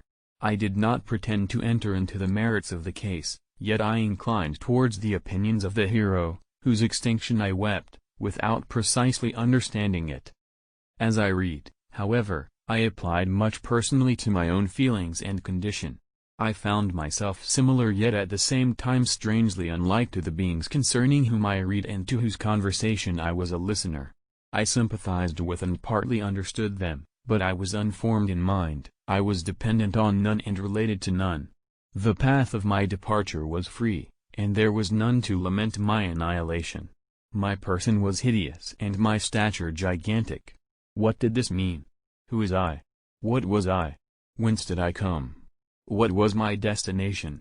These questions continually recurred, but I was unable to solve them. The volume of _Plutarch's Lives _ which I possessed contained the histories of the first founders of the ancient republics. This book had a far different effect upon me from the _Sorrows of Werther _ I learned from Werther's imaginations despondency and gloom, but Plutarch taught me high thoughts. He elevated me above the wretched sphere of my own reflections, to admire and love the heroes of past ages.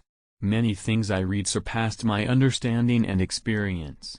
I had a very confused knowledge of kingdoms, wide extents of country, mighty rivers, and boundless seas. But I was perfectly unacquainted with towns and large assemblages of men. The cottage of my protectors had been the only school in which I had studied human nature, but this book developed new and mightier scenes of action. I read of men concerned in public affairs, governing or massacring their species. I felt the greatest ardor for virtue rise within me, and abhorrence for vice, as far as I understood the signification of those terms, relative as they were, as I applied them, to pleasure and pain alone. Induced by these feelings, I was of course led to admire peaceable lawgivers, Numa, Solon, and Lycurgus, in preference to Romulus and Theseus. The patriarchal lives of my protectors caused these impressions to take a firm hold on my mind. Perhaps, if my first introduction to humanity had been made by a young soldier, burning for glory and slaughter, I should have been imbued with different sensations. But Paradise Lost excited different and far deeper emotions. I read it, as I had read the other volumes which had fallen into my hands, as a true history. It moved every feeling of wonder and awe that the picture of an omnipotent God warring with his creatures was capable of exciting. I often referred the several situations, as their similarity struck me, to my own. Like Adam, I was apparently united by no link to any other being in existence, but his state was far different from mine in every other respect. He had come forth from the hands of God a perfect creature, happy and prosperous, guarded by the especial care of his Creator. He was allowed to converse with and acquire knowledge from beings of a superior nature, but I was wretched, helpless, and alone. Many times I considered Satan as the fitter emblem of my condition, for often, like him, when I viewed the bliss of my protectors, the bitter gall of envy rose within me. Another circumstance strengthened and confirmed these feelings. Soon after my arrival in the hovel I discovered some papers in the pocket of the dress which I had taken from your laboratory. At first I had neglected them, but now that I was able to decipher the characters in which they were written, I began to study them with diligence. It was your journal of the 4 months that preceded my creation. You minutely described in these papers every step you took in the progress of your work. This history was mingled with accounts of domestic occurrences. You doubtless recollect these papers. Here they are.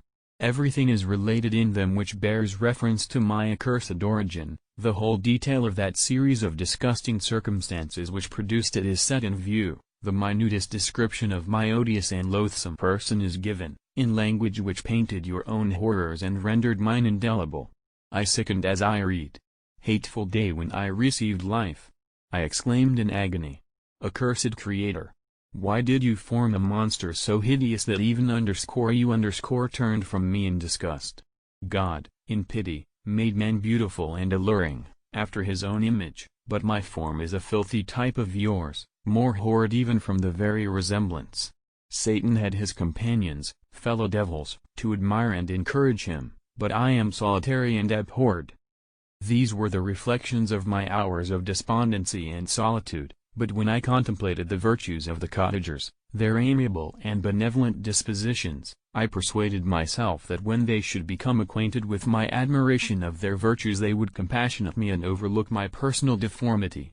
Could they turn from their door one, however monstrous, who solicited their compassion and friendship? I resolved, at least, not to despair, but in every way to fit myself for an interview with them which would decide my fate. I postponed this attempt for some months longer, for the importance attached to its success inspired me with a dread lest I should fail. Besides, I found that my understanding improved so much with every day's experience that I was unwilling to commence this undertaking until a few more months should have added to my sagacity. Several changes, in the meantime, took place in the cottage.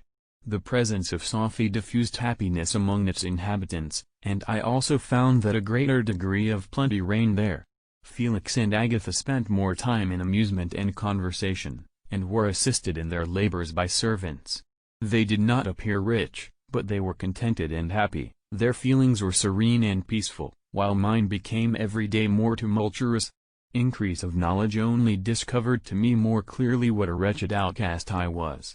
I cherished hope, it is true, but it vanished when I beheld my person reflected in water or my shadow in the moonshine, even as the frail image in that inconstant shade. I endeavored to crush these fears and to fortify myself for the trial which in a few months I resolved to undergo, and sometimes I allowed my thoughts, unchecked by reason, to ramble in the fields of paradise, and dared to fancy amiable and lovely creatures sympathizing with my feelings and cheering my gloom. Their angelic countenances breathed smiles of consolation. But it was all a dream. No Eve soothed my sorrows nor shared my thoughts. I was alone. I remembered Adam's supplication to his Creator. But where was mine? He had abandoned me, and in the bitterness of my heart I cursed him. Autumn passed thus. I saw, with surprise and grief, the leaves decay and fall, and nature again assumed the barren and bleak appearance it had worn when I first beheld the woods and the lovely moon. Yet I did not heed the bleakness of the weather. I was better fitted by my conformation for the endurance of cold than heat. But my chief delights were the sight of the flowers, the birds, and all the gay apparel of summer. When those deserted me, I turned with more attention towards the cottagers. Their happiness was not decreased by the absence of summer. They loved and sympathized with one another, and their joys, depending on each other, were not interrupted by the casualties that took place around them.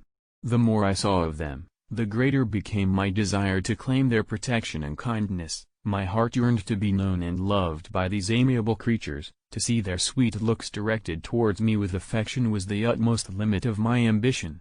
I dared not think that they would turn them from me with disdain and horror. The poor that stopped at their door were never driven away. I asked, it is true, for greater treasures than a little food or rest. I required kindness and sympathy, but I did not believe myself utterly unworthy of it. The winter advanced, and an entire revolution of the seasons had taken place since I awoke into life.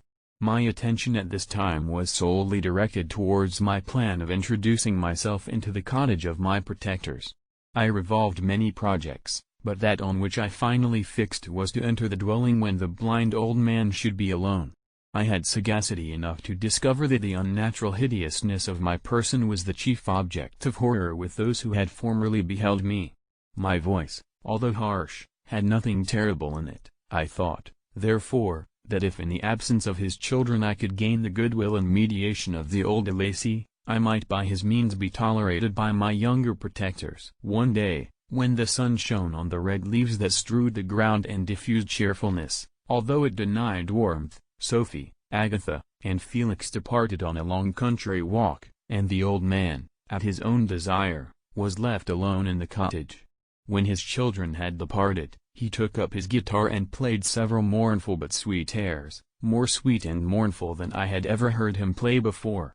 At first his countenance was illuminated with pleasure, but as he continued, thoughtfulness and sadness succeeded. At length, laying aside the instrument, he sat absorbed in reflection. My heart beat quick. This was the hour and moment of trial, which would decide my hopes or realize my fears. The servants were gone to a neighboring fair. All was silent in and around the cottage. It was an excellent opportunity, yet, when I proceeded to execute my plan, my limbs failed me and I sank to the ground. Again I arose, and exerting all the firmness of which I was master, removed the planks which I had placed before my hovel to conceal my retreat. The fresh air revived me, and with renewed determination I approached the door of their cottage. I knocked. "Who is there?" said the old man. "Come in." I entered. "Pardon this intrusion," said I am a traveler in want of a little rest. You would greatly oblige me if you would allow me to remain a few minutes before the fire." "Enter," said de Lacy, "and I will try in what manner I can to relieve your wants, but, unfortunately, my children are from home, and as I am blind, I am afraid I shall find it difficult to procure food for you." "Do not trouble yourself, my kind host, I have food, it is warmth and rest only that I need." I sat down, and a silence ensued. I knew that every minute was precious to me, yet I remained irresolute in what manner to commence the interview, when the old man addressed me. "By your language, stranger, I suppose you are my countryman. Are you French?" "No, but I was educated by a French family and understand that language only. I am now going to claim the protection of some friends, whom I sincerely love, and of whose favor I have some hopes." "Are they Germans?" "No, they are French. But let us change the subject. I am an unfortunate and deserted creature. I look around and I have no relation or friend upon earth. These amiable people to whom I go have never seen me and know little of me. I am full of fears, for if I fail there, I am an outcast in the world forever. Do not despair. To be friendless is indeed to be unfortunate, but the hearts of men, when unprejudiced by any obvious self-interest, are full of brotherly love and charity. Rely, therefore, on your hopes, and if these friends are good and amiable, do not despair. They are kind, they are the most excellent creatures in the world, but, unfortunately, they are prejudiced against me. I have good dispositions, my life has been hitherto harmless and in some degree beneficial, but a fatal prejudice clouds their eyes, and where they ought to see a feeling and kind friend, they behold only a detestable monster. That is indeed unfortunate, but if you are really blameless, cannot you undeceive them? I am about to undertake the task, and it is on that account that I feel so many overwhelming terrors. I tenderly love these friends. I have, unknown to them, been for many months in the habits of daily kindness towards them, but they believe that I wish to injure them, and it is that prejudice which I wish to overcome.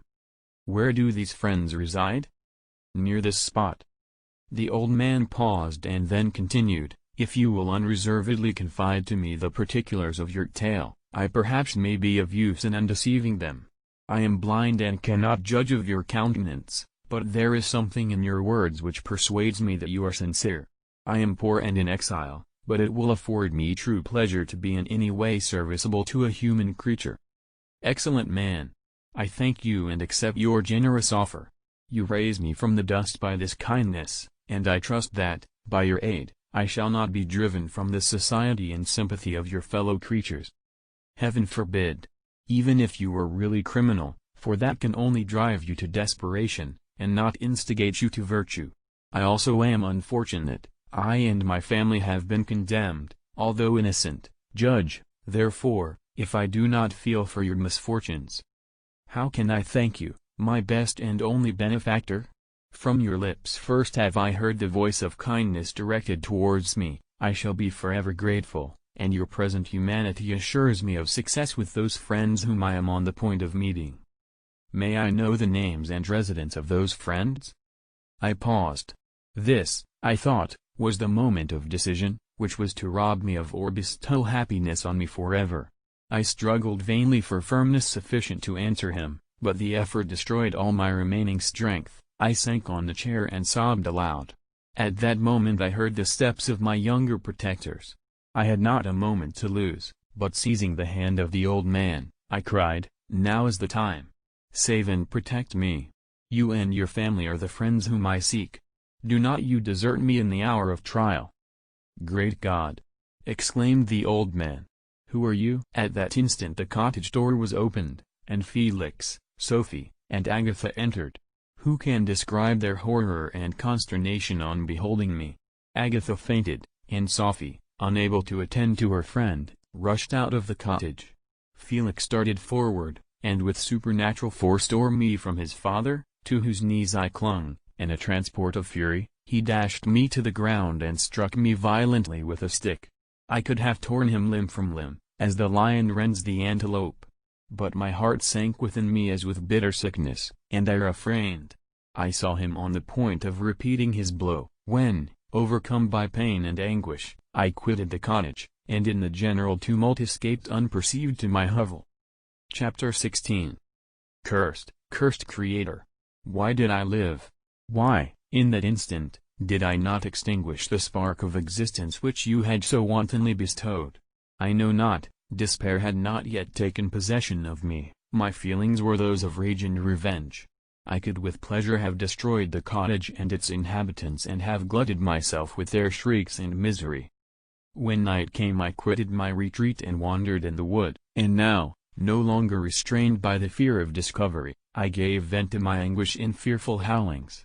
I was like a wild beast that had broken the toils, destroying the objects that obstructed me and ranging through the wood with a stag-like swiftness. Oh! What a miserable night I passed! The cold stars shone in mockery, and the bare trees waved their branches above me. Now and then the sweet voice of a bird burst forth amidst the universal stillness. All, save I, were at rest or in enjoyment. I, like the arch-fiend, bore a hell within me, and finding myself unsympathized with, wished to tear up the trees, spread havoc and destruction around me, and then to have sat down and enjoy the ruin. But this was a luxury of sensation that could not endure. I became fatigued with excessive bodily exertion and sank on the damp grass in the sick impotence of despair. There was none among the myriads of men that existed who would pity or assist me, and should I feel kindness towards my enemies? No, from that moment I declared everlasting war against the species, and more than all, against him who had formed me and sent me forth to this insupportable misery. The sun rose. I heard the voices of men and knew that it was impossible to return to my retreat during that day. Accordingly I hid myself in some thick underwood, determining to devote the ensuing hours to reflection on my situation. The pleasant sunshine and the pure air of day restored me to some degree of tranquillity, and when I considered what had passed at the cottage, I could not help believing that I had been too hasty in my conclusions. I had certainly acted imprudently. It was apparent that my conversation had interested the father in my behalf, and I was a fool in having exposed my person to the horror of his children. I ought to have familiarized the old Delacy to me, and by degrees to have discovered myself to the rest of his family, when they should have been prepared for my approach. But I did not believe my errors to be irretrievable, and after much consideration I resolved to return to the cottage, seek the old man, and by my representations win him to my party. These thoughts calmed me, and in the afternoon I sank into a profound sleep, but the fever of my blood did not allow me to be visited by peaceful dreams. The horrible scene of the preceding day was forever acting before my eyes, the females were flying and the enraged Felix tearing me from his father's feet. I awoke exhausted, and finding that it was already night, I crept forth from my hiding place, and went in search of food.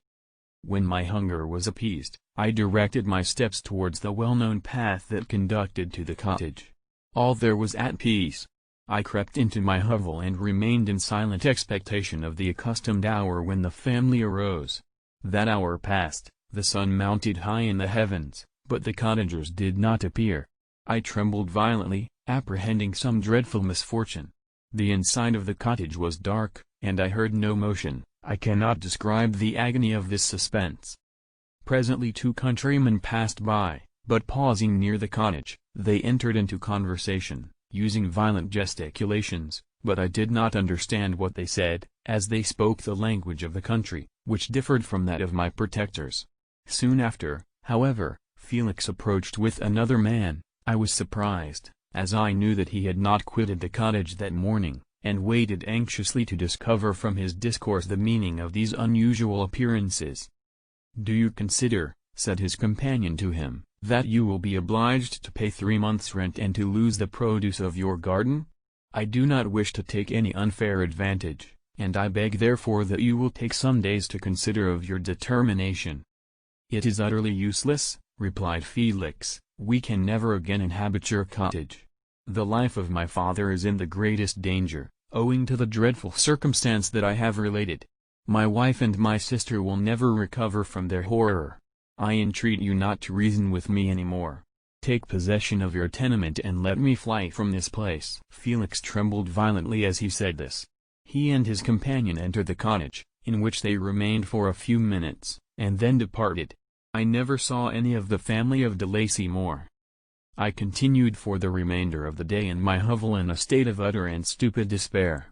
My protectors had departed and had broken the only link that held me to the world. For the first time the feelings of revenge and hatred filled my bosom, and I did not strive to control them, but allowing myself to be borne away by the stream, I bent my mind towards injury and death. When I thought of my friends, of the mild voice of Delacy, the gentle eyes of Agatha, and the exquisite beauty of the Arabian, these thoughts vanished and a gush of tears somewhat soothed me. But again when I reflected that they had spurned and deserted me, anger returned, a rage of anger, and unable to injure anything human, I turned my fury towards inanimate objects.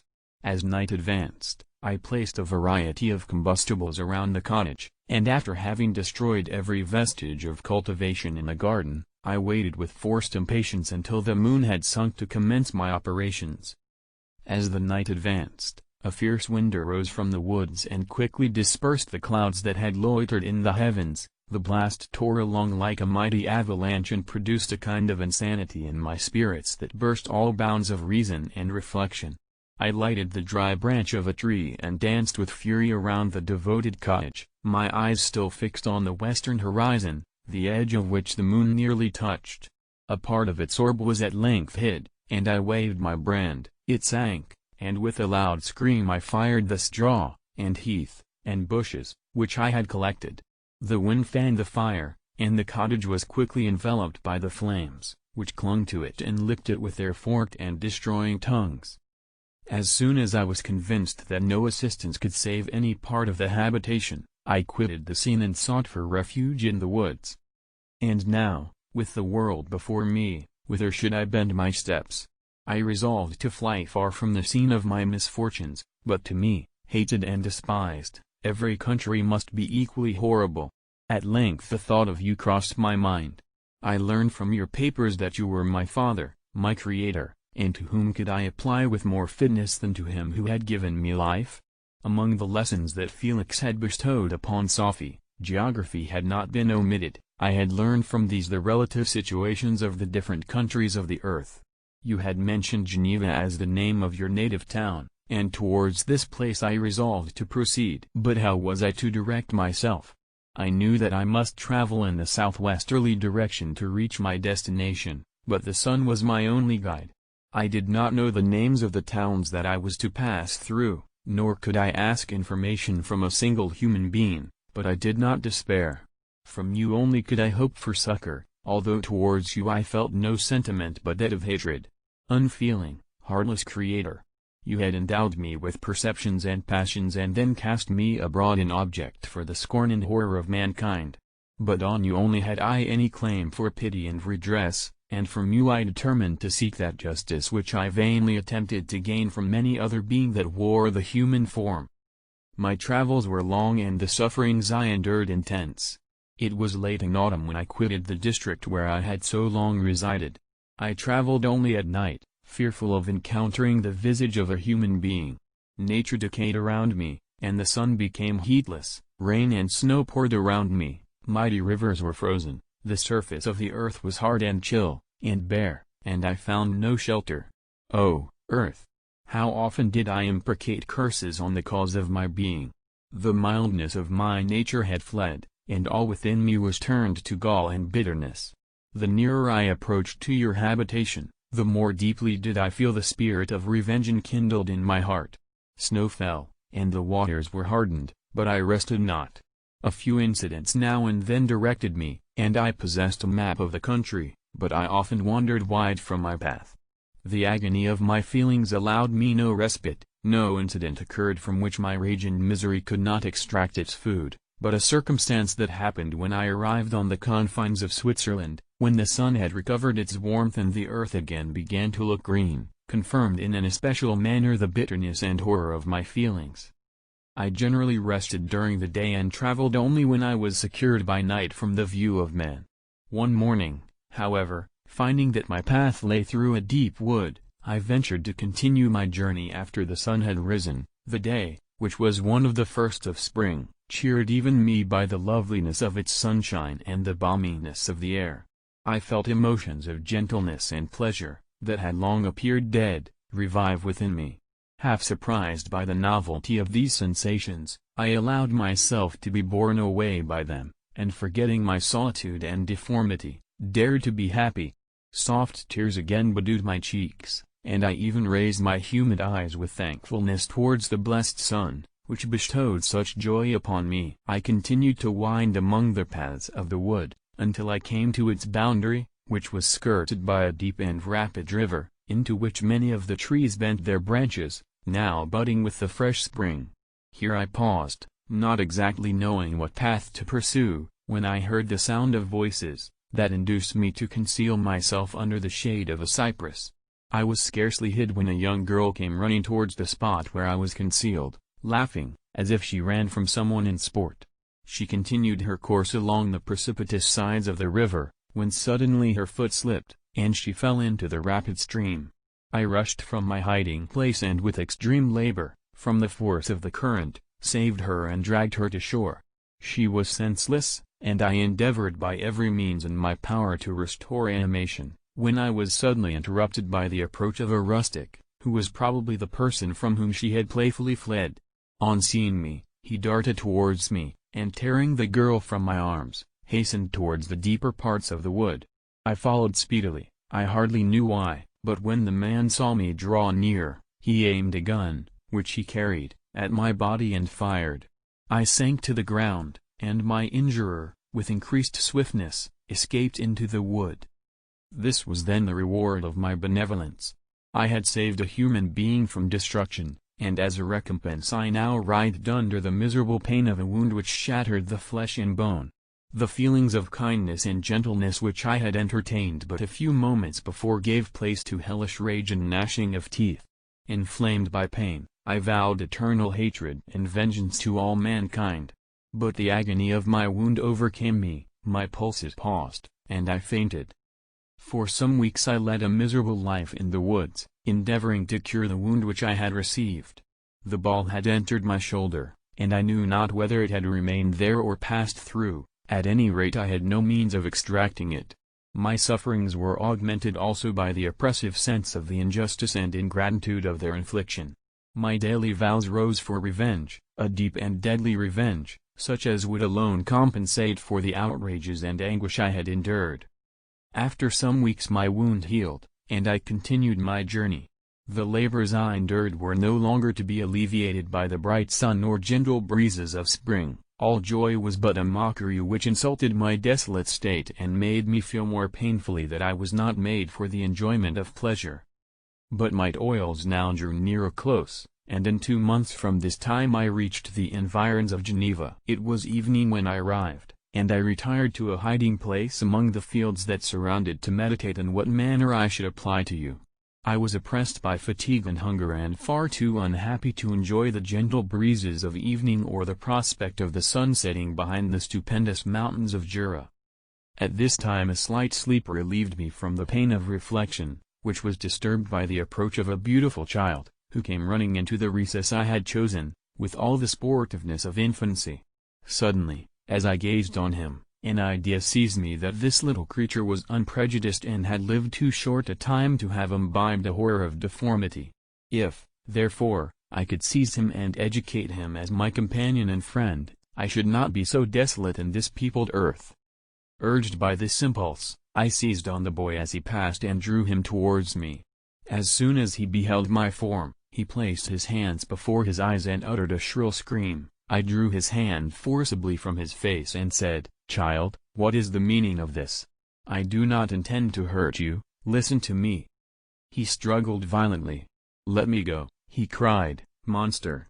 Ugly wretch! You wish to eat me and tear me to pieces. You are an ogre. Let me go, or I will tell my papa. Boy, you will never see your father again, you must come with me. Hideous monster! Let me go. My papa is a syndic, he is M. Frankenstein, he will punish you. You dare not keep me. Frankenstein! You belong then to my enemy, to him towards whom I have sworn eternal revenge. You shall be my first victim." The child still struggled and loaded me with epithets which carried despair to my heart. I grasped his throat to silence him, and in a moment he lay dead at my feet. I gazed on my victim, and my heart swelled with exultation and hellish triumph. Clapping my hands, I exclaimed, "I too can create desolation, my enemy is not invulnerable, this death will carry despair to him, and 1,000 other miseries shall torment and destroy him." As I fixed my eyes on the child, I saw something glittering on his breast. I took it. It was a portrait of a most lovely woman. In spite of my malignity, it softened and attracted me. For a few moments I gazed with delight on her dark eyes, fringed by deep lashes, and her lovely lips, but presently my rage returned. I remembered that I was forever deprived of the delights that such beautiful creatures could bestow, and that she whose resemblance I contemplated would, in regarding me, have changed that air of divine benignity to one expressive of disgust and affright. Can you wonder that such thoughts transported me with rage? I only wonder that at that moment, instead of venting my sensations in exclamations and agony, I did not rush among mankind and perish in the attempt to destroy them. While I was overcome by these feelings, I left the spot where I had committed the murder, and seeking a more secluded hiding place, I entered a barn which had appeared to me to be empty. A woman was sleeping on some straw. She was young, not indeed so beautiful as her whose portrait I held, but of an agreeable aspect and blooming in the loveliness of youth and health. Here, I thought, is one of those whose joy-imparting smiles are bestowed on all but me. And then I bent over her and whispered, "Awake, fairest, thy lover is near, he who would give his life but to obtain one look of affection from thine eyes, my beloved, awake." The sleeper stirred, a thrill of terror ran through me. Should she indeed awake, and see me, and curse me, and denounce the murderer? Thus would she assuredly act if her darkened eyes opened and she beheld me. The thought was madness, it stirred the fiend within me. Not I, but she, shall suffer the murder I have committed because I am forever robbed of all that she could give me. She shall atone. The crime had its source in her, be hers the punishment. Thanks to the lessons of Felix and the sanguinary laws of man, I had learned now to work mischief.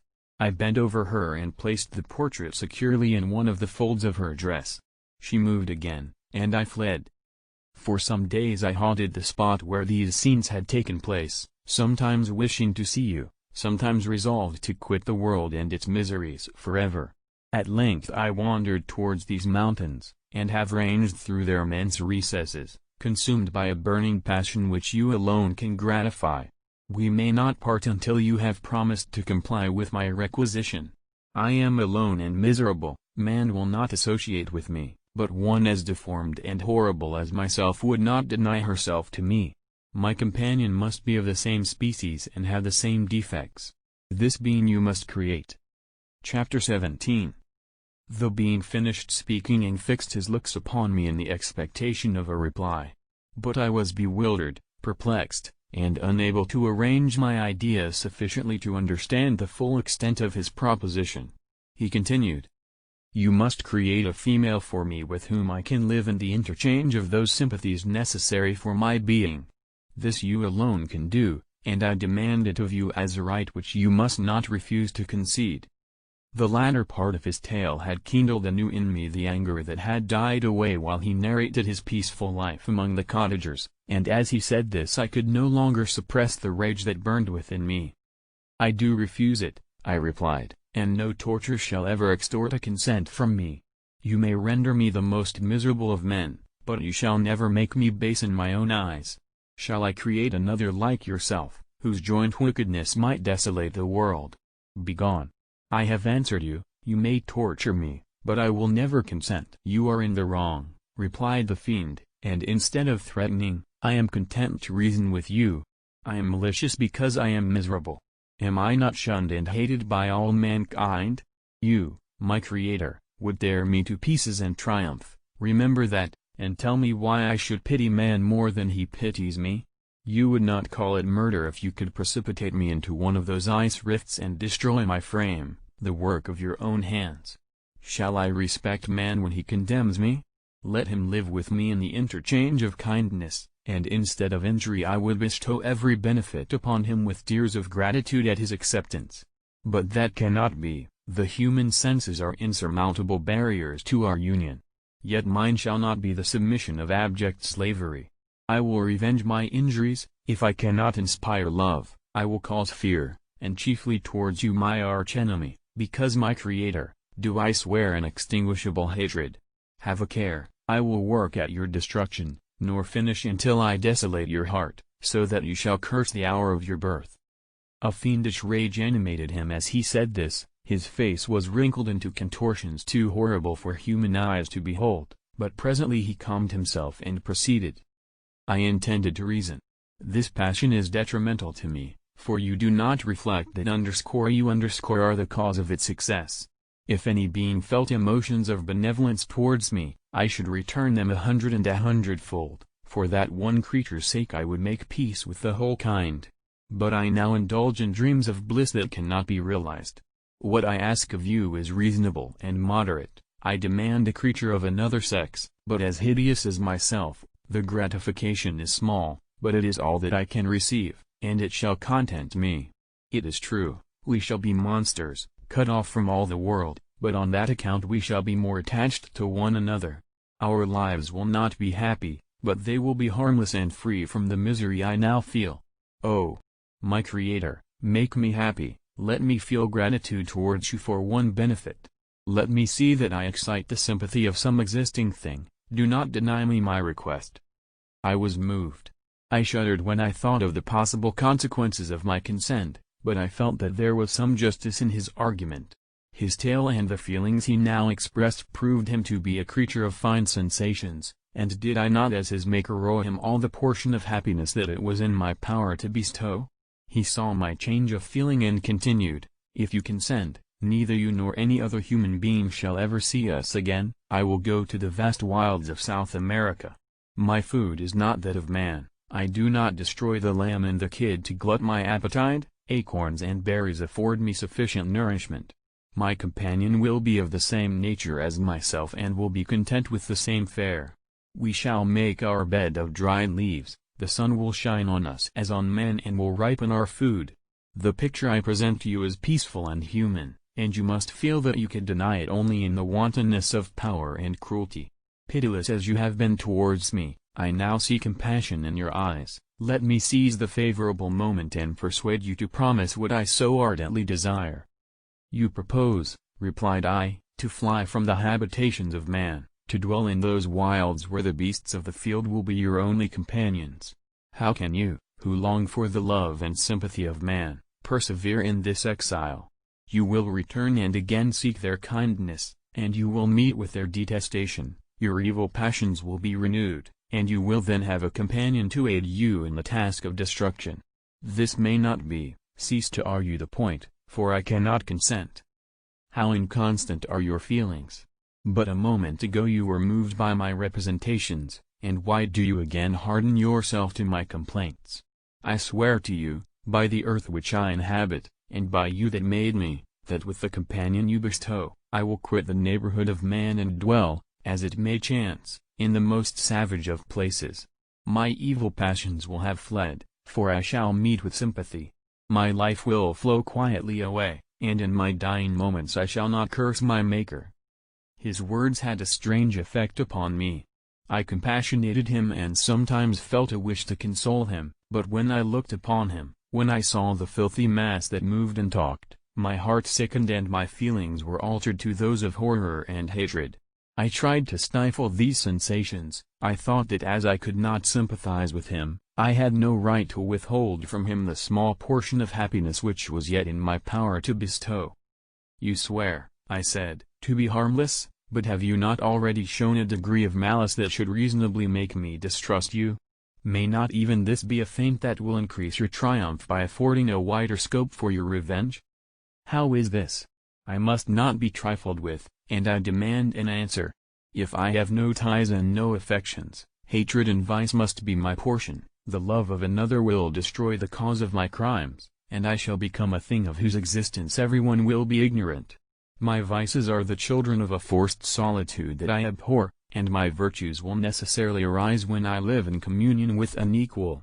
I shall feel the affections of a sensitive being and become linked to the chain of existence and events from which I am now excluded." I paused some time to reflect on all he had related and the various arguments which he had employed.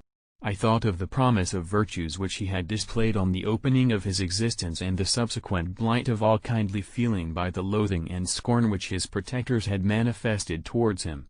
His power and threats were not omitted in my calculations. A creature who could exist in the ice caves of the glaciers and hide himself from pursuit among the ridges of inaccessible precipices was a being possessing faculties it would be vain to cope with. After a long pause of reflection I concluded that the justice due both to him and my fellow creatures demanded of me that I should comply with his request. Turning to him, therefore, I said, "I consent to your demand, on your solemn oath to quit Europe forever, and every other place in the neighborhood of man, as soon as I shall deliver into your hands a female who will accompany you in your exile." "I swear," he cried, "by the sun, and by the blue sky of heaven, and by the fire of love that burns my heart, that if you grant my prayer, while they exist you shall never behold me again." Depart to your home and commence your labors. I shall watch their progress with unutterable anxiety, and fear not but that when you are ready I shall appear." Saying this, he suddenly quitted me, fearful, perhaps, of any change in my sentiments. I saw him descend the mountain with greater speed than the flight of an eagle, and quickly lost among the undulations of the sea of ice. His tale had occupied the whole day, and the sun was upon the verge of the horizon when he departed. I knew that I ought to hasten my descent towards the valley, as I should soon be encompassed in darkness, but my heart was heavy, and my steps slow. The labor of winding among the little paths of the mountain and fixing my feet firmly as I advanced perplexed me, occupied as I was by the emotions which the occurrences of the day had produced. Night was far advanced when I came to the halfway resting place and seated myself beside the fountain. The stars shone at intervals as the clouds passed from over them, the dark pines rose before me, and every here and there a broken tree lay on the ground. It was a scene of wonderful solemnity and stirred strange thoughts within me. I wept bitterly, and clasping my hands in agony, I exclaimed, "Oh, stars and clouds and winds, ye are all about to mock me. If ye really pity me, crush sensation and memory, let me become as naught, but if not, depart, depart, and leave me in darkness." These were wild and miserable thoughts, but I cannot describe to you how the eternal twinkling of the stars weighed upon me and how I listened to every blast of wind as if it were a dull ugly sirocco on its way to consume me. Morning dawned before I arrived at the village of Chamonix. I took no rest, but returned immediately to Geneva. Even in my own heart I could give no expression to my sensations, they weighed on me with a mountain's weight and their excess destroyed my agony beneath them. Thus I returned home, and entering the house, presented myself to the family. My haggard and wild appearance awoke intense alarm, but I answered no question, scarcely did I speak. I felt as if I were placed under a ban, as if I had no right to claim their sympathies, as if never more might I enjoy companionship with them. Yet even thus I loved them to adoration, and to save them, I resolved to dedicate myself to my most abhorred task. The prospect of such an occupation made every other circumstance of existence pass before me like a dream, and that thought only had to me the reality of life. Chapter 18. Day after day, week after week, passed away on my return to Geneva, and I could not collect the courage to recommence my work. I feared the vengeance of the disappointed fiend, yet I was unable to overcome my repugnance to the task which was enjoined me. I found that I could not compose a female without again devoting several months to profound study and laborious disquisition. I had heard of some discoveries having been made by an English philosopher, the knowledge of which was material to my success, and I sometimes thought of obtaining my father's consent to visit England for this purpose, but I clung to every pretense of delay and shrank from taking the first step in an undertaking whose immediate necessity began to appear less absolute to me. A change indeed had taken place in me. My health, which had hitherto declined, was now much restored, and my spirits, when unchecked by the memory of my unhappy promise, rose proportionably. My father saw this change with pleasure, and he turned his thoughts towards the best method of eradicating the remains of my melancholy, which every now and then would return by fits, and with a devouring blackness overcast the approaching sunshine. At these moments I took refuge in the most perfect solitude. I passed whole days on the lake alone in a little boat, watching the clouds and listening to the rippling of the waves, silent and listless. But the fresh air and bright sun seldom failed to restore me to some degree of composure, and on my return I met the salutations of my friends with a readier smile and a more cheerful heart. It was after my return from one of these rambles that my father, calling me aside, thus addressed me: "I am happy to remark, my dear son, that you have resumed your former pleasures and seem to be returning to yourself. And yet you are still unhappy and still avoid our society. For some time I was lost in conjecture as to the cause of this, but yesterday an idea struck me, and if it is well founded, I conjure you to avow it. Reserve on such a point would be not only useless, but draw down treble misery on us all." I trembled violently at his exordium, and my father continued: "I confess, my son, that I have always looked forward to your marriage with our dear Elizabeth as the tie of our domestic comfort and the stay of my declining years. You were attached to each other from your earliest infancy, you studied together, and appeared, in dispositions and tastes, entirely suited to one another. But so blind is the experience of man that what I conceived to be the best assistance to my plan may have entirely destroyed it. You, perhaps, regard her as your sister, without any wish that she might become your wife. Nay, you may have met with another whom you may love, and considering yourself as bound in honor to Elizabeth, this struggle may occasion the poignant misery which you appear to feel. My dear father, reassure yourself. I love my cousin tenderly and sincerely. I never saw any woman who excited, as Elizabeth does, my warmest admiration and affection. My future hopes and prospects are entirely bound up in the expectation of our union. The expression of your sentiments of this subject, my dear Victor, gives me more pleasure than I have for some time experienced. If you feel thus, we shall assuredly be happy, however present events may cast gloom over us. But it is this gloom which appears to have taken so strong a hold of your mind that I wish to dissipate. Tell me, therefore, whether you object to an immediate solemnization of the marriage. We have been unfortunate, and recent events have drawn us from that everyday tranquility befitting my years and infirmities. You are younger, yet I do not suppose, possessed as you are of a competent fortune, that an early marriage would at all interfere with any future plans of honor and utility that you may have formed. Do not suppose, however, that I wish to dictate happiness to you or that a delay on your part would cause me any serious uneasiness. Interpret my words with candor and answer me, I conjure you, with confidence and sincerity. I listened to my father in silence and remained for some time incapable of offering any reply. I revolved rapidly in my mind a multitude of thoughts and endeavored to arrive at some conclusion. Alas! To me the idea of an immediate union with my Elizabeth was one of horror and dismay. I was bound by a solemn promise which I had not yet fulfilled and dared not break, or if I did, what manifold miseries might not impend over me and my devoted family. Could I enter into a festival with this deadly weight yet hanging round my neck and bowing me to the ground? I must perform my engagement and let the monster depart with his mate before I allowed myself to enjoy the delight of a union from which I expected peace. I remembered also the necessity imposed upon me of either journeying to England or entering into a long correspondence with those philosophers of that country whose knowledge and discoveries were of indispensable use to me in my present undertaking. The latter method of obtaining the desired intelligence was dilatory and unsatisfactory. Besides, I had an insurmountable aversion to the idea of engaging myself in my loathsome task in my father's house while in habits of familiar intercourse with those I loved.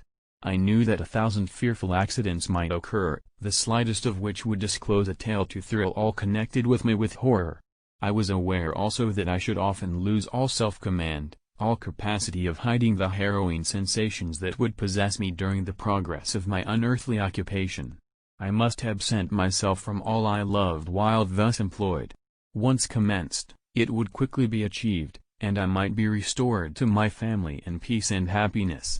My promise fulfilled, the monster would depart forever.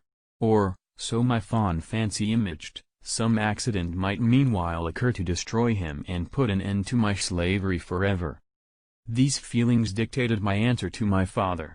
I expressed a wish to visit England, but concealing the true reasons of this request, I clothed my desires under a guise which excited no suspicion, while I urged my desire with an earnestness that easily induced my father to comply. After so long a period of an absorbing melancholy that resembled madness in its intensity and effects, he was glad to find that I was capable of taking pleasure in the idea of such a journey, and he hoped that change of scene and varied amusement would, before my return, have restored me entirely to myself. The duration of my absence was left to my own choice. A few months, or at most a year, was the period contemplated. One paternal kind precaution he had taken to ensure my having a companion.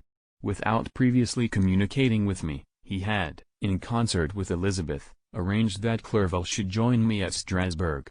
This interfered with the solitude I coveted for the prosecution of my task. Yet at the commencement of my journey the presence of my friend could in no way be an impediment, and truly I rejoiced that thus I should be saved many hours of lonely, maddening reflection. Nay, Henry might stand between me and the intrusion of my foe. If I were alone, would he not at times force his abhorred presence on me to remind me of my task or to contemplate its progress? To England, therefore, I was bound, and it was understood that my union with Elizabeth should take place immediately on my return. My father's age rendered him extremely averse to delay. For myself, there was one reward I promised myself from my detested toils, one consolation for my unparalleled sufferings. It was the prospect of that day when, enfranchised from my miserable slavery, I might claim Elizabeth and forget the past in my union with her. I now made arrangements for my journey, but one feeling haunted me which filled me with fear and agitation. During my absence I should leave my friends unconscious of the existence of their enemy and unprotected from his attacks, exasperated as he might be by my departure. But he had promised to follow me wherever I might go, and would he not accompany me to England? This imagination was dreadful in itself, but soothing inasmuch as it supposed the safety of my friends. I was agonized with the idea of the possibility that the reverse of this might happen. But through the whole period during which I was the slave of my creature I allowed myself to be governed by the impulses of the moment, and my present sensations strongly intimated that the fiend would follow me and exempt my family from the danger of his machinations. It was in the latter end of September that I again quitted my native country. My journey had been my own suggestion, and Elizabeth therefore acquiesced, but she was filled with disquiet at the idea of my suffering, away from her, the inroads of misery and grief. It had been her care which provided me a companion in Clerville, and yet a man is blind to 1,000-minute circumstances which call forth a woman's sedulous attention. She longed to bid me hasten my return. 1,000 conflicting emotions rendered her mute as she bade me a tearful, silent farewell. I threw myself into the carriage that was to convey me away, hardly knowing whither I was going, and careless of what was passing around. I remembered only, and it was with a bitter anguish that I reflected on it, to order that my chemical instruments should be packed to go with me. Filled with dreary imaginations, I passed through many beautiful and majestic scenes, but my eyes were fixed and unobserving. I could only think of the bourne of my travels and the work which was to occupy me whilst they endured. After some days spent in listless indolence, during which I traversed many leagues, I arrived at Strasbourg, where I waited 2 days for Clerville. He came. Alas, how great was the contrast between us! He was alive to every new scene, joyful when he saw the beauties of the setting sun, and more happy when he beheld it rise and recommence a new day. He pointed out to me the shifting colors of the landscape and the appearances of the sky. "This is what it is to live," he cried, "now I enjoy existence. But you, my dear Frankenstein, wherefore are you desponding and sorrowful?" In truth, I was occupied by gloomy thoughts and neither saw the descent of the evening star nor the golden sunrise reflected in the Rhine. And you, my friend, would be far more amused with the journal of Clerville, who observed the scenery with an eye of feeling and delight, than in listening to my reflections. I, a miserable wretch, haunted by a curse that shut up every avenue to enjoyment. We had agreed to descend the Rhine in a boat from Strasbourg to Rotterdam, whence we might take shipping for London. During this voyage we passed many willowy islands and saw several beautiful towns. We stayed a day at Mannheim, and on the 5th from our departure from Strasbourg, arrived at Mainz. The course of the Rhine below Mainz becomes much more picturesque. The river descends rapidly and winds between hills, not high, but steep, and of beautiful forms. We saw many ruined castles standing on the edges of precipices, surrounded by black woods, high and inaccessible. This part of the Rhine, indeed, presents a singularly variegated landscape. In one spot you view rugged hills, ruined castles overlooking tremendous precipices, with the dark Rhine rushing beneath, and on the sudden turn of a promontory, flourishing vineyards with green sloping banks and a meandering river and populous towns occupy the scene. We traveled at the time of the vintage and heard the song of the laborers as we glided down the stream. Even I, depressed in mind, and my spirits continually agitated by gloomy feelings, even I was pleased. I lay at the bottom of the boat, and as I gazed on the cloudless blue sky, I seemed to drink in a tranquillity to which I had long been a stranger. And if these were my sensations, who can describe those of Henry? He felt as if he had been transported to fairyland and enjoyed a happiness seldom tasted by man. "I have seen," he said, "the most beautiful scenes of my own country. I have visited the lakes of Lucerne and Uri, where the snowy mountains descend almost perpendicularly to the water, casting black and impenetrable shades, which would cause a gloomy and mournful appearance were it not for the most verdant islands that relieve the eye by their gay appearance. I have seen this lake agitated by a tempest, when the wind tore up whirlwinds of water and gave you an idea of what a waterspout must be on the great ocean, and the waves dashed with fury the base of the mountain, where the priest and his mistress were overwhelmed by an avalanche and where their dying voices are still said to be heard amid the pauses of the nightly wind. I have seen the mountains of La Vallée, and the Pays de Vaud, but this country, Victor, pleases me more than all those wonders.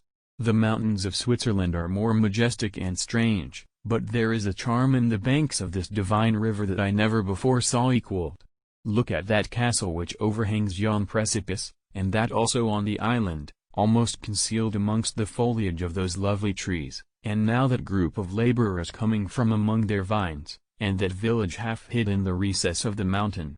Oh, surely the spirit that inhabits and guards this place has a soul more in harmony with man than those who pile the glacier or retire to the inaccessible peaks of the mountains of our own country. Clerval.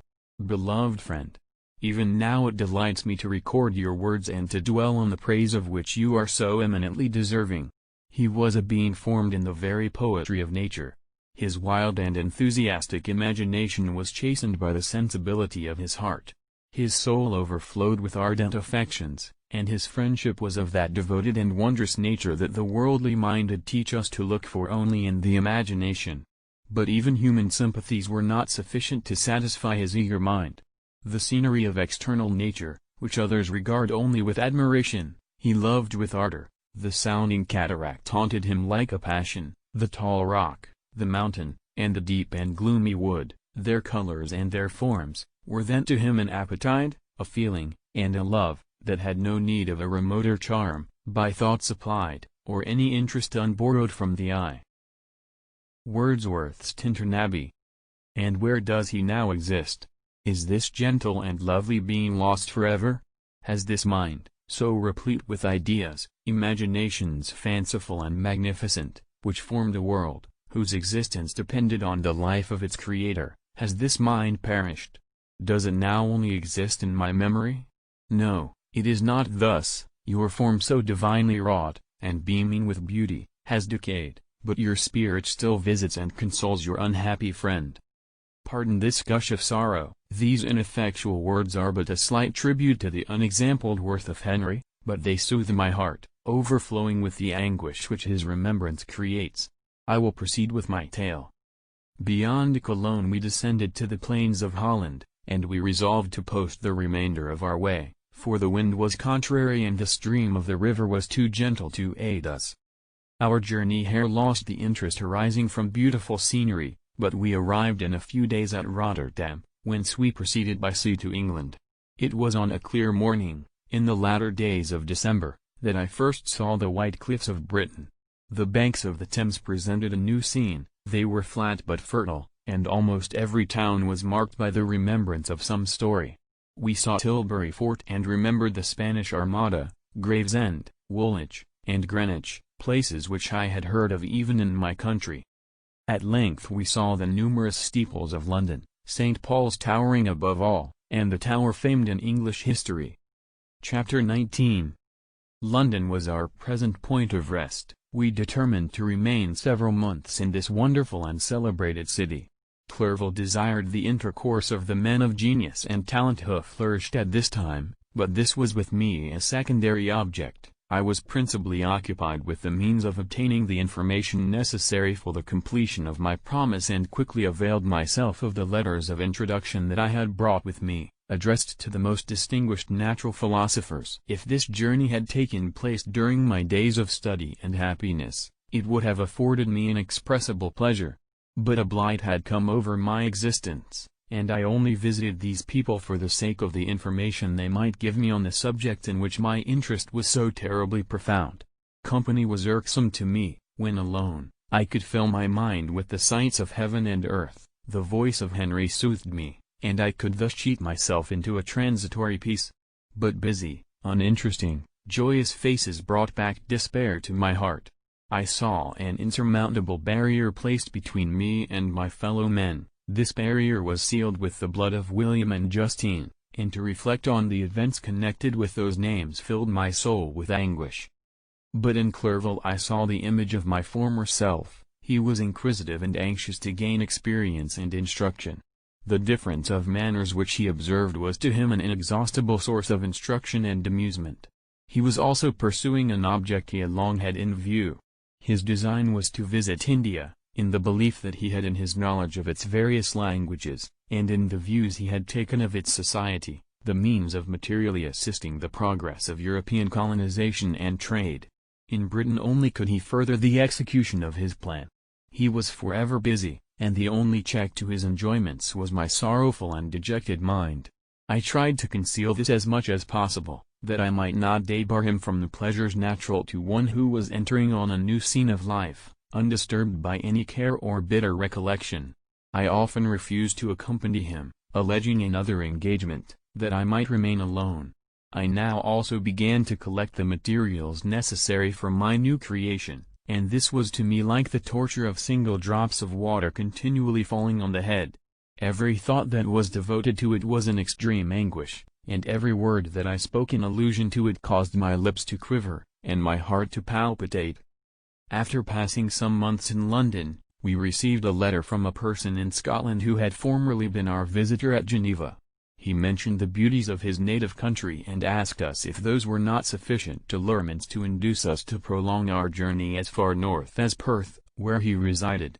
Clerval eagerly desired to accept this invitation, and I, although I abhorred society, wished to view again mountains and streams and all the wondrous works with which nature adorns her chosen dwelling places. We had arrived in England at the beginning of October, and it was now February.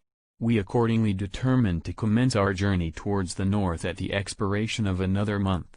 In this expedition we did not intend to follow the great road to Edinburgh, but to visit Windsor, Oxford, Matlock, and the Cumberland Lakes, resolving to arrive at the completion of this tour about the end of July.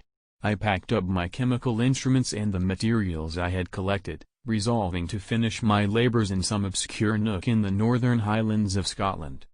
We quitted London on the 27th of March and remained a few days at Windsor, rambling in its beautiful forest. This was a new scene to us mountaineers. The majestic oaks, the quantity of game, and the herds of stately deer were all novelties to us. From thence we proceeded to Oxford. As we entered this city, our minds were filled with the remembrance of the events that had been transacted there more than a century and a half before. It was here that Charles I had collected his forces. This city had remained faithful to him, after the whole nation had forsaken his cause to join the standard of Parliament and liberty. The memory of that unfortunate king and his companions, the amiable Falkland, the insolent Goring, his queen, and son, gave a peculiar interest to every part of the city which they might be supposed to have inhabited. The spirit of elder days found a dwelling here, and we delighted to trace its footsteps. If these feelings had not found an imaginary gratification, the appearance of the city had yet in itself sufficient beauty to obtain our admiration. The colleges are ancient and picturesque, the streets are almost magnificent, and the lovely Isis, which flows beside it through meadows of exquisite verdure, is spread forth into a placid expanse of waters, which reflects its majestic assemblage of towers, and spires, and domes, embosomed among aged trees. I enjoyed this scene, and yet my enjoyment was embittered both by the memory of the past and the anticipation of the future. I was formed for peaceful happiness. During my youthful days discontent never visited my mind, and if I was ever overcome by ennui, the sight of what is beautiful in nature or the study of what is excellent and sublime in the productions of man could always interest my heart and communicate elasticity to my spirits. But I am a blasted tree, the bolt has entered my soul, and I felt then that I should survive to exhibit what I shall soon cease to be, a miserable spectacle of wrecked humanity, pitiable to others and intolerable to myself. We passed a considerable period at Oxford, rambling among its environs and endeavoring to identify every spot which might relate to the most animating epoch of English history. Our little voyages of discovery were often prolonged by the successive objects that presented themselves. We visited the tomb of the illustrious Hampden and the field on which that patriot fell. For a moment my soul was elevated from its debasing and miserable fears to contemplate the divine ideas of liberty and self-sacrifice of which these sites were the monuments and the remembrancers. For an instant I dared to shake off my chains and look around me with a free and lofty spirit, but the iron had eaten into my flesh, and I sank again, trembling and hopeless, into my miserable self. We left Oxford with regret and proceeded to Matlock, which was our next place of rest. The country in the neighborhood of this village resembled, to a greater degree, the scenery of Switzerland, but everything is on a lower scale, and the green hills want the crown of distant white Alps which always attend on the piney mountains of my native country.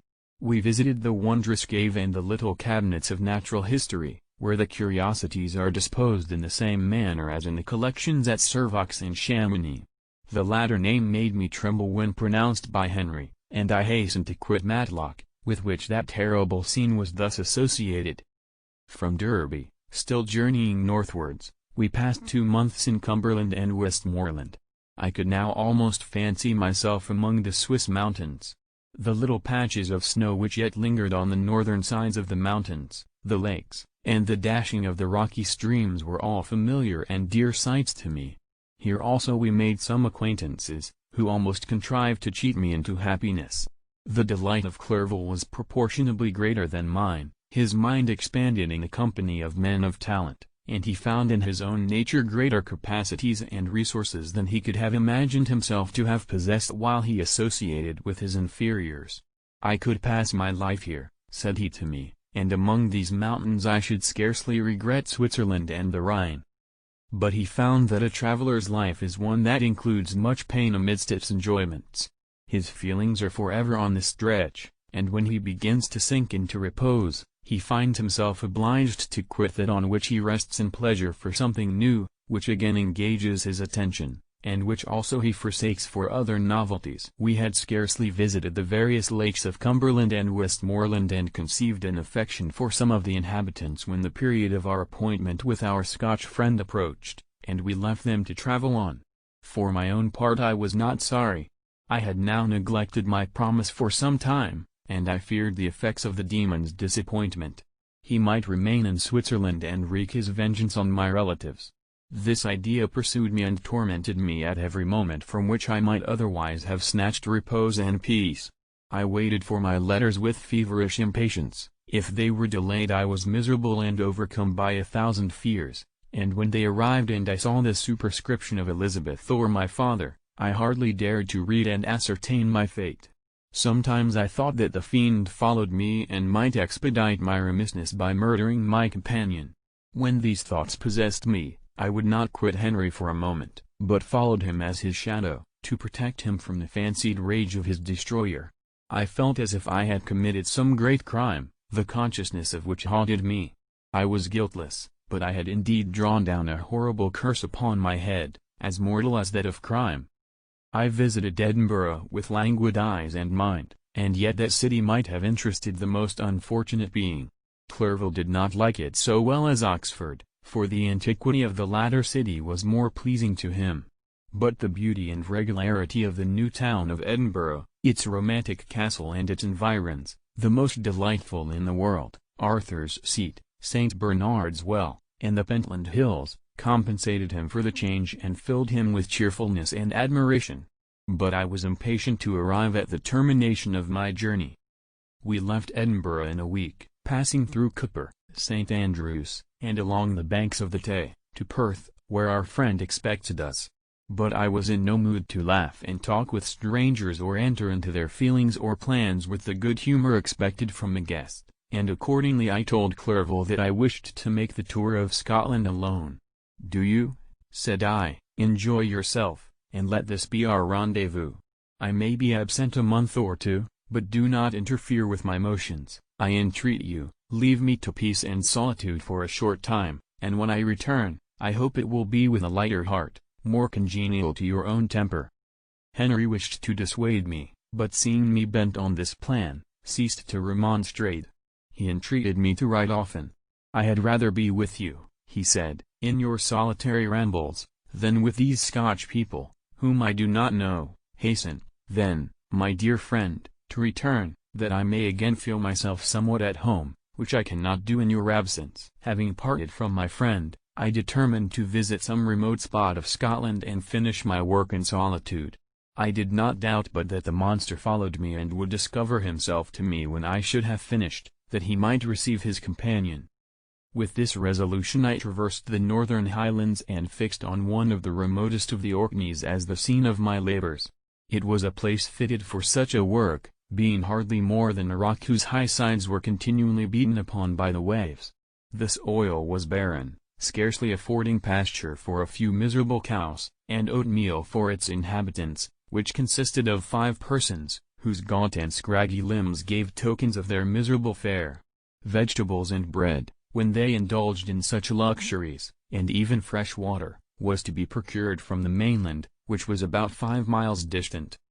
On the whole island there were but 3 miserable huts, and one of these was vacant when I arrived.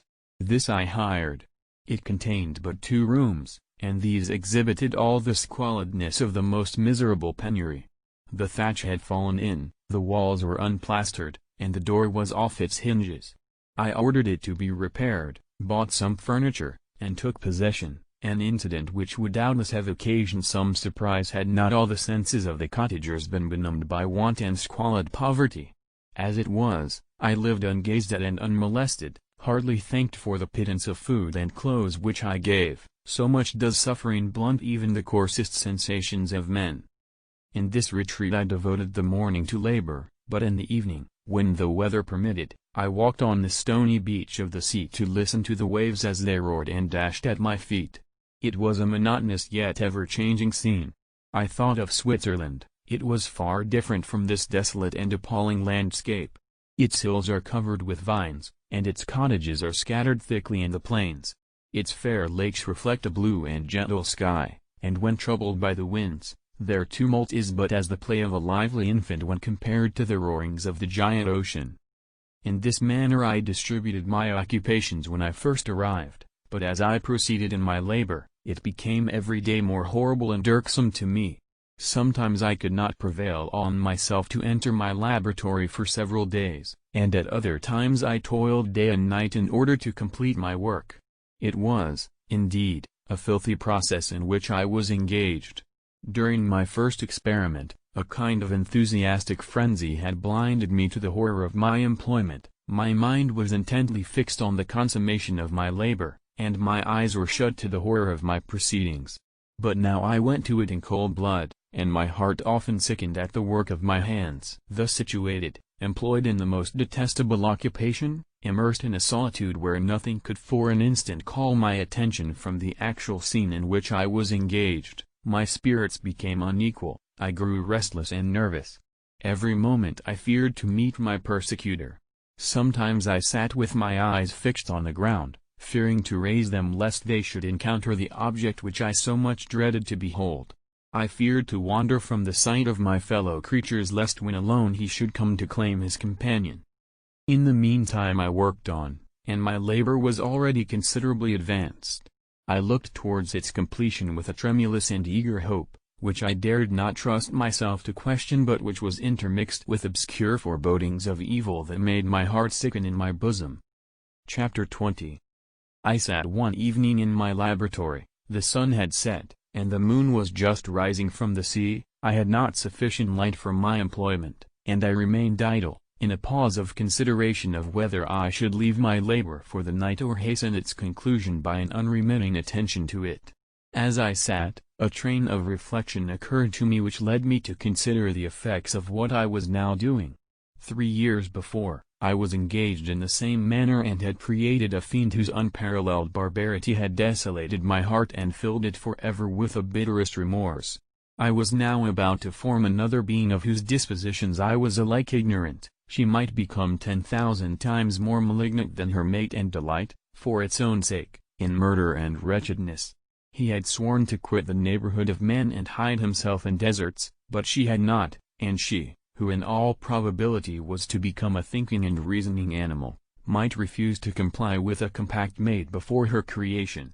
They might even hate each other. The creature who already lived loathed his own deformity, and might he not conceive a greater abhorrence for it when it came before his eyes in the female form? She also might turn with disgust from him to the superior beauty of man. She might quit him, and he be again alone, exasperated by the fresh provocation of being deserted by one of his own species. Even if they were to leave Europe and inhabit the deserts of the New World, yet one of the first results of those sympathies for which the demon thirsted would be children, and a race of devils would be propagated upon the earth who might make the very existence of the species of man a condition precarious and full of terror. Had I right, for my own benefit, to inflict this curse upon everlasting generations?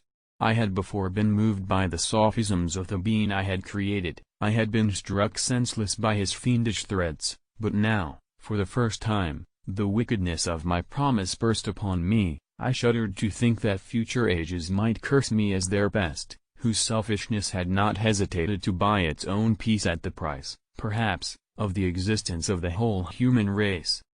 I trembled and my heart failed within me, when, on looking up, I saw by the light of the moon the demon at the casement. A ghastly grin wrinkled his lips as he gazed on me, where I sat fulfilling the task which he had allotted to me. Yes, he had followed me in my travels, he had loitered in forests, hid himself in caves, or taken refuge in wide and desert heaths, and he now came to mark my progress and claim the fulfillment of my promise. As I looked on him, his countenance expressed the utmost extent of malice and treachery. I thought with a sensation of madness on my promise of creating another like to him, and trembling with passion, tore to pieces the thing on which I was engaged. The wretch saw me destroy the creature on whose future existence he depended for happiness, and with a howl of devilish despair and revenge, withdrew. I left the room, and locking the door, made a solemn vow in my own heart never to resume my labors, and then, with trembling steps, I sought my own apartment.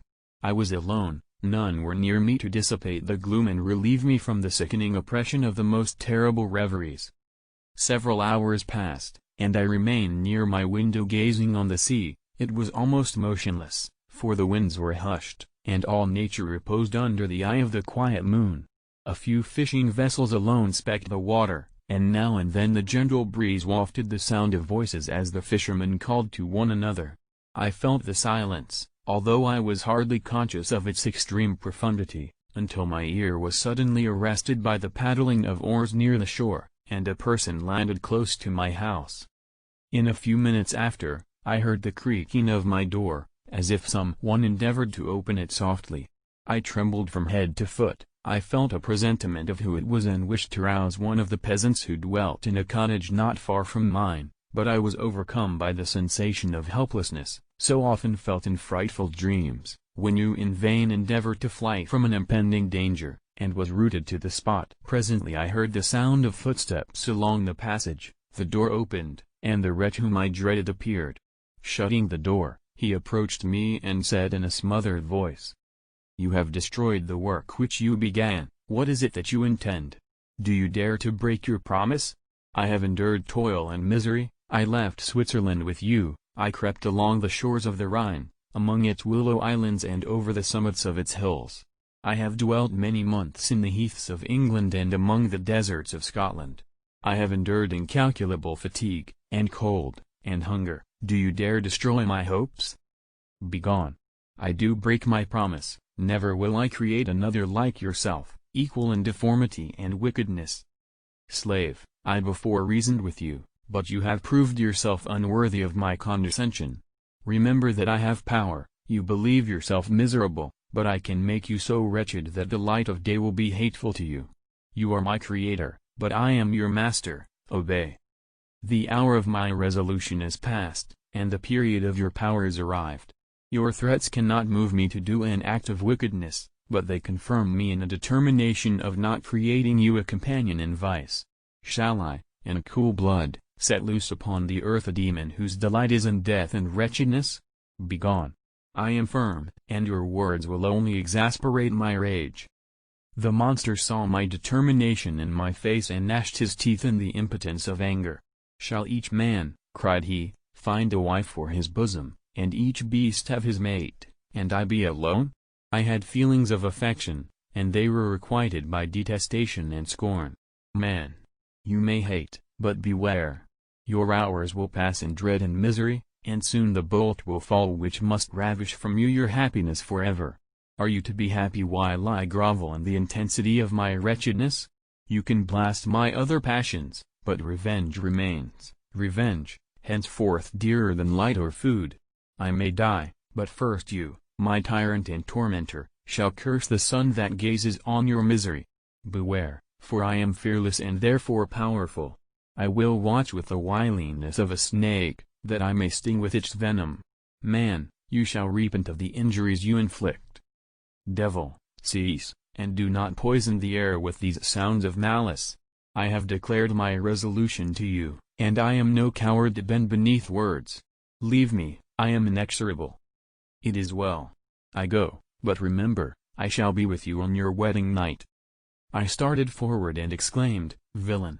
Before you sign my death warrant, be sure that you are yourself safe. I would have seized him, but he eluded me and quitted the house with precipitation. In a few moments I saw him in his boat, which shot across the waters with an arrowy swiftness and was soon lost amidst the waves. All was again silent, but his words rang in my ears. I burned with rage to pursue the murderer of my peace and precipitate him into the ocean. I walked up and down my room hastily and perturbed, while my imagination conjured up 1,000 images to torment and sting me. Why had I not followed him and closed with him in mortal strife? But I had suffered him to depart, and he had directed his course towards the mainland. I shuddered to think who might be the next victim sacrificed to his insatiate revenge. And then I thought again of his words, I will be with you on your wedding night. That, then, was the period fixed for the fulfillment of my destiny. In that hour I should die and at once satisfy and extinguish his malice.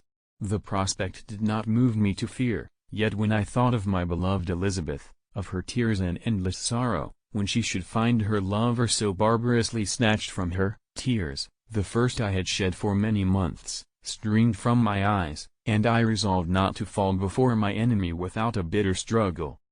The night passed away, and the sun rose from the ocean. My feelings became calmer, if it may be called calmness when the violence of rage sinks into the depths of despair.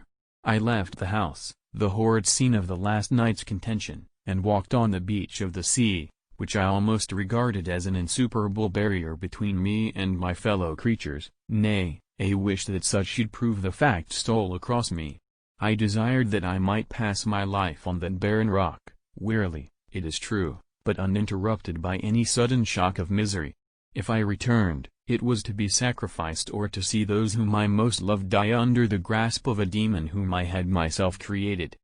I walked about the isle like a restless spectre, separated from all it loved and miserable in the separation.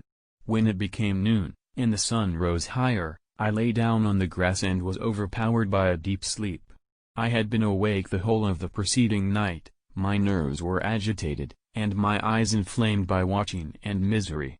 The sleep into which I now sank refreshed me, and when I awoke, I again felt as if I belonged to a race of human beings like myself, and I began to reflect upon what had passed with greater composure. Yet still the words of the fiend rang in my ears like a death knell. They appeared like a dream, yet distinct and oppressive as a reality. The sun had far descended, and I still sat on the shore, satisfying my appetite, which had become ravenous, with an oaten cake, when I saw a fishing boat land close to me, and one of the men brought me a packet. It contained letters from Geneva, and one from Clerval entreating me to join him. He said that he was wearing away his time fruitlessly where he was, that letters from the friends he had formed in London desired his return to complete the negotiation they had entered into for his Indian enterprise. He could not any longer delay his departure, but as his journey to London might be followed, even sooner than he now conjectured, by his longer voyage, he entreated me to bestow as much of my society on him as I could spare. He besought me, therefore, to leave my solitary island to meet him at Perth, that we might proceed southwards together. This letter in a degree recalled me to life, and I determined to quit my island at the expiration of 2 days. Yet, before I departed, There was a task to perform, on which I shuddered to reflect. I must pack up my chemical instruments, and for that purpose I must enter the room which had been the scene of my odious work, and I must handle those utensils the sight of which was sickening to me. The next morning, at daybreak, I summoned sufficient courage and unlocked the door of my laboratory. The remains of the half-finished creature, whom I had destroyed, lay scattered on the floor, and I almost felt as if I had mangled the living flesh of a human being. I paused to collect myself and then entered the chamber. With trembling hand I conveyed the instruments out of the room, but I reflected that I ought not to leave the relics of my work to excite the horror and suspicion of the peasants, and I accordingly put them into a basket, with a great quantity of stones, and laying them up, determined to throw them into the sea that very night, and in the meantime I sat upon the beach, employed in cleaning and arranging my chemical apparatus. Nothing could be more complete than the alteration that had taken place in my feelings since the night of the appearance of the demon. I had before regarded my promise with a gloomy despair as a thing that, with whatever consequences, must be fulfilled, but I now felt as if a film had been taken from before my eyes and that I for the first time saw clearly. The idea of renewing my labors did not for one instant occur to me. The threat I had heard weighed on my thoughts, but I did not reflect that a voluntary act of mine could divert it. I had resolved in my own mind that to create another like the fiend I had first made would be an act of the basest and most atrocious selfishness, and I banished from my mind every thought that could lead to a different conclusion. Between 2 and 3 in the morning the moon rose, and I then, putting my basket aboard a little skiff, sailed out about 4 miles from the shore. The scene was perfectly solitary. A few boats were returning towards land, but I sailed away from them. I felt as if I was about the commission of a dreadful crime and avoided with shuddering anxiety any encounter with my fellow creatures. At one time the moon, which had before been clear, was suddenly overspread by a thick cloud, and I took advantage of the moment of darkness and cast my basket into the sea. I listened to the gurgling sound as it sank and then sailed away from the spot. The sky became clouded, but the air was pure, although chilled by the northeast breeze that was then rising. But it refreshed me and filled me with such agreeable sensations that I resolved to prolong my stay on the water, and fixing the rudder in a direct position, stretched myself at the bottom of the boat. Clouds hid the moon, everything was obscure, and I heard only the sound of the boat as its keel cut through the waves. The murmur lulled me, and in a short time I slept soundly. I do not know how long I remained in this situation, but when I awoke I found that the sun had already mounted considerably. The wind was high, and the waves continually threatened the safety of my little skiff. I found that the wind was northeast and must have driven me far from the coast from which I had embarked. I endeavored to change my course but quickly found that if I again made the attempt the boat would be instantly filled with water. Thus situated, my only resource was to drive before the wind. I confess that I felt a few sensations of terror. I had no compass with me and was so slenderly acquainted with the geography of this part of the world that the sun was of little benefit to me. I might be driven into the wide Atlantic and feel all the tortures of starvation or be swallowed up in the immeasurable waters that roared and buffeted around me. I had already been out many hours and felt the torment of a burning thirst, a prelude to my other sufferings. I looked on the heavens, which were covered by clouds that flew before the wind, only to be replaced by others. I looked upon the sea, it was to be my grave. "Fiend," I exclaimed, "your task is already fulfilled." I thought of Elizabeth, of my father, and of Clerville, all left behind, on whom the monster might satisfy his sanguinary and merciless passions. This idea plunged me into a reverie so despairing and frightful that even now, when the scene is on the point of closing before me forever, I shudder to reflect on it.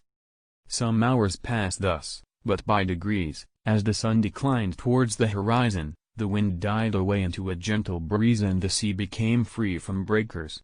But these gave place to a heavy swell. I felt sick and hardly able to hold the rudder, when suddenly I saw a line of high land towards the south. Almost spent, as I was, by fatigue and the dreadful suspense I endured for several hours, this sudden certainty of life rushed like a flood of warm joy to my heart, and tears gushed from my eyes. How mutable are our feelings, and how strange is that clinging love we have of life even in the excess of misery. I constructed another sail with a part of my dress and eagerly steered my course towards the land. It had a wild and rocky appearance, but as I approached nearer I easily perceived the traces of cultivation. I saw vessels near the shore and found myself suddenly transported back to the neighborhood of civilized man. I carefully traced the windings of the land and hailed a steeple which I at length saw issuing from behind a small promontory. As I was in a state of extreme debility, I resolved to sail directly towards the town, as a place where I could most easily procure nourishment. Fortunately I had money with me. As I turned the promontory I perceived a small neat town and a good harbor, which I entered, my heart bounding with joy at my unexpected escape. As I was occupied in fixing the boat and arranging the sails, several people crowded towards the spot. They seemed much surprised at my appearance, but instead of offering me any assistance, whispered together with gestures that at any other time might have produced in me a slight sensation of alarm. As it was, I merely remarked that they spoke English, and I therefore addressed them in that language. "My good friends," said I, "will you be so kind as to tell me the name of this town and inform me where I am?" "You will know that soon enough," replied a man with a hoarse voice. "Maybe you are come to a place that will not prove much to your taste, but you will not be consulted as to your quarters, I promise you." I was exceedingly surprised on receiving so rude an answer from a stranger, and I was also disconcerted on perceiving the frowning and angry countenances of his companions. "Why do you answer me so roughly?" I replied. "Surely it is not the custom of Englishmen to receive strangers so inhospitably." "I do not know," said the man, "what the custom of the English may be, but it is the custom of the Irish to hate villains." While this strange dialogue continued, I perceived the crowd rapidly increase. Their faces expressed a mixture of curiosity and anger, which annoyed and in some degree alarmed me. I inquired the way to the inn, but no one replied. I then moved forward, and a murmuring sound arose from the crowd as they followed and surrounded me, when an ill-looking man approaching tapped me on the shoulder and said, "Come, sir, you must follow me to Mr. Kerwin's to give an account of yourself." "Who is Mr. Kerwin? Why am I to give an account of myself? Is not this a free country?" Sir, free enough for honest folks. Mr. Kerwin is a magistrate, and you are to give an account of the death of a gentleman who was found murdered here last night." This answer startled me, but I presently recovered myself. I was innocent, that could easily be proved. Accordingly I followed my conductor in silence and was led to one of the best houses in the town. I was ready to sink from fatigue and hunger, but being surrounded by a crowd, I thought it politic to rouse all my strength, that no physical debility might be construed into apprehension or conscious guilt. Little did I then expect the calamity that was in a few moments to overwhelm me and extinguish in horror and despair all fear of ignominy or death.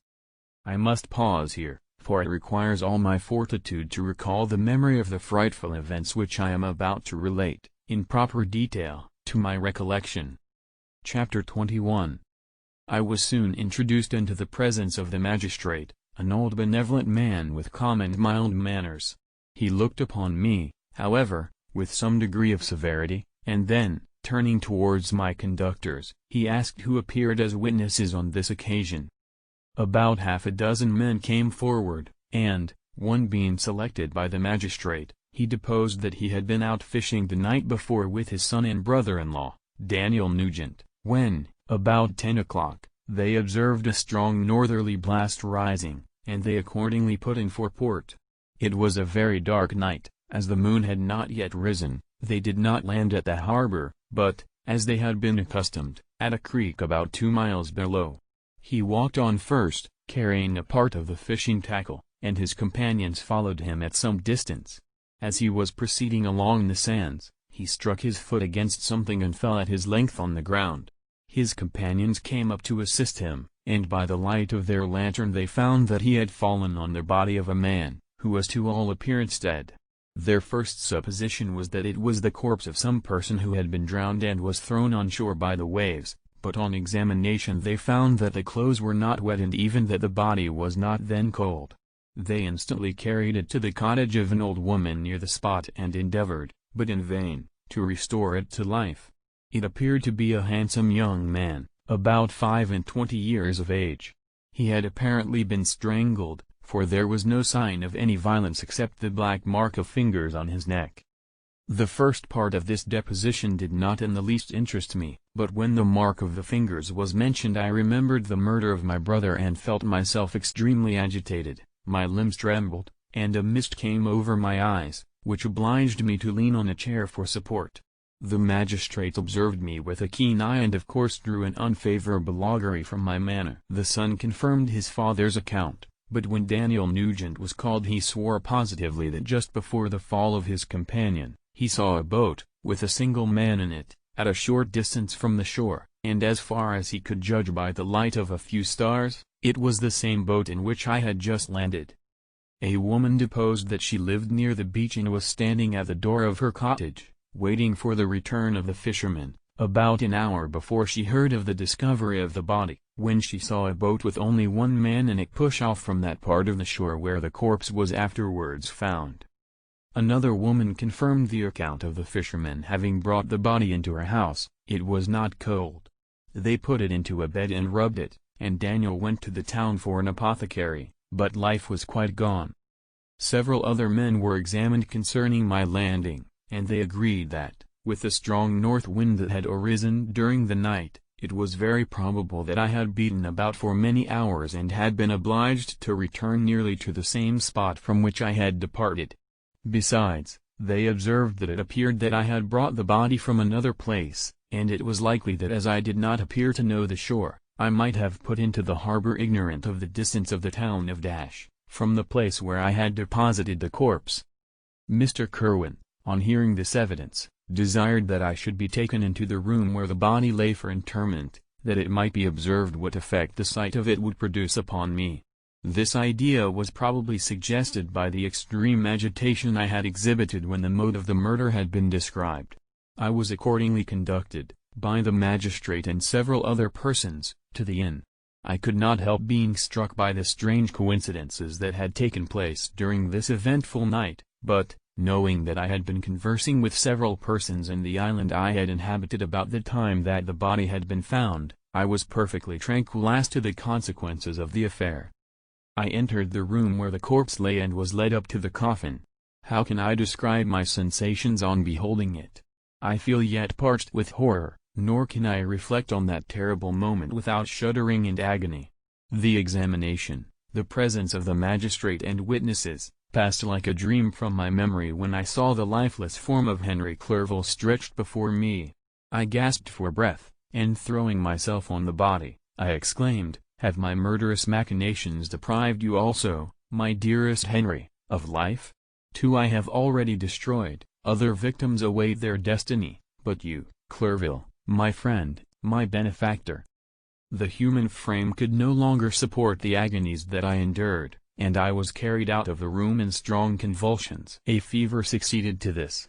I lay for 2 months on the point of death. My ravings, as I afterwards heard, were frightful. I called myself the murderer of William, of Justine, and of Clerval. Sometimes I entreated my attendants to assist me in the destruction of the fiend by whom I was tormented, and at others I felt the fingers of the monster already grasping my neck, and screamed aloud with agony and terror.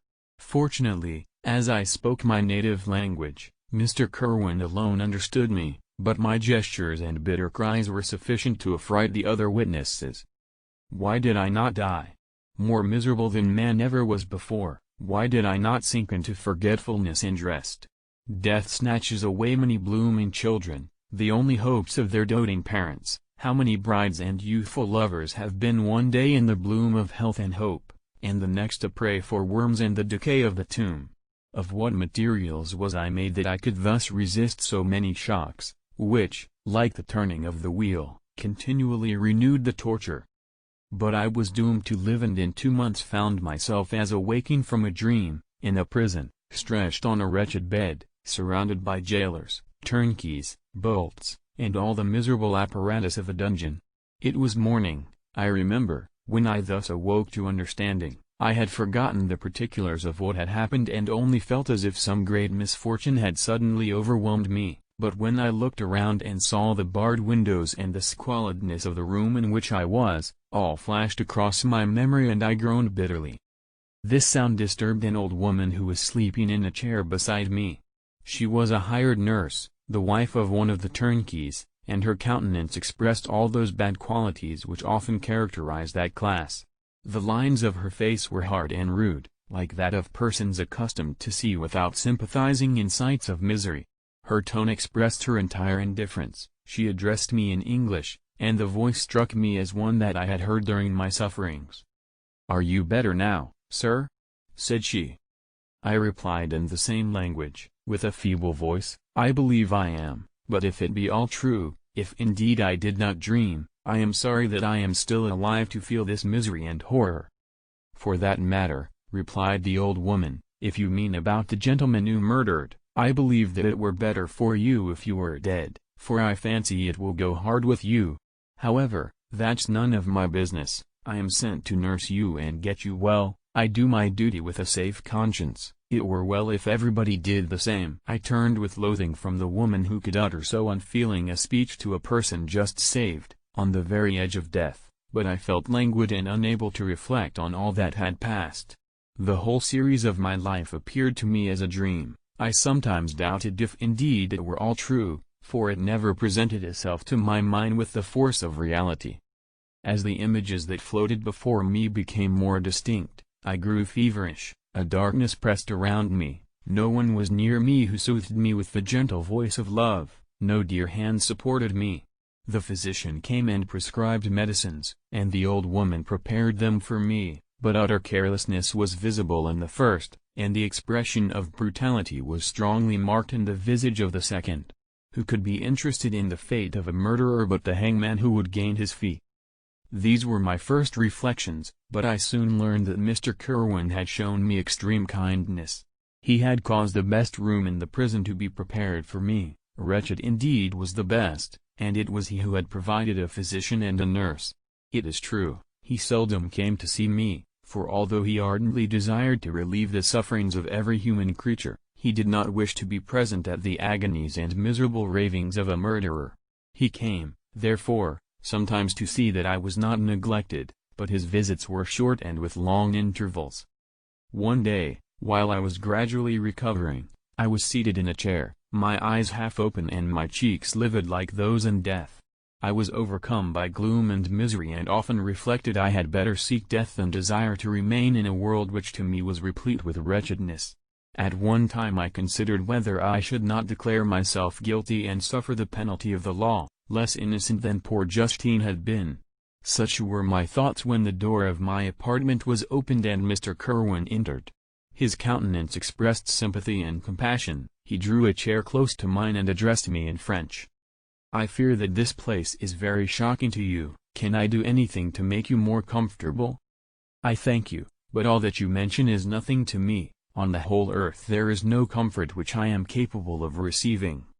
I know that the sympathy of a stranger can be but of little relief to one borne down as you are by so strange a misfortune.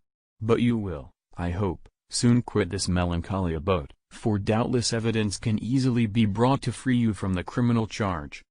That is my least concern. I am, by a course of strange events, become the most miserable of mortals.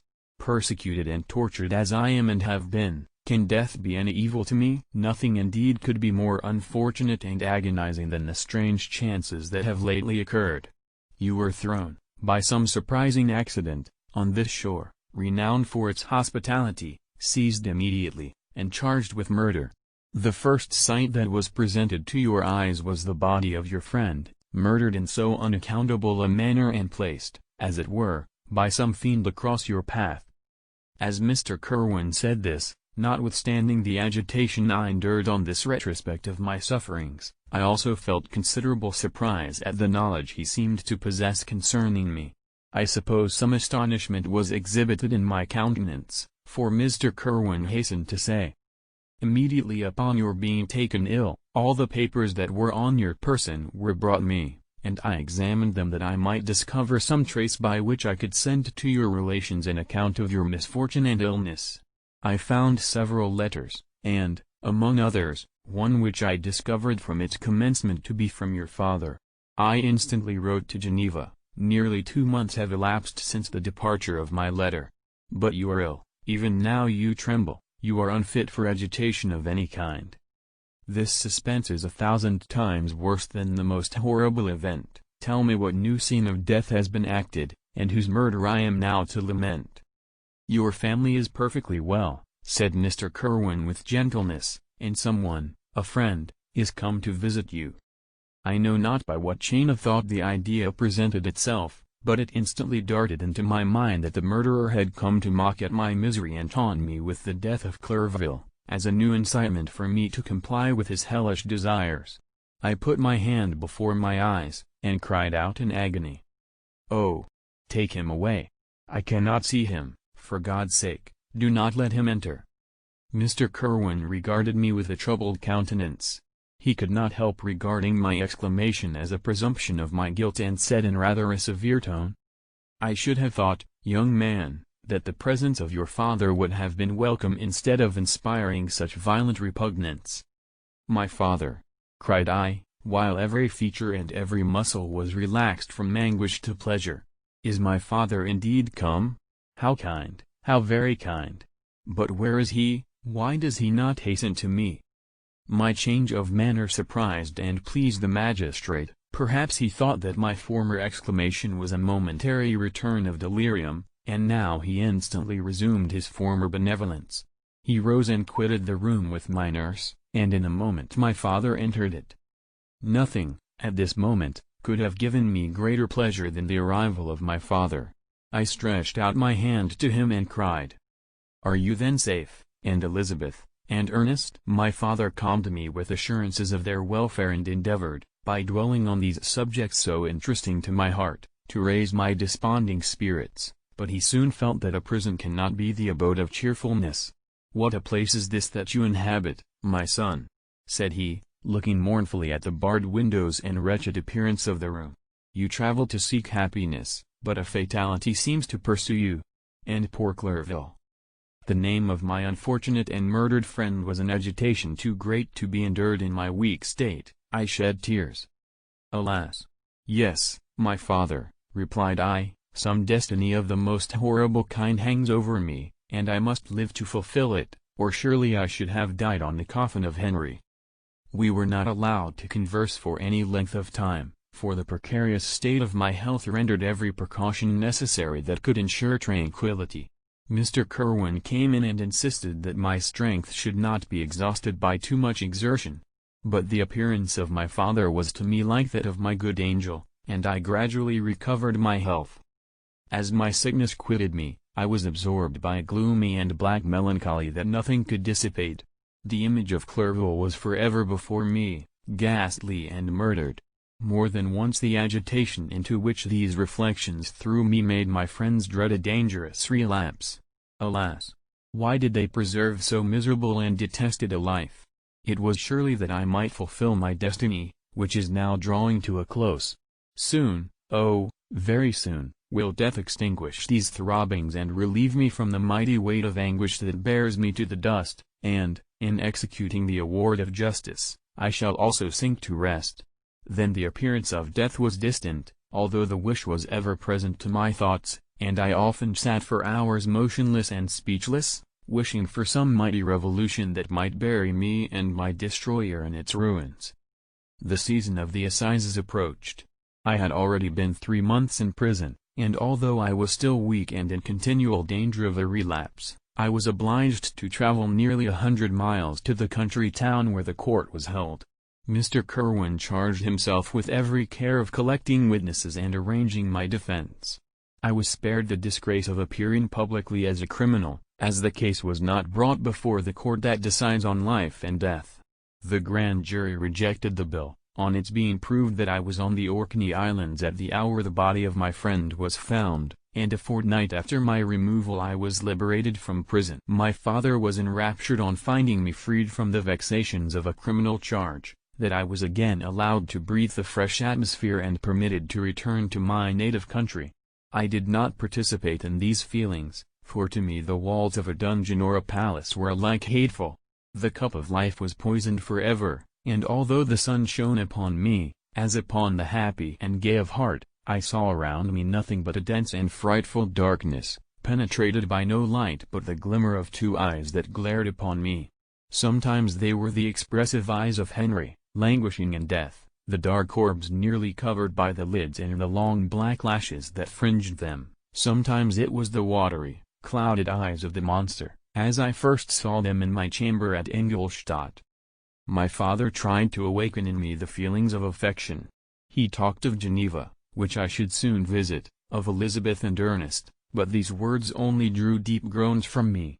Sometimes, indeed, I felt a wish for happiness and thought with melancholy delight of my beloved cousin, or longed, with a devouring _maladie du pays _ to see once more the blue lake and rapid Rhone, that had been so dear to me in early childhood. But my general state of feeling was a torpor in which a prison was as welcome a residence as the divinest scene in nature, and these fits were seldom interrupted but by paroxysms of anguish and despair.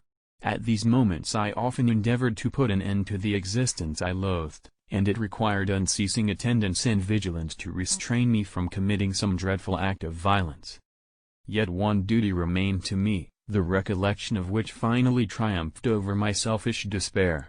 It was necessary that I should return without delay to Geneva, there to watch over the lives of those I so fondly loved, and to lie in wait for the murderer, that if any chance led me to the place of his concealment, or if he dared again to blast me by his presence, I might, with unfailing aim, put an end to the existence of the monstrous image which I had endued with the mockery of a soul still more monstrous. My father still desired to delay our departure, fearful that I could not sustain the fatigues of a journey, for I was a shattered wreck, the shadow of a human being. My strength was gone. I was a mere skeleton, and fever night and day preyed upon my wasted frame. Still, as I urged our leaving Ireland with such inquietude and impatience, my father thought it best to yield. We took our passage on board a vessel bound for Havre de Grace and sailed with a fair wind from the Irish shores. It was midnight. I lay on the deck looking at the stars and listening to the dashing of the waves. I hailed the darkness that shut Ireland from my sight, and my pulse beat with a feverish joy when I reflected that I should soon see Geneva. The past appeared to me in the light of a frightful dream, yet the vessel in which I was, the wind that blew me from the detested shore of Ireland, and the sea which surrounded me, told me too forcibly that I was deceived by no vision, and that Clerval, my friend and dearest companion, had fallen a victim to me and the monster of my creation. I repassed, in my memory, my whole life, my quiet happiness while residing with my family in Geneva, the death of my mother, and my departure for Ingolstadt. I remembered, shuddering, the mad enthusiasm that hurried me on to the creation of my hideous enemy, and I called to mind the night in which he first lived. I was unable to pursue the train of thought, 1,000 feelings pressed upon me, and I wept bitterly. Ever since my recovery from the fever, I had been in the custom of taking every night a small quantity of laudanum, for it was by means of this drug only that I was enabled to gain the rest necessary for the preservation of life. Oppressed by the recollection of my various misfortunes, I now swallowed double my usual quantity and soon slept profoundly. But sleep did not afford me respite from thought and misery. My dreams presented 1,000 objects that scared me. Towards morning I was possessed by a kind of nightmare. I felt the fiend's grasp in my neck and could not free myself from it. Groans and cries rang in my ears. My father, who was watching over me, perceiving my restlessness, awoke me. The dashing waves were around, the cloudy sky above. The fiend was not here. A sense of security, a feeling that a truce was established between the present hour and the irresistible, disastrous future imparted to me a kind of calm forgetfulness, of which the human mind is by its structure peculiarly susceptible. Chapter 22. The voyage came to an end. We landed, and proceeded to Paris. I soon found that I had overtaxed my strength and that I must repose before I could continue my journey. My father's care and attentions were indefatigable, but he did not know the origin of my sufferings and sought erroneous methods to remedy the incurable ill. He wished me to seek amusement in society. I abhorred the face of man. Oh, not abhorred. They were my brethren, my fellow beings, and I felt attracted even to the most repulsive among them, as to creatures of an angelic nature and celestial mechanism. But I felt that I had no right to share their intercourse. I had unchained an enemy among them whose joy it was to shed their blood and to revel in their groans. How they would, each and all, abhor me and hunt me from the world, did they know my unhallowed acts and the crimes which had their source in me. My father yielded at length to my desire to avoid society and strove by various arguments to banish my despair. Sometimes he thought that I felt deeply the degradation of being obliged to answer a charge of murder, and he endeavored to prove to me the futility of pride. Alas! My father, said I, how little do you know me? Human beings, their feelings and passions, would indeed be degraded if such a wretch as I felt pride. Justine, poor unhappy Justine, was as innocent as I, and she suffered the same charge. She died for it, and I am the cause of this. I murdered her. William, Justine, and Henry, they all died by my hands. My father had often, during my imprisonment, heard me make the same assertion. When I thus accused myself, he sometimes seemed to desire an explanation, and at others he appeared to consider it as the offspring of delirium, and that, during my illness, some idea of this kind had presented itself to my imagination, the remembrance of which I preserved in my convalescence. I avoided explanation and maintained a continual silence concerning the wretch I had created.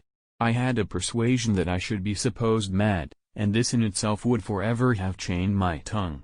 But, besides, I could not bring myself to disclose a secret which would fill my hearer with consternation and make fear and unnatural horror the inmates of his breast. I checked, therefore, my impatient thirst for sympathy and was silent when I would have given the world to have confined the fatal secret. Yet, still, words like those I have recorded would burst uncontrollably from me. I could offer no explanation of them, but their truth in part relieved the burden of my mysterious woe. Upon this occasion my father said, with an expression of unbounded wonder, "My dearest Victor, what infatuation is this? My dear son, I entreat you never to make such an assertion again." "I am not mad," I cried energetically. "The sun and the heavens, who have viewed my operations, can bear witness of my truth.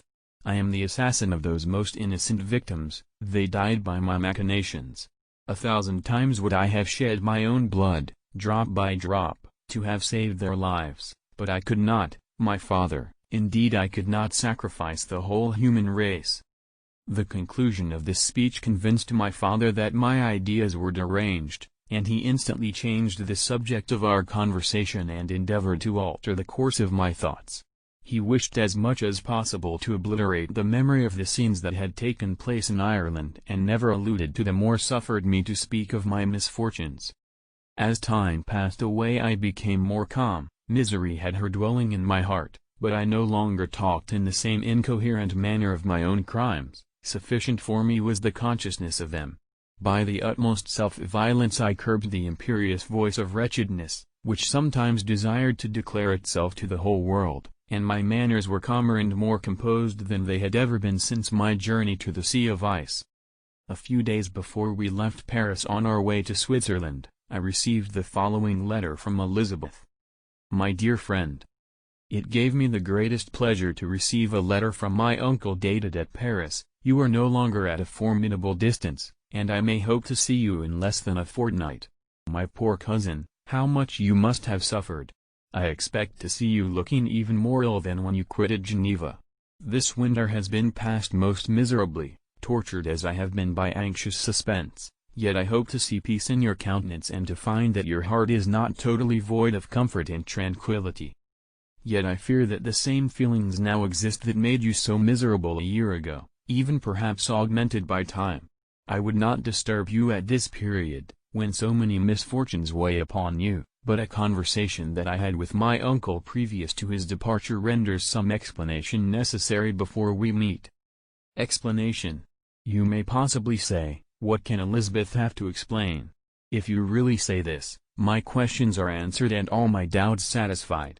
But you are distant from me, and it is possible that you may dread and yet be pleased with this explanation, and in a probability of this being the case, I dare not any longer postpone writing what, during your absence, I have often wished to express to you but have never had the courage to begin. You well know, Victor, that our union had been the favorite plan of your parents ever since our infancy. We were told this when young, and taught to look forward to it as an event that would certainly take place. We were affectionate playfellows during childhood, and, I believe, dear and valued friends to one another as we grew older. But as brother and sister often entertain a lively affection towards each other without desiring a more intimate union, may not such also be our case? Tell me, dearest Victor. Answer me, I conjure you by our mutual happiness, with simple truth, do you not love another? You have traveled, you have spent several years of your life at Ingolstadt, and I confess to you, my friend, that when I saw you last autumn so unhappy, flying to solitude from the society of every creature, I could not help supposing that you might regret our connection and believe yourself bound in honor to fulfill the wishes of your parents, although they opposed themselves to your inclinations. But this is false reasoning. I confess to you, my friend, that I love you and that in my airy dreams of futurity you have been my constant friend and companion. But it is your happiness I desire as well as my own when I declare to you that our marriage would render me eternally miserable unless it were the dictate of your own free choice. Even now I weep to think that, borne down as you are by the cruelest misfortunes, you may stifle, by the word _honor_, all hope of that love and happiness which would alone restore you to yourself. I, who have so disinterested an affection for you, may increase your miseries tenfold by being an obstacle to your wishes. Ah! Victor, be assured that your cousin and playmate has too sincere a love for you not to be made miserable by this supposition. Be happy, my friend, and if you obey me in this one request, remain satisfied that nothing on earth will have the power to interrupt my tranquility. Do not let this letter disturb you, do not answer tomorrow, or the next day, or even until you come, if it will give you pain. My uncle will send me news of your health. And if I see but one smile on your lips when we meet, occasioned by this or any other exertion of mine, I shall need no other happiness. Elizabeth Livenza. Geneva, May 18, 17. This letter revived in my memory what I had before forgotten, the threat of the fiend, I will be with you on your wedding night, ! Such was my sentence. And on that night would the demon employ every art to destroy me and tear me from the glimpse of happiness which promised partly to console my sufferings. On that night he had determined to consummate his crimes by my death. Well, be it so, a deadly struggle would then assuredly take place, in which if he were victorious I should be at peace and his power over me be at an end. If he were vanquished, I should be a free man. Alas! What freedom! Such as the peasant enjoys when his family have been massacred before his eyes, his cottage burned, his lands laid waste, and he is turned adrift, homeless, penniless, and alone, but free. Such would be my liberty except that in my Elizabeth I possessed a treasure, alas, balanced by those horrors of remorse and guilt which would pursue me until death. Sweet and beloved Elizabeth!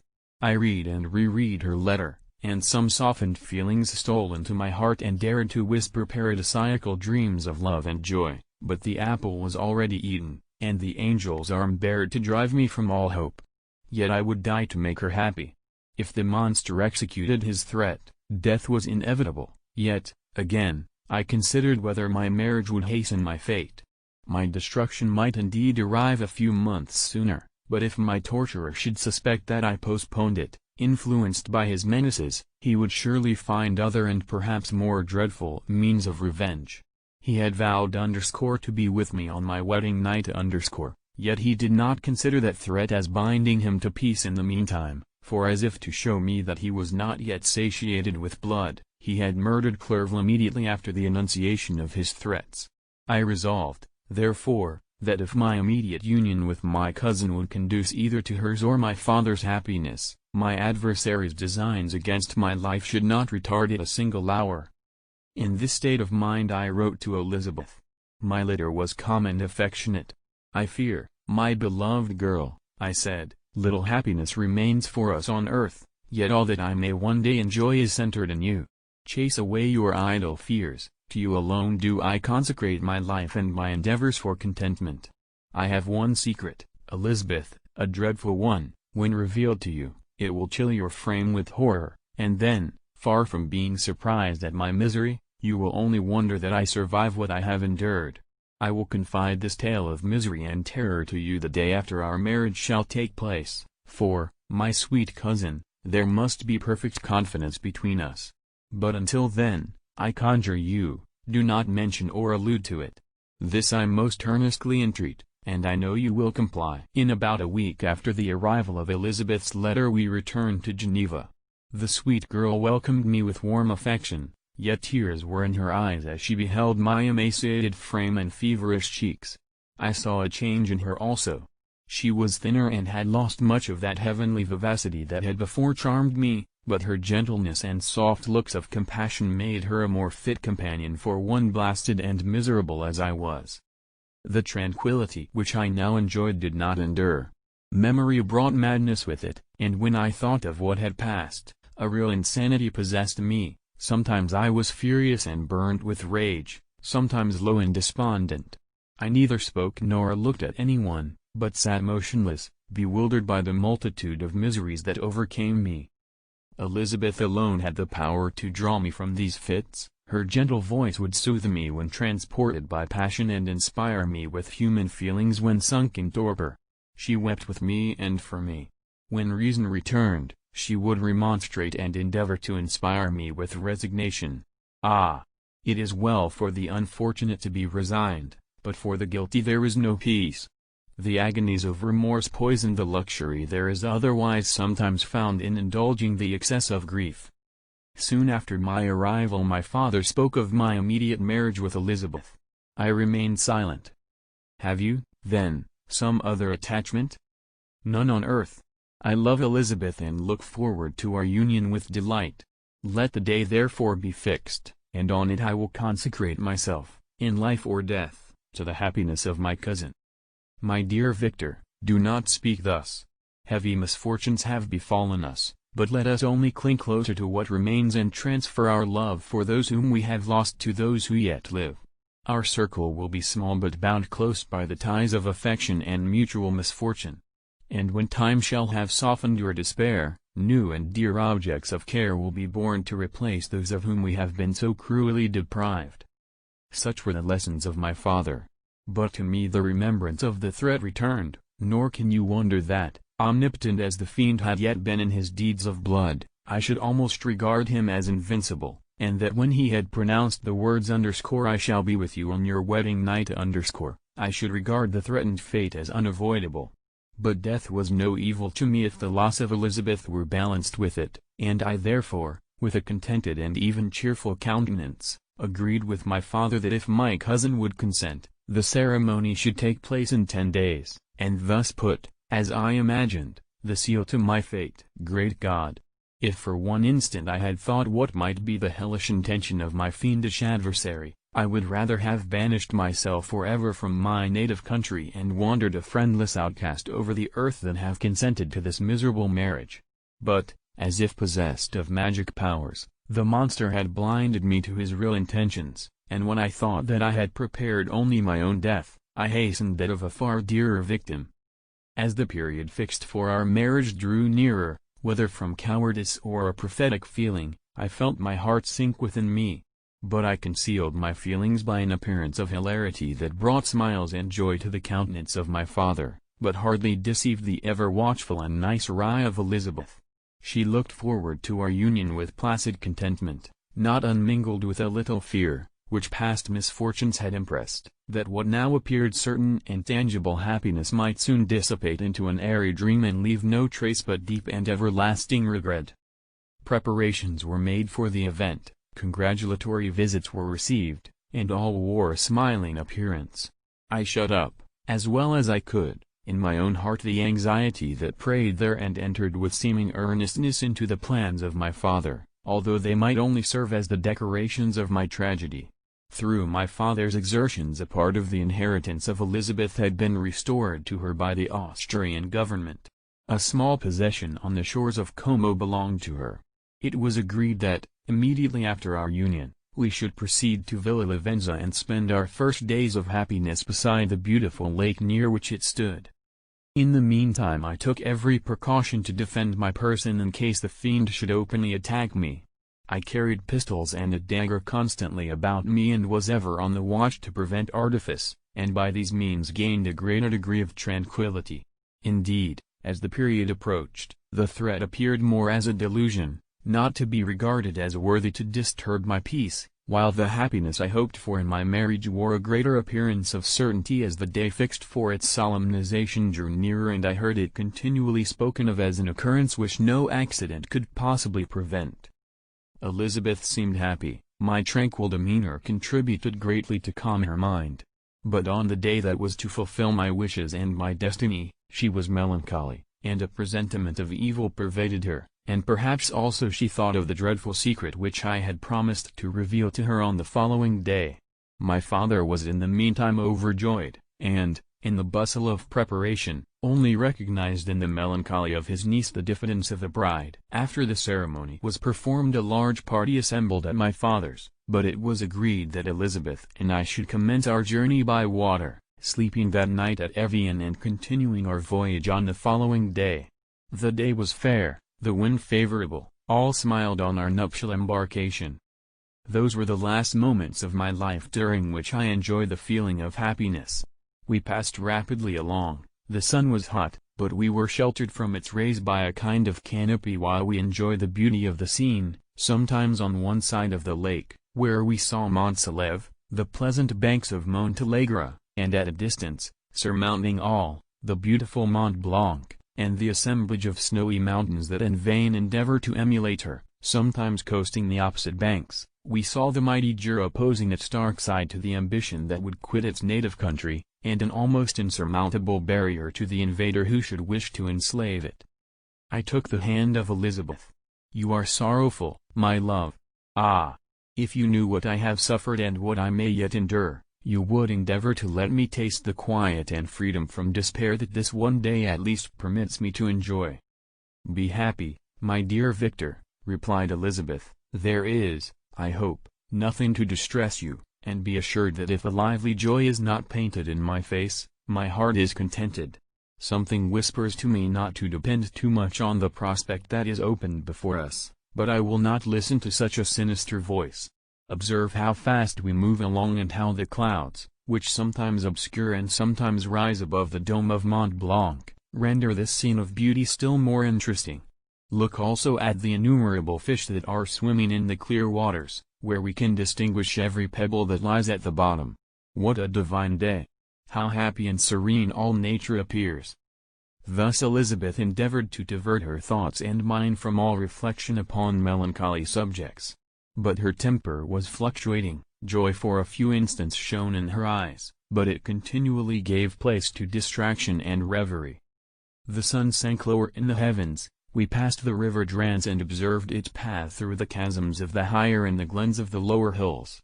The Alps here come closer to the lake, and we approached the amphitheatre of mountains which forms its eastern boundary. The spire of Evian shone under the woods that surrounded it and the range of mountain above mountain by which it was overhung. The wind, which had hitherto carried us along with amazing rapidity, sank at sunset to a light breeze. The soft air just ruffled the water and caused a pleasant motion among the trees as we approached the shore, from which it wafted the most delightful scent of flowers and hay.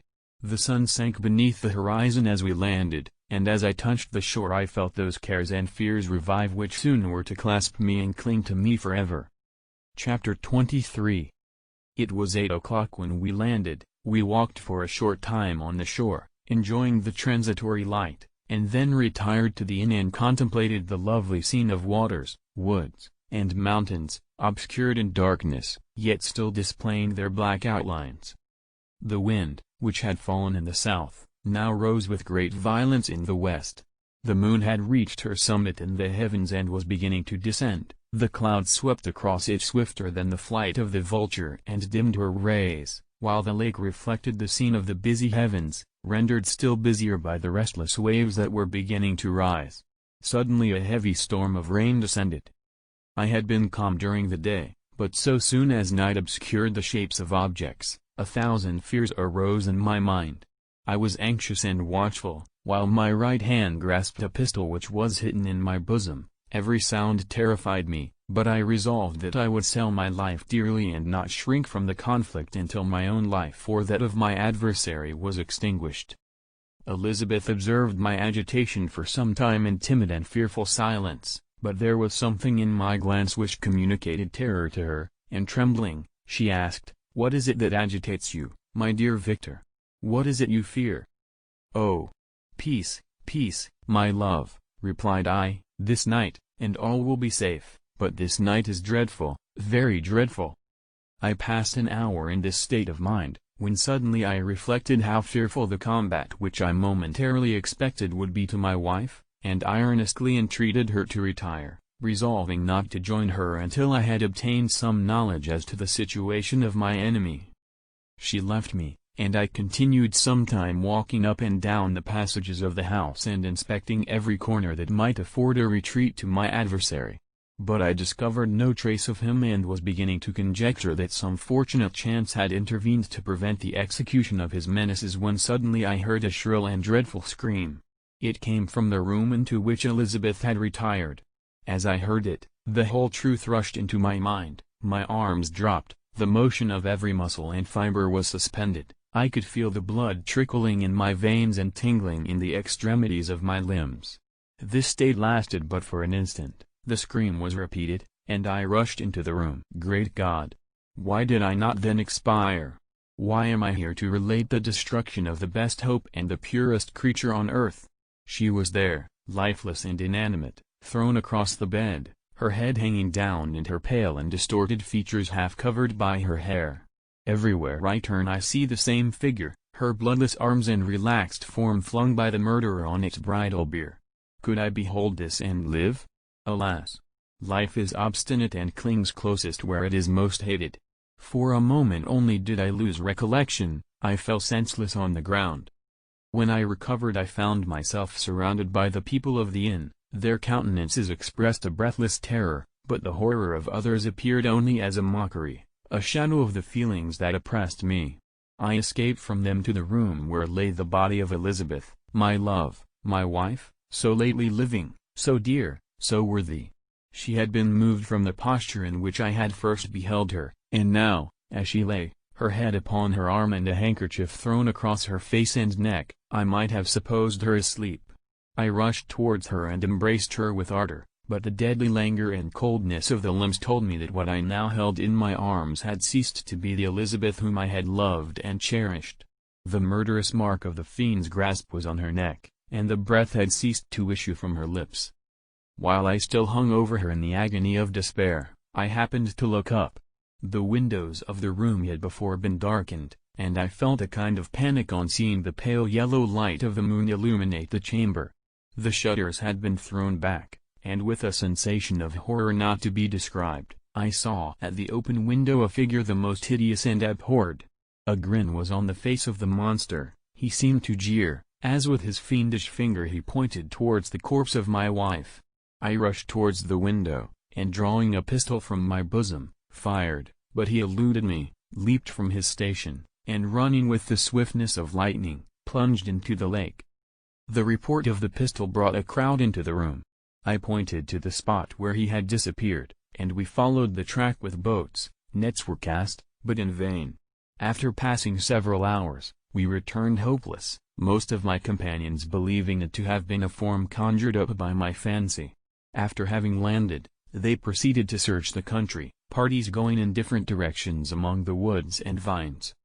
I attempted to accompany them and proceeded a short distance from the house, but my head whirled round, my steps were like those of a drunken man, I fell at last in a state of utter exhaustion, a film covered my eyes, and my skin was parched with the heat of fever.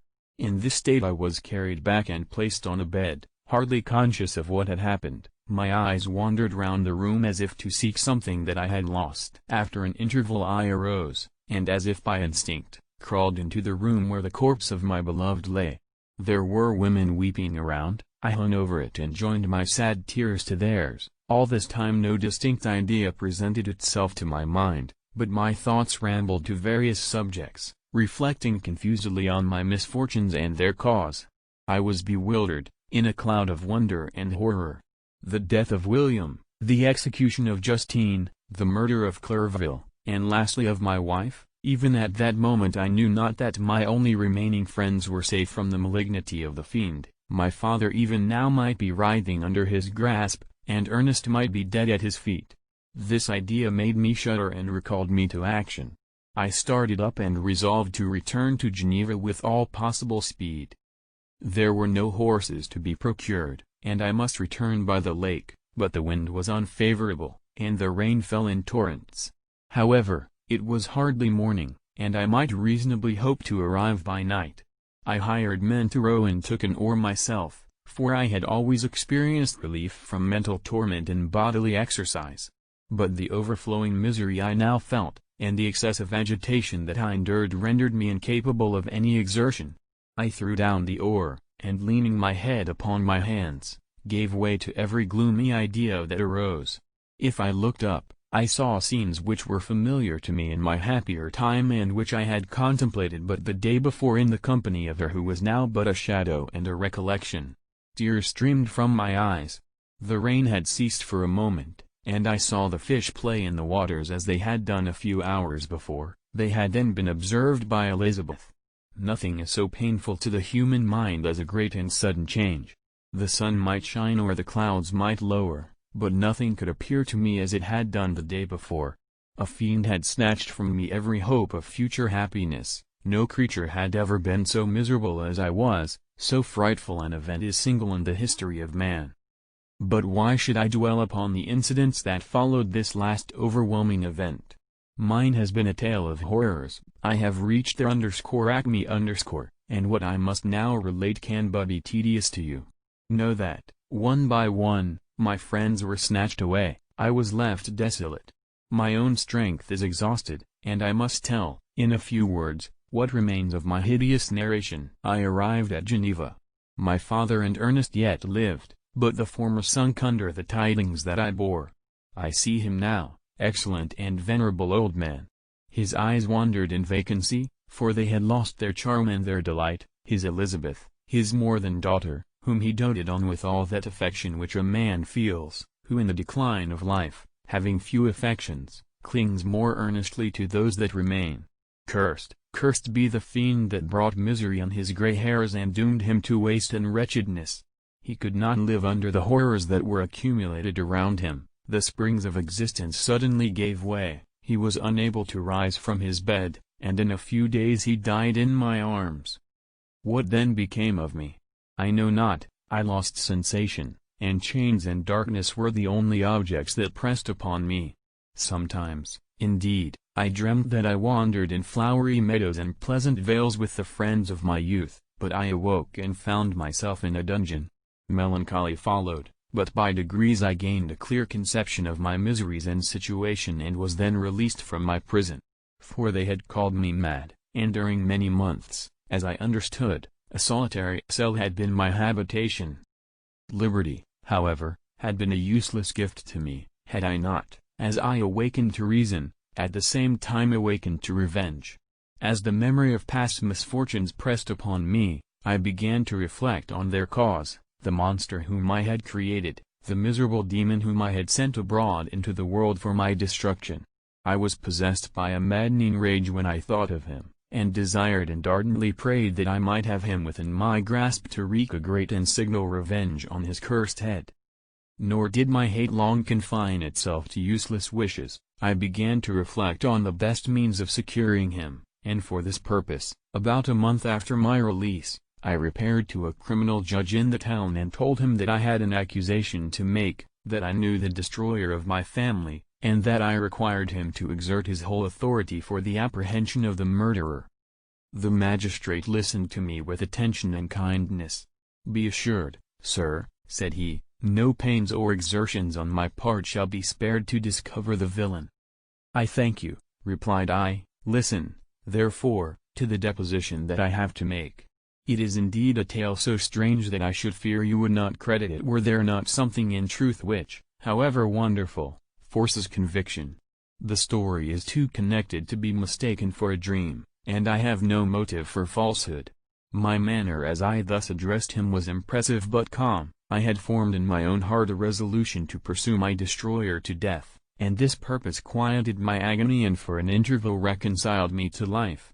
I now related my history briefly but with firmness and precision, marking the dates with accuracy and never deviating into invective or exclamation. The magistrate appeared at first perfectly incredulous, but as I continued he became more attentive and interested. I saw him sometimes shudder with horror, at others a lively surprise, unmingled with disbelief, was painted on his countenance. When I had concluded my narration, I said, "This is the being whom I accuse and for whose seizure and punishment I call upon you to exert your whole power. It is your duty as a magistrate, and I believe and hope that your feelings as a man will not revolt from the execution of those functions on this occasion." This address caused a considerable change in the physiognomy of my own auditor. He had heard my story with that half kind of belief that is given to a tale of spirits and supernatural events, but when he was called upon to act officially in consequence, the whole tide of his incredulity returned. He, however, answered mildly, "I would willingly afford you every aid in your pursuit, but the creature of whom you speak appears to have powers which would put all my exertions to defiance. Who can follow an animal which can traverse the sea of ice and inhabit caves and dens where no man would venture to intrude? Besides, some months have elapsed since the commission of his crimes, and no one can conjecture to what place he has wandered or what region he may now inhabit.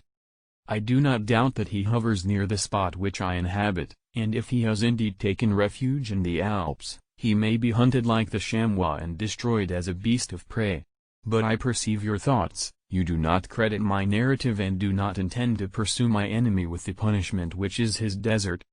As I spoke, rage sparkled in my eyes. The magistrate was intimidated. "You are mistaken," said he. "I will exert myself, and if it is in my power to seize the monster, be assured that he shall suffer punishment proportionate to his crimes. But I fear, from what you have yourself described to be his properties, that this will prove impracticable, and thus, while every proper measure is pursued, you should make up your mind to disappointment.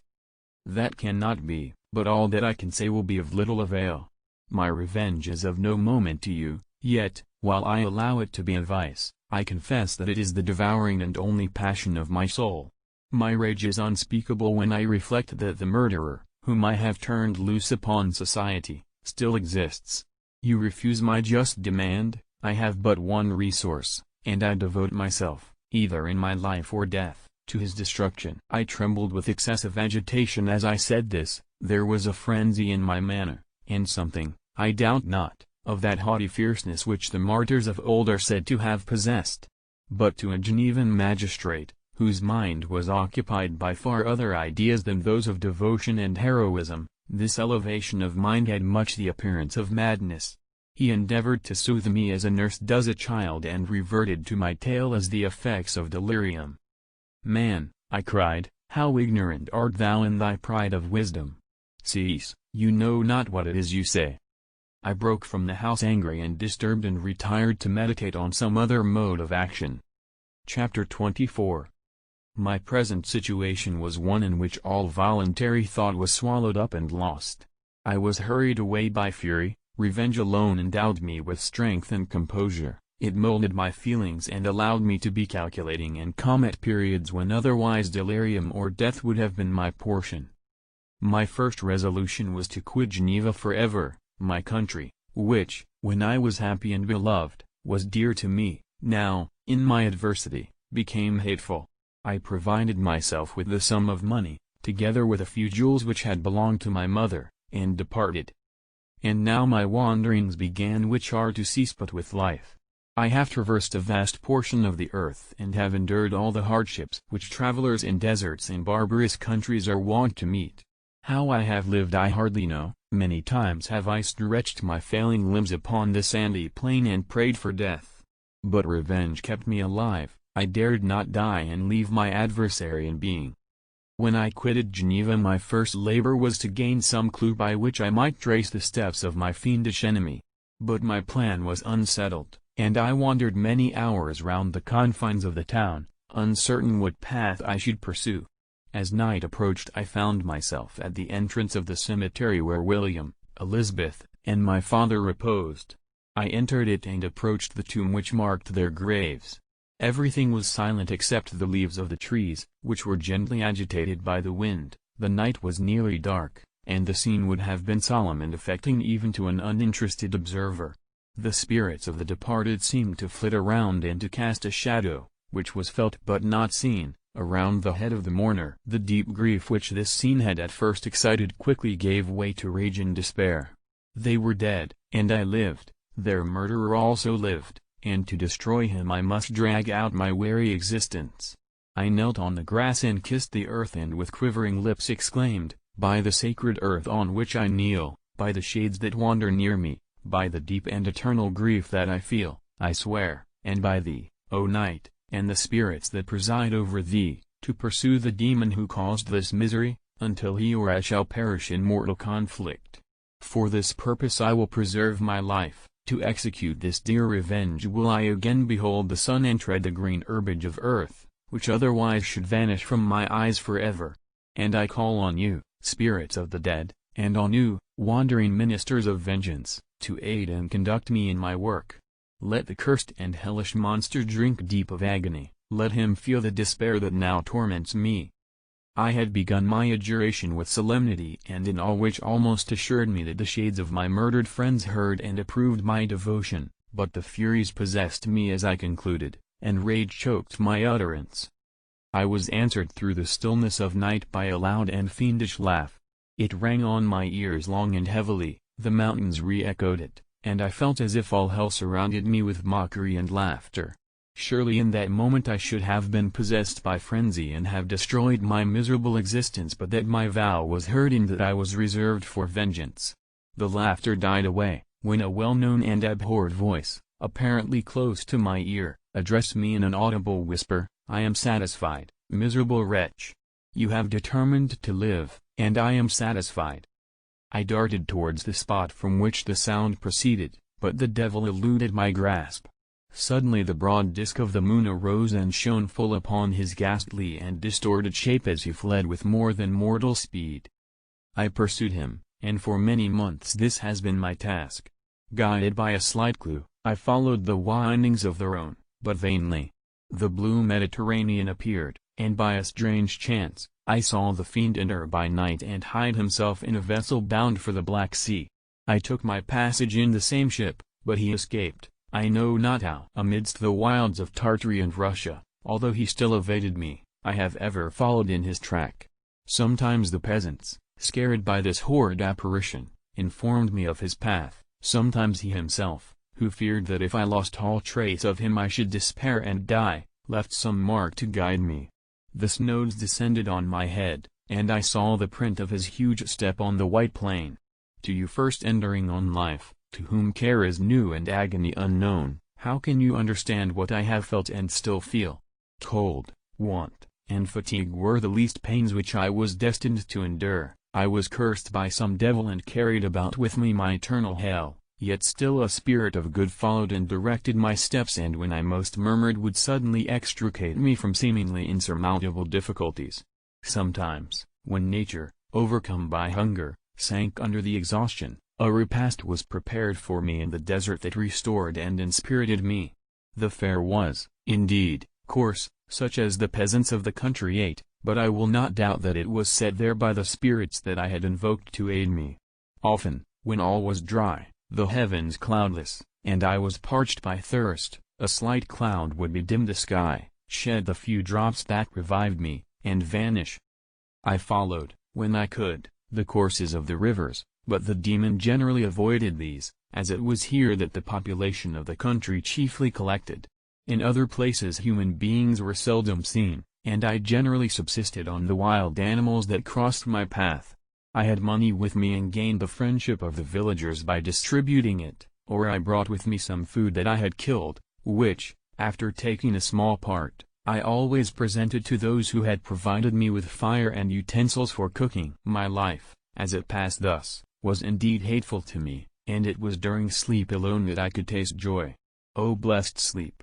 Often, when most miserable, I sank to repose, and my dreams lulled me even to rapture.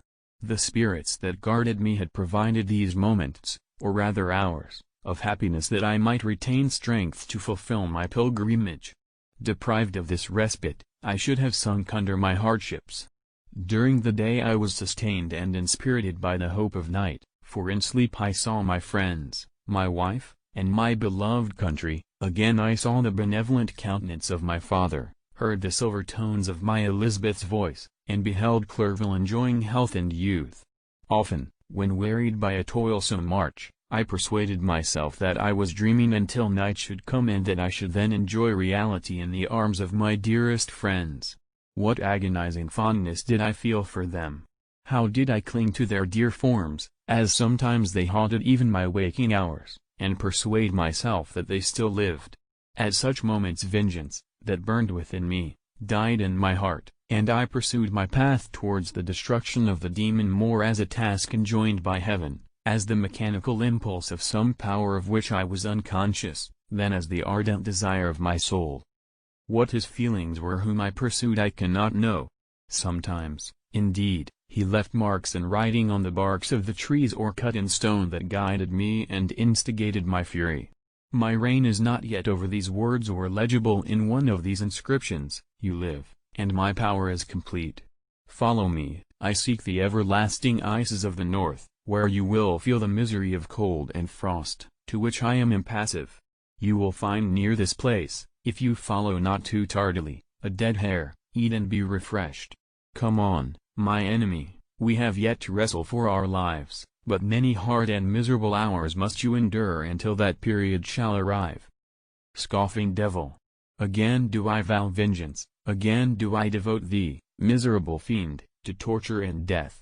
Never will I give up my search until he or I perish, and then with what ecstasy shall I join my Elizabeth and my departed friends, who even now prepare for me the reward of my tedious toil and horrible pilgrimage." As I still pursued my journey to the northward, the snows thickened and the cold increased in a degree almost too severe to support. The peasants were shut up in their hovels, and only a few of the most hardy ventured forth to seize the animals whom starvation had forced from their hiding places to seek for prey. The rivers were covered with ice, and no fish could be procured, and thus I was cut off from my chief article of maintenance. The triumph of my enemy increased with the difficulty of my labors. One inscription that he left was in these words: "Prepare. Your toils only begin. Wrap yourself in furs and provide food, for we shall soon enter upon a journey where your sufferings will satisfy my everlasting hatred." My courage and perseverance were invigorated by these scoffing words. I resolved not to fail in my purpose, and calling on heaven to support me, I continued with unabated fervor to traverse immense deserts, until the ocean appeared at a distance and formed the utmost boundary of the horizon. Oh! How unlike it was to the blue seasons of the south! Covered with ice, it was only to be distinguished from land by its superior wildness and ruggedness. The Greeks wept for joy when they beheld the Mediterranean from the hills of Asia, and hailed with rapture the boundary of their toils. I did not weep, but I knelt down and with a full heart thanked my guiding spirit for conducting me in safety to the place where I hoped, notwithstanding my adversary's gibe, to meet and grapple with him. Some weeks before this period I had procured a sledge and dogs and thus traversed the snows with inconceivable speed. I know not whether the fiend possessed the same advantages, but I found that, as before I had daily lost ground in the pursuit, I now gained on him, so much so that when I first saw the ocean he was but 1 day's journey in advance, and I hoped to intercept him before he should reach the beach.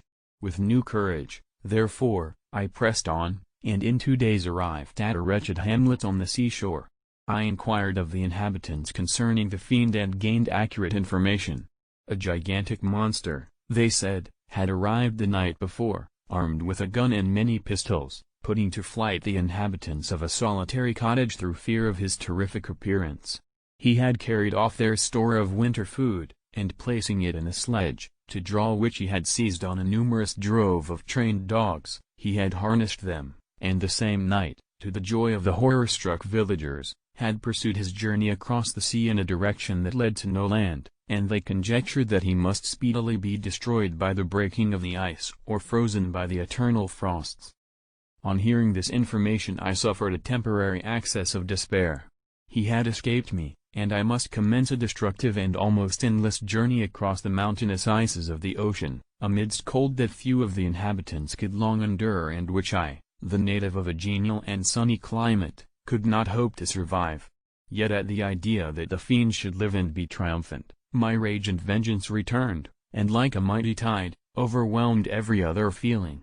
After a slight repose, during which the spirits of the dead hovered round and instigated me to toil and revenge, I prepared for my journey. I exchanged my land sledge for one fashioned for the inequalities of the frozen ocean, and purchasing a plentiful stock of provisions, I departed from land.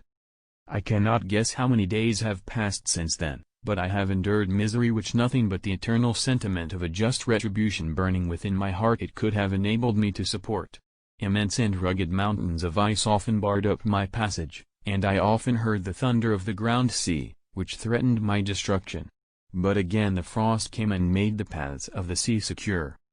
By the quantity of provision which I had consumed, I should guess that I had passed 3 weeks in this journey, and the continual protraction of hope, returning back upon the heart, often wrung bitter drops of despondency and grief from my eyes. Despair had indeed almost secured her prey, and I should soon have sunk beneath this misery. Once, after the poor animals that conveyed me had with incredible toil gained the summit of a sloping ice mountain, and one, sinking under his fatigue, died, I viewed the expanse before me with anguish, when suddenly my eye caught a dark speck upon the dusky plain. I strained my sight to discover what it could be and uttered a wild cry of ecstasy when I distinguished a sledge and the distorted proportions of a well-known form within. Oh! With what a burning gush did hope revisit my heart! Warm tears filled my eyes, which I hastily wiped away, that they might not intercept the view I had of the demon, but still my sight was dimmed by the burning drops, until, giving way to the emotions that oppressed me, I wept aloud. But this was not the time for delay. I disencumbered the dogs of their dead companion, gave them a plentiful portion of food, and after an hour's rest, which was absolutely necessary, and yet which was bitterly irksome to me, I continued my route. The sledge was still visible, nor did I again lose sight of it except at the moments when for a short time some ice rock concealed it with its intervening crags. I indeed perceptibly gained on it, and when, after nearly 2 days' journey, I beheld my enemy at no more than a mile distant, my heart bounded within me.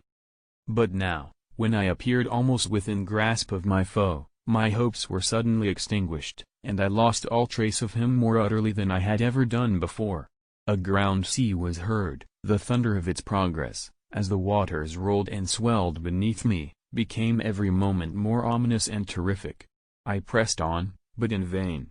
The wind arose, the sea roared, and, as with the mighty shock of an earthquake, it split and cracked with a tremendous and overwhelming sound. The work was soon finished. In a few minutes a tumultuous sea rolled between me and my enemy, and I was left drifting on a scattered piece of ice that was continually lessening and thus preparing for me a hideous death. In this manner many appalling hours passed, several of my dogs died, and I myself was about to sink under the accumulation of distress when I saw your vessel riding at anchor and holding forth to me hopes of succor and life. I had no conception that vessels ever came so far north and was astounded at the sight. I quickly destroyed part of my sledge to construct oars, and by these means was enabled, with infinite fatigue, to move my ice raft in the direction of your ship. I had determined, if you were going southwards, still to trust myself to the mercy of the seas rather than abandon my purpose. I hoped to induce you to grant me a boat with which I could pursue my enemy. But your direction was northwards. You took me on board when my vigor was exhausted, and I should soon have sunk under my multiplied hardships into a death which I still dread, for my task is unfulfilled. Oh! When will my guiding spirit, in conducting me to the demon, allow me the rest I so much desire, or must I die, and he yet live? If I do, swear to me, Walton, that he shall not escape, that you will seek him and satisfy my vengeance in his death. And do I dare to ask of you to undertake my pilgrimage, to endure the hardships that I have undergone? No, I am not so selfish. Yet, when I am dead, if he should appear, if the ministers of vengeance should conduct him to you, swear that he shall not live, swear that he shall not triumph over my accumulated woes and survive to add to the list of his dark crimes. He is eloquent and persuasive, and once his words had even power over my heart, but trust him not. His soul is as hellish as his form, full of treachery and fiend-like malice. Hear him not. Call on the names of William, Justine, Clerville, Elizabeth, my father, and of the wretched Victor, and thrust your sword into his heart. I will hover near and direct the steel aright. Walton, _ in continuation. August 26, 17. You have read this strange and terrific story, Margaret, and do you not feel your blood congeal with horror, like that which even now curdles mine? Sometimes, seized with sudden agony, he could not continue his tale; at others, his voice broken, yet piercing, uttered with difficulty the words so replete with anguish.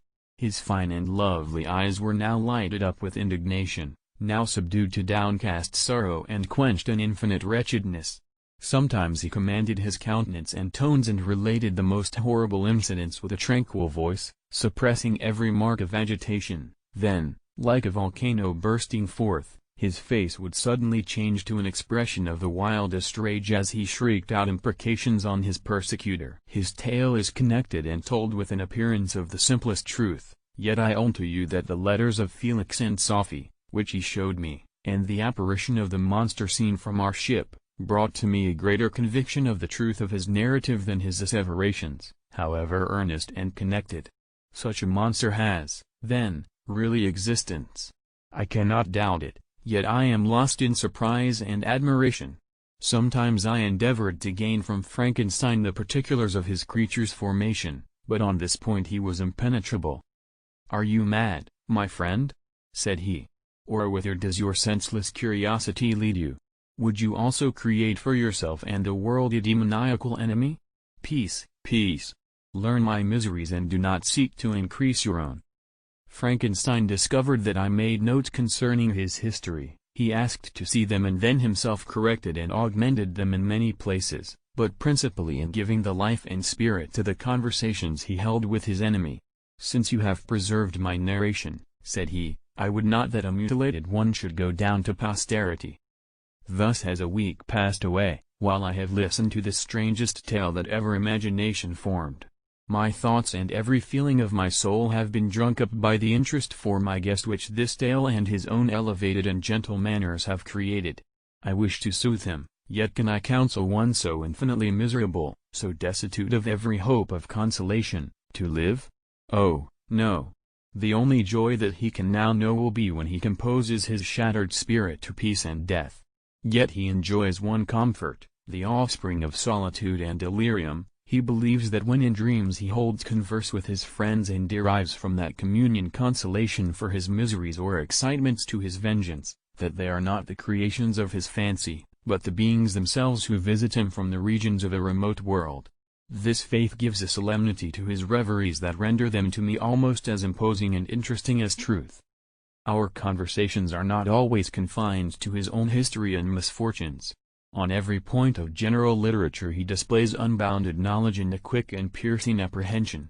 His eloquence is forcible and touching, nor can I hear him, when he relates a pathetic incident or endeavors to move the passions of pity or love, without tears.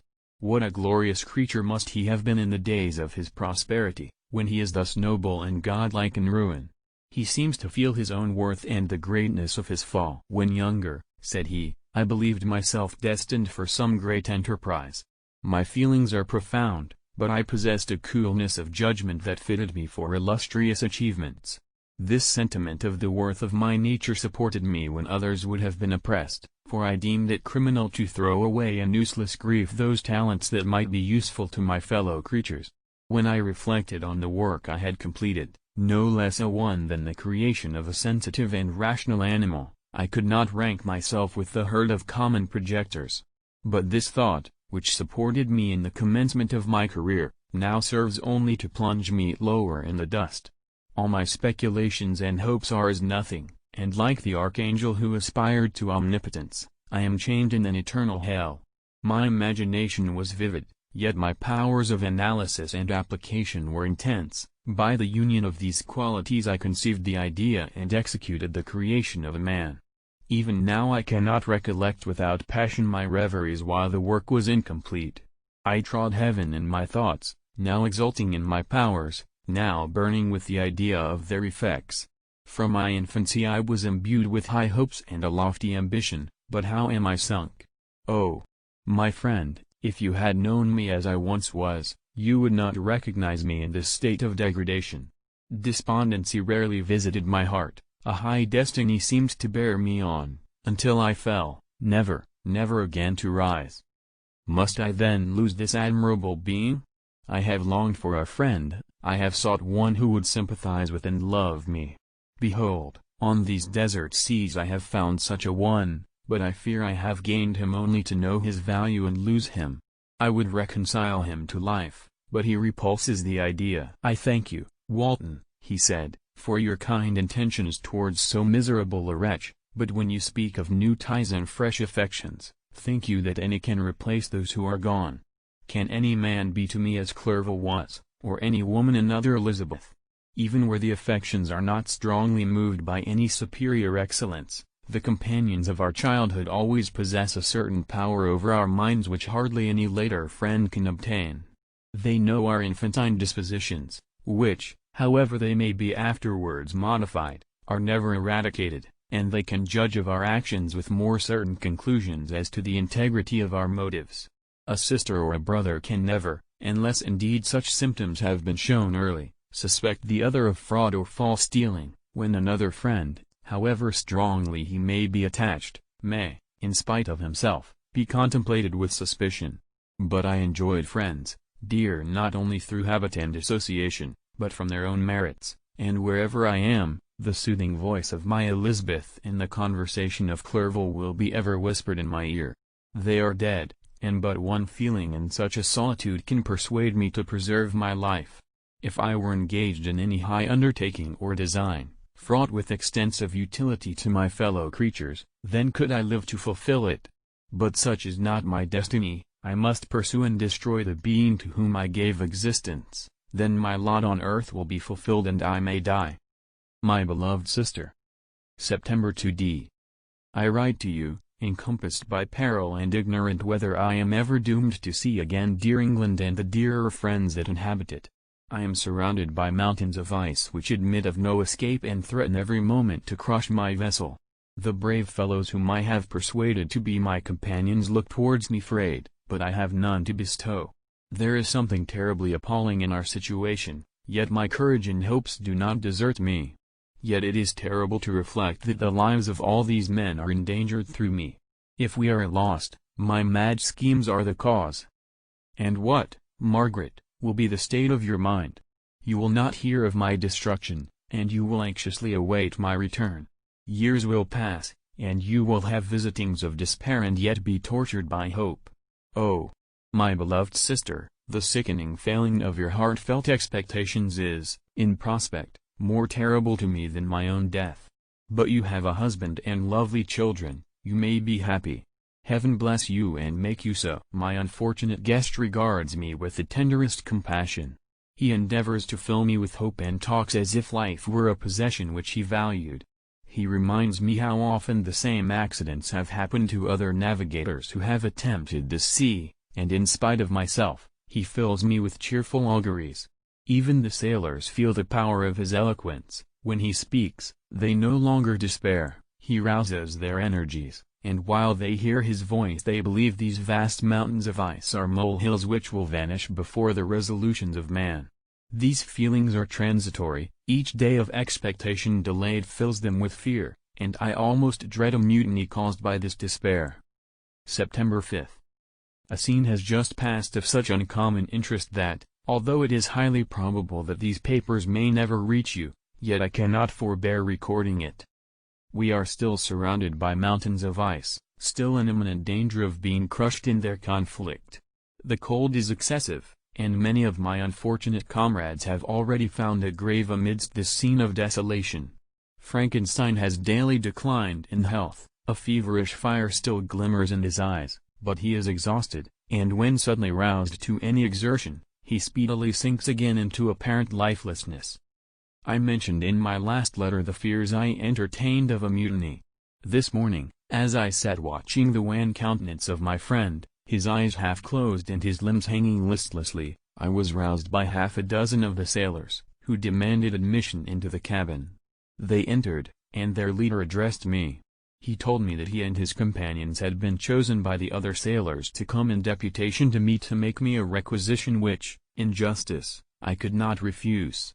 We were immured in ice and should probably never escape, but they feared that if, as was possible, the ice should dissipate and a free passage be opened, I should be rash enough to continue my voyage and lead them into fresh dangers, after they might happily have surmounted this.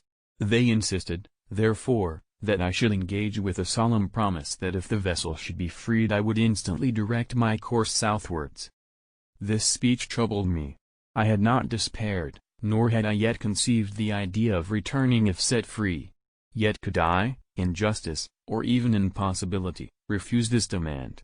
I hesitated before I answered, when Frankenstein, who had at first been silent, and indeed appeared hardly to have force enough to attend, now roused himself. His eyes sparkled, and his cheeks flushed with momentary vigor. Turning towards the men, he said, "What do you mean? What do you demand of your captain? Are you, then, so easily turned from your design? Did you not call this a glorious expedition? And wherefore was it glorious? Not because the way was smooth and placid as a southern sea, but because it was full of dangers and terror, because at every new incident your fortitude was to be called forth and your courage exhibited, because danger and death surrounded it, and these you were to brave and overcome. For this was it a glorious, for this was it an honorable undertaking. You were hereafter to be hailed as the benefactors of your species, your names adored as belonging to brave men who encountered death for honor and the benefit of mankind.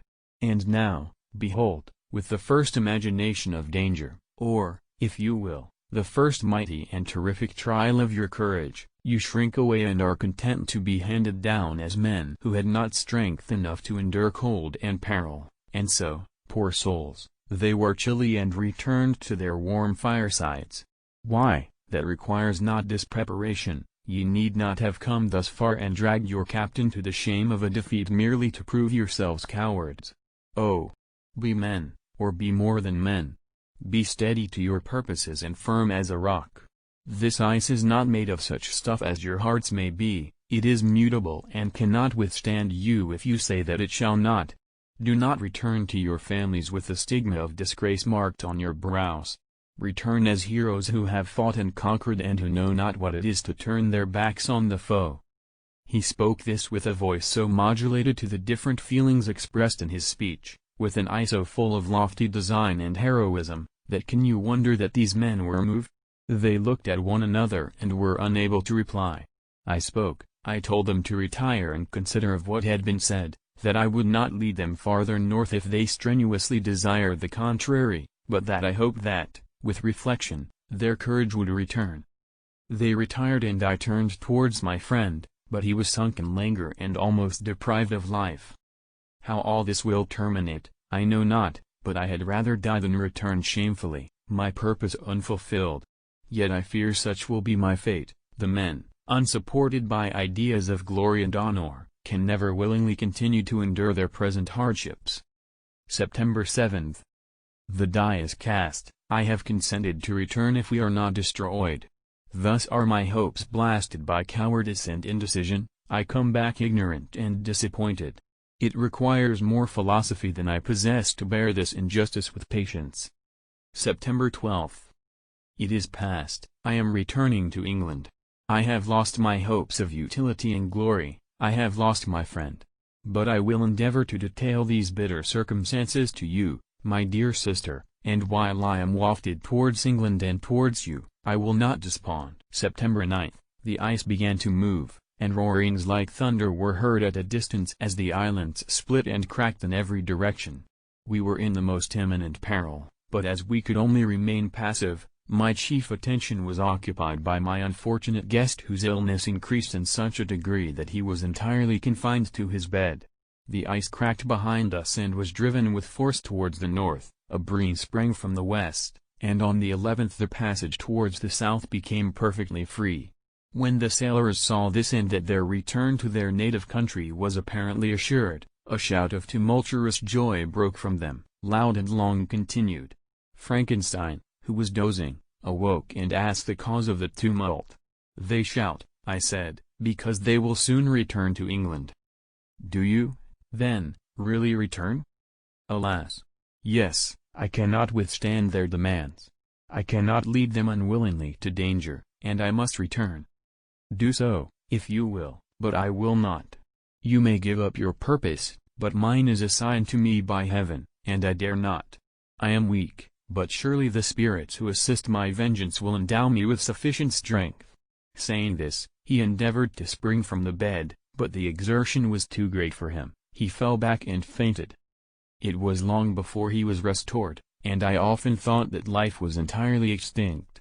At length he opened his eyes, he breathed with difficulty and was unable to speak. The surgeon gave him a composing draught and ordered us to leave him undisturbed. In the meantime he told me that my friend had certainly not many hours to live. His sentence was pronounced, and I could only grieve and be patient. I sat by his bed, watching him. His eyes were closed, and I thought he slept, but presently he called to me in a feeble voice, and bidding me come near, said, "Alas! The strength I relied on is gone. I feel that I shall soon die, and he, my enemy and persecutor, may still be in being. Think not, Walton, that in the last moments of my existence I feel that burning hatred and ardent desire of revenge I once expressed, but I feel myself justified in desiring the death of my adversary. During these last days I have been occupied in examining my past conduct, nor do I find it blamable. In a fit of enthusiastic madness I created a rational creature and was bound towards him to assure, as far as was in my power, his happiness and well-being. This was my duty, but there was another still paramount to that. My duties towards the beings of my own species had greater claims to my attention because they included a greater proportion of happiness or misery. Urged by this view, I refused, and I did right in refusing, to create a companion for the first creature.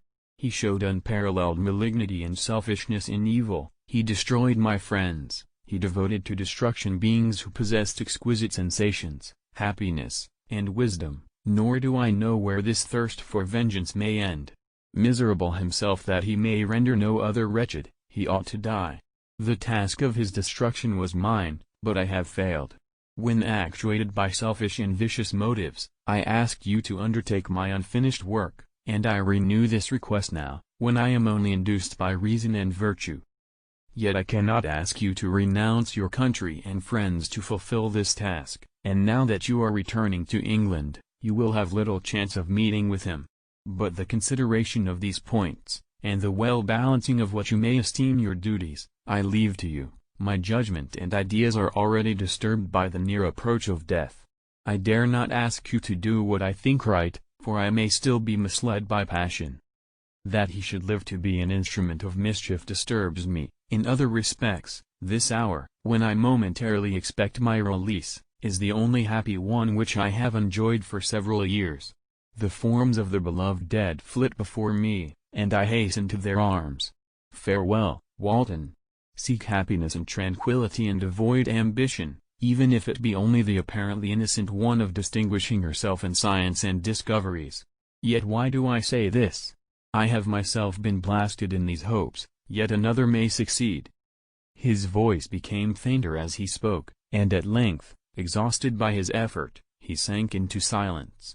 About half an hour afterwards he attempted again to speak but was unable. He pressed my hand feebly, and his eyes closed forever, while the irradiation of a gentle smile passed away from his lips. Margaret, what comment can I make on the untimely extinction of this glorious spirit? What can I say that will enable you to understand the depth of my sorrow? All that I should express would be inadequate and feeble. My tears flow, my mind is overshadowed by a cloud of disappointment. But I journey towards England, and I may there find consolation. I am interrupted. What do these sounds portend? It is midnight, the breeze blows fairly, and the watch on deck scarcely stir. Again there is a sound as of a human voice, but hoarser, It comes from the cabin where the remains of Frankenstein still lie. I must arise and examine. Good night, my sister. Great God! What a scene has just taken place! I am yet dizzy with the remembrance of it. I hardly know whether I shall have the power to detail it, yet the tale which I have recorded would be incomplete without this final and wonderful catastrophe. I entered the cabin where lay the remains of my ill-fated and admirable friend. Over him hung a form which I cannot find words to describe, gigantic in stature, yet uncouth and distorted in its proportions. As he hung over the coffin, his face was concealed by long locks of ragged hair, but one vast hand was extended, in color and apparent texture like that of a mummy. When he heard the sound of my approach, he ceased to utter exclamations of grief and horror and sprung towards the window. Never did I behold a vision so horrible as his face, of such loathsome yet appalling hideousness. I shut my eyes involuntarily and endeavored to recollect what were my duties with regard to this destroyer. I called on him to stay. He paused, looking on me with wonder, and again turning towards the lifeless form of his creator. He seemed to forget my presence, and every feature and gesture seemed instigated by the wildest rage of some uncontrollable passion. "That is also my victim," he exclaimed. "In his murder my crimes are consummated, the miserable series of my being is wound to its close.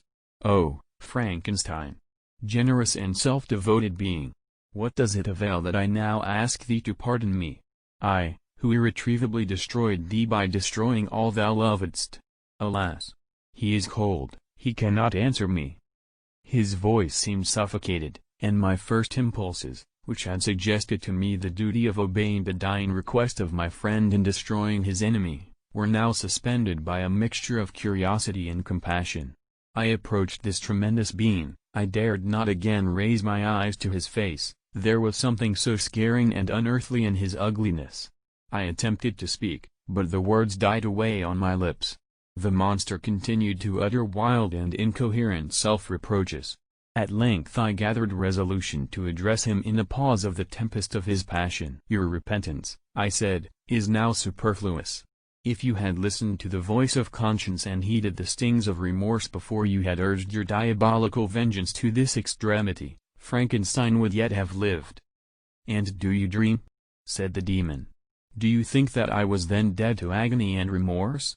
He continued, pointing to the corpse, "he suffered not in the consummation of the deed. Oh! Not the 10,000th portion of the anguish that was mine during the lingering detail of its execution. A frightful selfishness hurried me on, while my heart was poisoned with remorse. Think you that the groans of Clerval were music to my ears? My heart was fashioned to be susceptible of love and sympathy, and when wrenched by misery to vice and hatred, it did not endure the violence of the change without torture such as you cannot even imagine. After the murder of Clerval I returned to Switzerland, heartbroken and overcome. I pitied Frankenstein, my pity amounted to horror, I abhorred myself. But when I discovered that he, the author at once of my existence and of its unspeakable torments, dared to hope for happiness, that while he accumulated wretchedness and despair upon me he sought his own enjoyment in feelings and passions from the indulgence of which I was forever barred, then impotent envy and bitter indignation filled me with an insatiable thirst for vengeance. I recollected my threat and resolved that it should be accomplished. I knew that I was preparing for myself a deadly torture, but I was the slave, not the master, of an impulse which I detested yet could not disobey. Yet when she died, nay, then I was not miserable. I had cast off all feeling, subdued all anguish, to riot in the excess of my despair. Evil thenceforth became my good. Urged thus far, I had no choice but to adapt my nature to an element which I had willingly chosen. The completion of my demoniacal design became an insatiable passion. And now it is ended, there is my last victim. I was at first touched by the expressions of his misery, yet, when I called to mind what Frankenstein had said of his powers of eloquence and persuasion, and when I again cast my eyes on the lifeless form of my friend, indignation was rekindled within me. "Wretch," I said, "it is well that you come here to whine over the desolation that you have made. You throw a torch into a pile of buildings, and when they are consumed, you sit among the ruins and lament the fall. Hypocritical fiend! If he whom you mourn still lived, still would he be the object, again would he become the prey, of your accursed vengeance. It is not pity that you feel, you lament only because the victim of your malignity is withdrawn from your power. Oh, it is not thus, interrupted the being. Yet such must be the impression conveyed to you by what appears to be the purport of my actions. Yet I seek not a fellow feeling in my misery. No sympathy may I ever find. When I first sought it, it was the love of virtue, the feelings of happiness and affection with which my whole being overflowed, that I wished to be participated. But now that virtue has become to me a shadow, and that happiness and affection are turned into bitter and loathing despair, in what should I seek for sympathy? I am content to suffer alone while my sufferings shall endure. When I die, I am well satisfied that abhorrence and opprobrium should load my memory. Once my fancy was soothed with dreams of virtue, of fame, and of enjoyment. Once I falsely hoped to meet with beings who, pardoning my outward form, would love me for the excellent qualities which I was capable of unfolding. I was nourished with high thoughts of honor and devotion. But now crime has degraded me beneath the meanest animal. No guilt, no mischief, no malignity, no misery, can be found comparable to mine. When I run over the frightful catalogue of my sins, I cannot believe that I am the same creature whose thoughts were once filled with sublime and transcendent visions of the beauty and the majesty of goodness. But it is even so, the fallen angel becomes a malignant devil. Yet even that enemy of God and man had friends and associates in his desolation. I am alone. You, who call Frankenstein your friend, seem to have a knowledge of my crimes and his misfortunes. But in the detail which he gave you of them he could not sum up the hours and months of misery which I endured wasting in impotent passions. For while I destroyed his hopes, I did not satisfy my own desires. They were forever ardent and craving, still I desired love and fellowship, and I was still spurned. Was there no injustice in this? Am I to be thought the only criminal, when all humankind sinned against me? Why do you not hate Felix, who drove his friend from his door with contumely? Why do you not execrate the rustic who sought to destroy the savior of his child? Nay, these are virtuous and immaculate beings. I, the miserable and the abandoned, am an abortion, to be spurned at, and kicked, and trampled on. Even now my blood boils at the recollection of this injustice. But it is true that I am a wretch. I have murdered the lovely and the helpless. I have strangled the innocent as they slept and grasped to death his throat who never injured me or any other living thing. I have devoted my Creator, the select specimen of all that is worthy of love and admiration among men, to misery. I have pursued him even to that irremediable ruin.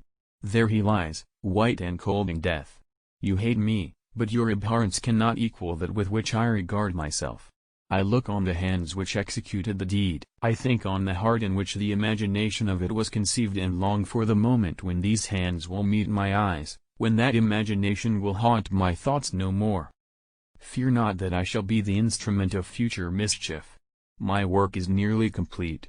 Neither yours nor any man's death is needed to consummate the series of my being and accomplish that which must be done, but it requires my own. Do not think that I shall be slow to perform this sacrifice.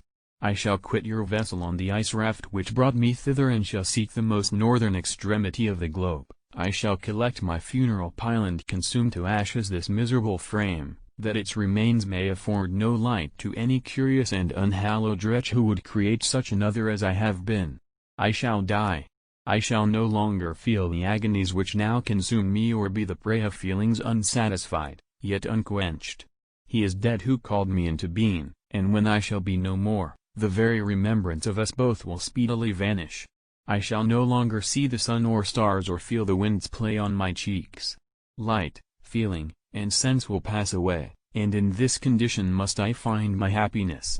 Some years ago, when the images which this world affords first opened upon me, when I felt the cheering warmth of summer and heard the rustling of the leaves and the warbling of the birds, and these were all to me, I should have wept to die. Now it is my only consolation. Polluted by crimes and torn by the bitterest remorse, where can I find rest but in death? Farewell. I leave you, and in you the last of humankind whom these eyes will ever behold. Farewell, Frankenstein. If thou wert yet alive and yet cherished a desire of revenge against me, it would be better satiated in my life than in my destruction. But it was not so, thou didst seek my extinction, that I might not cause greater wretchedness, and if yet, in some mode unknown to me, thou hadst not ceased to think and feel, thou wouldst not desire against me a vengeance greater than that which I feel. Blasted as thou wert, my agony was still superior to thine, for the bitter sting of remorse will not cease to rankle in my wounds until death shall close them forever. But soon, he cried with sad and solemn enthusiasm, I shall die, and what I now feel be no longer felt. Soon these burning miseries will be extinct. I shall ascend my funeral pile triumphantly and exult in the agony of the torturing flames. The light of that conflagration will fade away, my ashes will be swept into the sea by the winds. My spirit will sleep in peace, or if it thinks, it will not surely think thus. Farewell. He sprang from the cabin window as he said this, upon the ice raft which lay close to the vessel. He was soon borne away by the waves and lost in darkness and distance.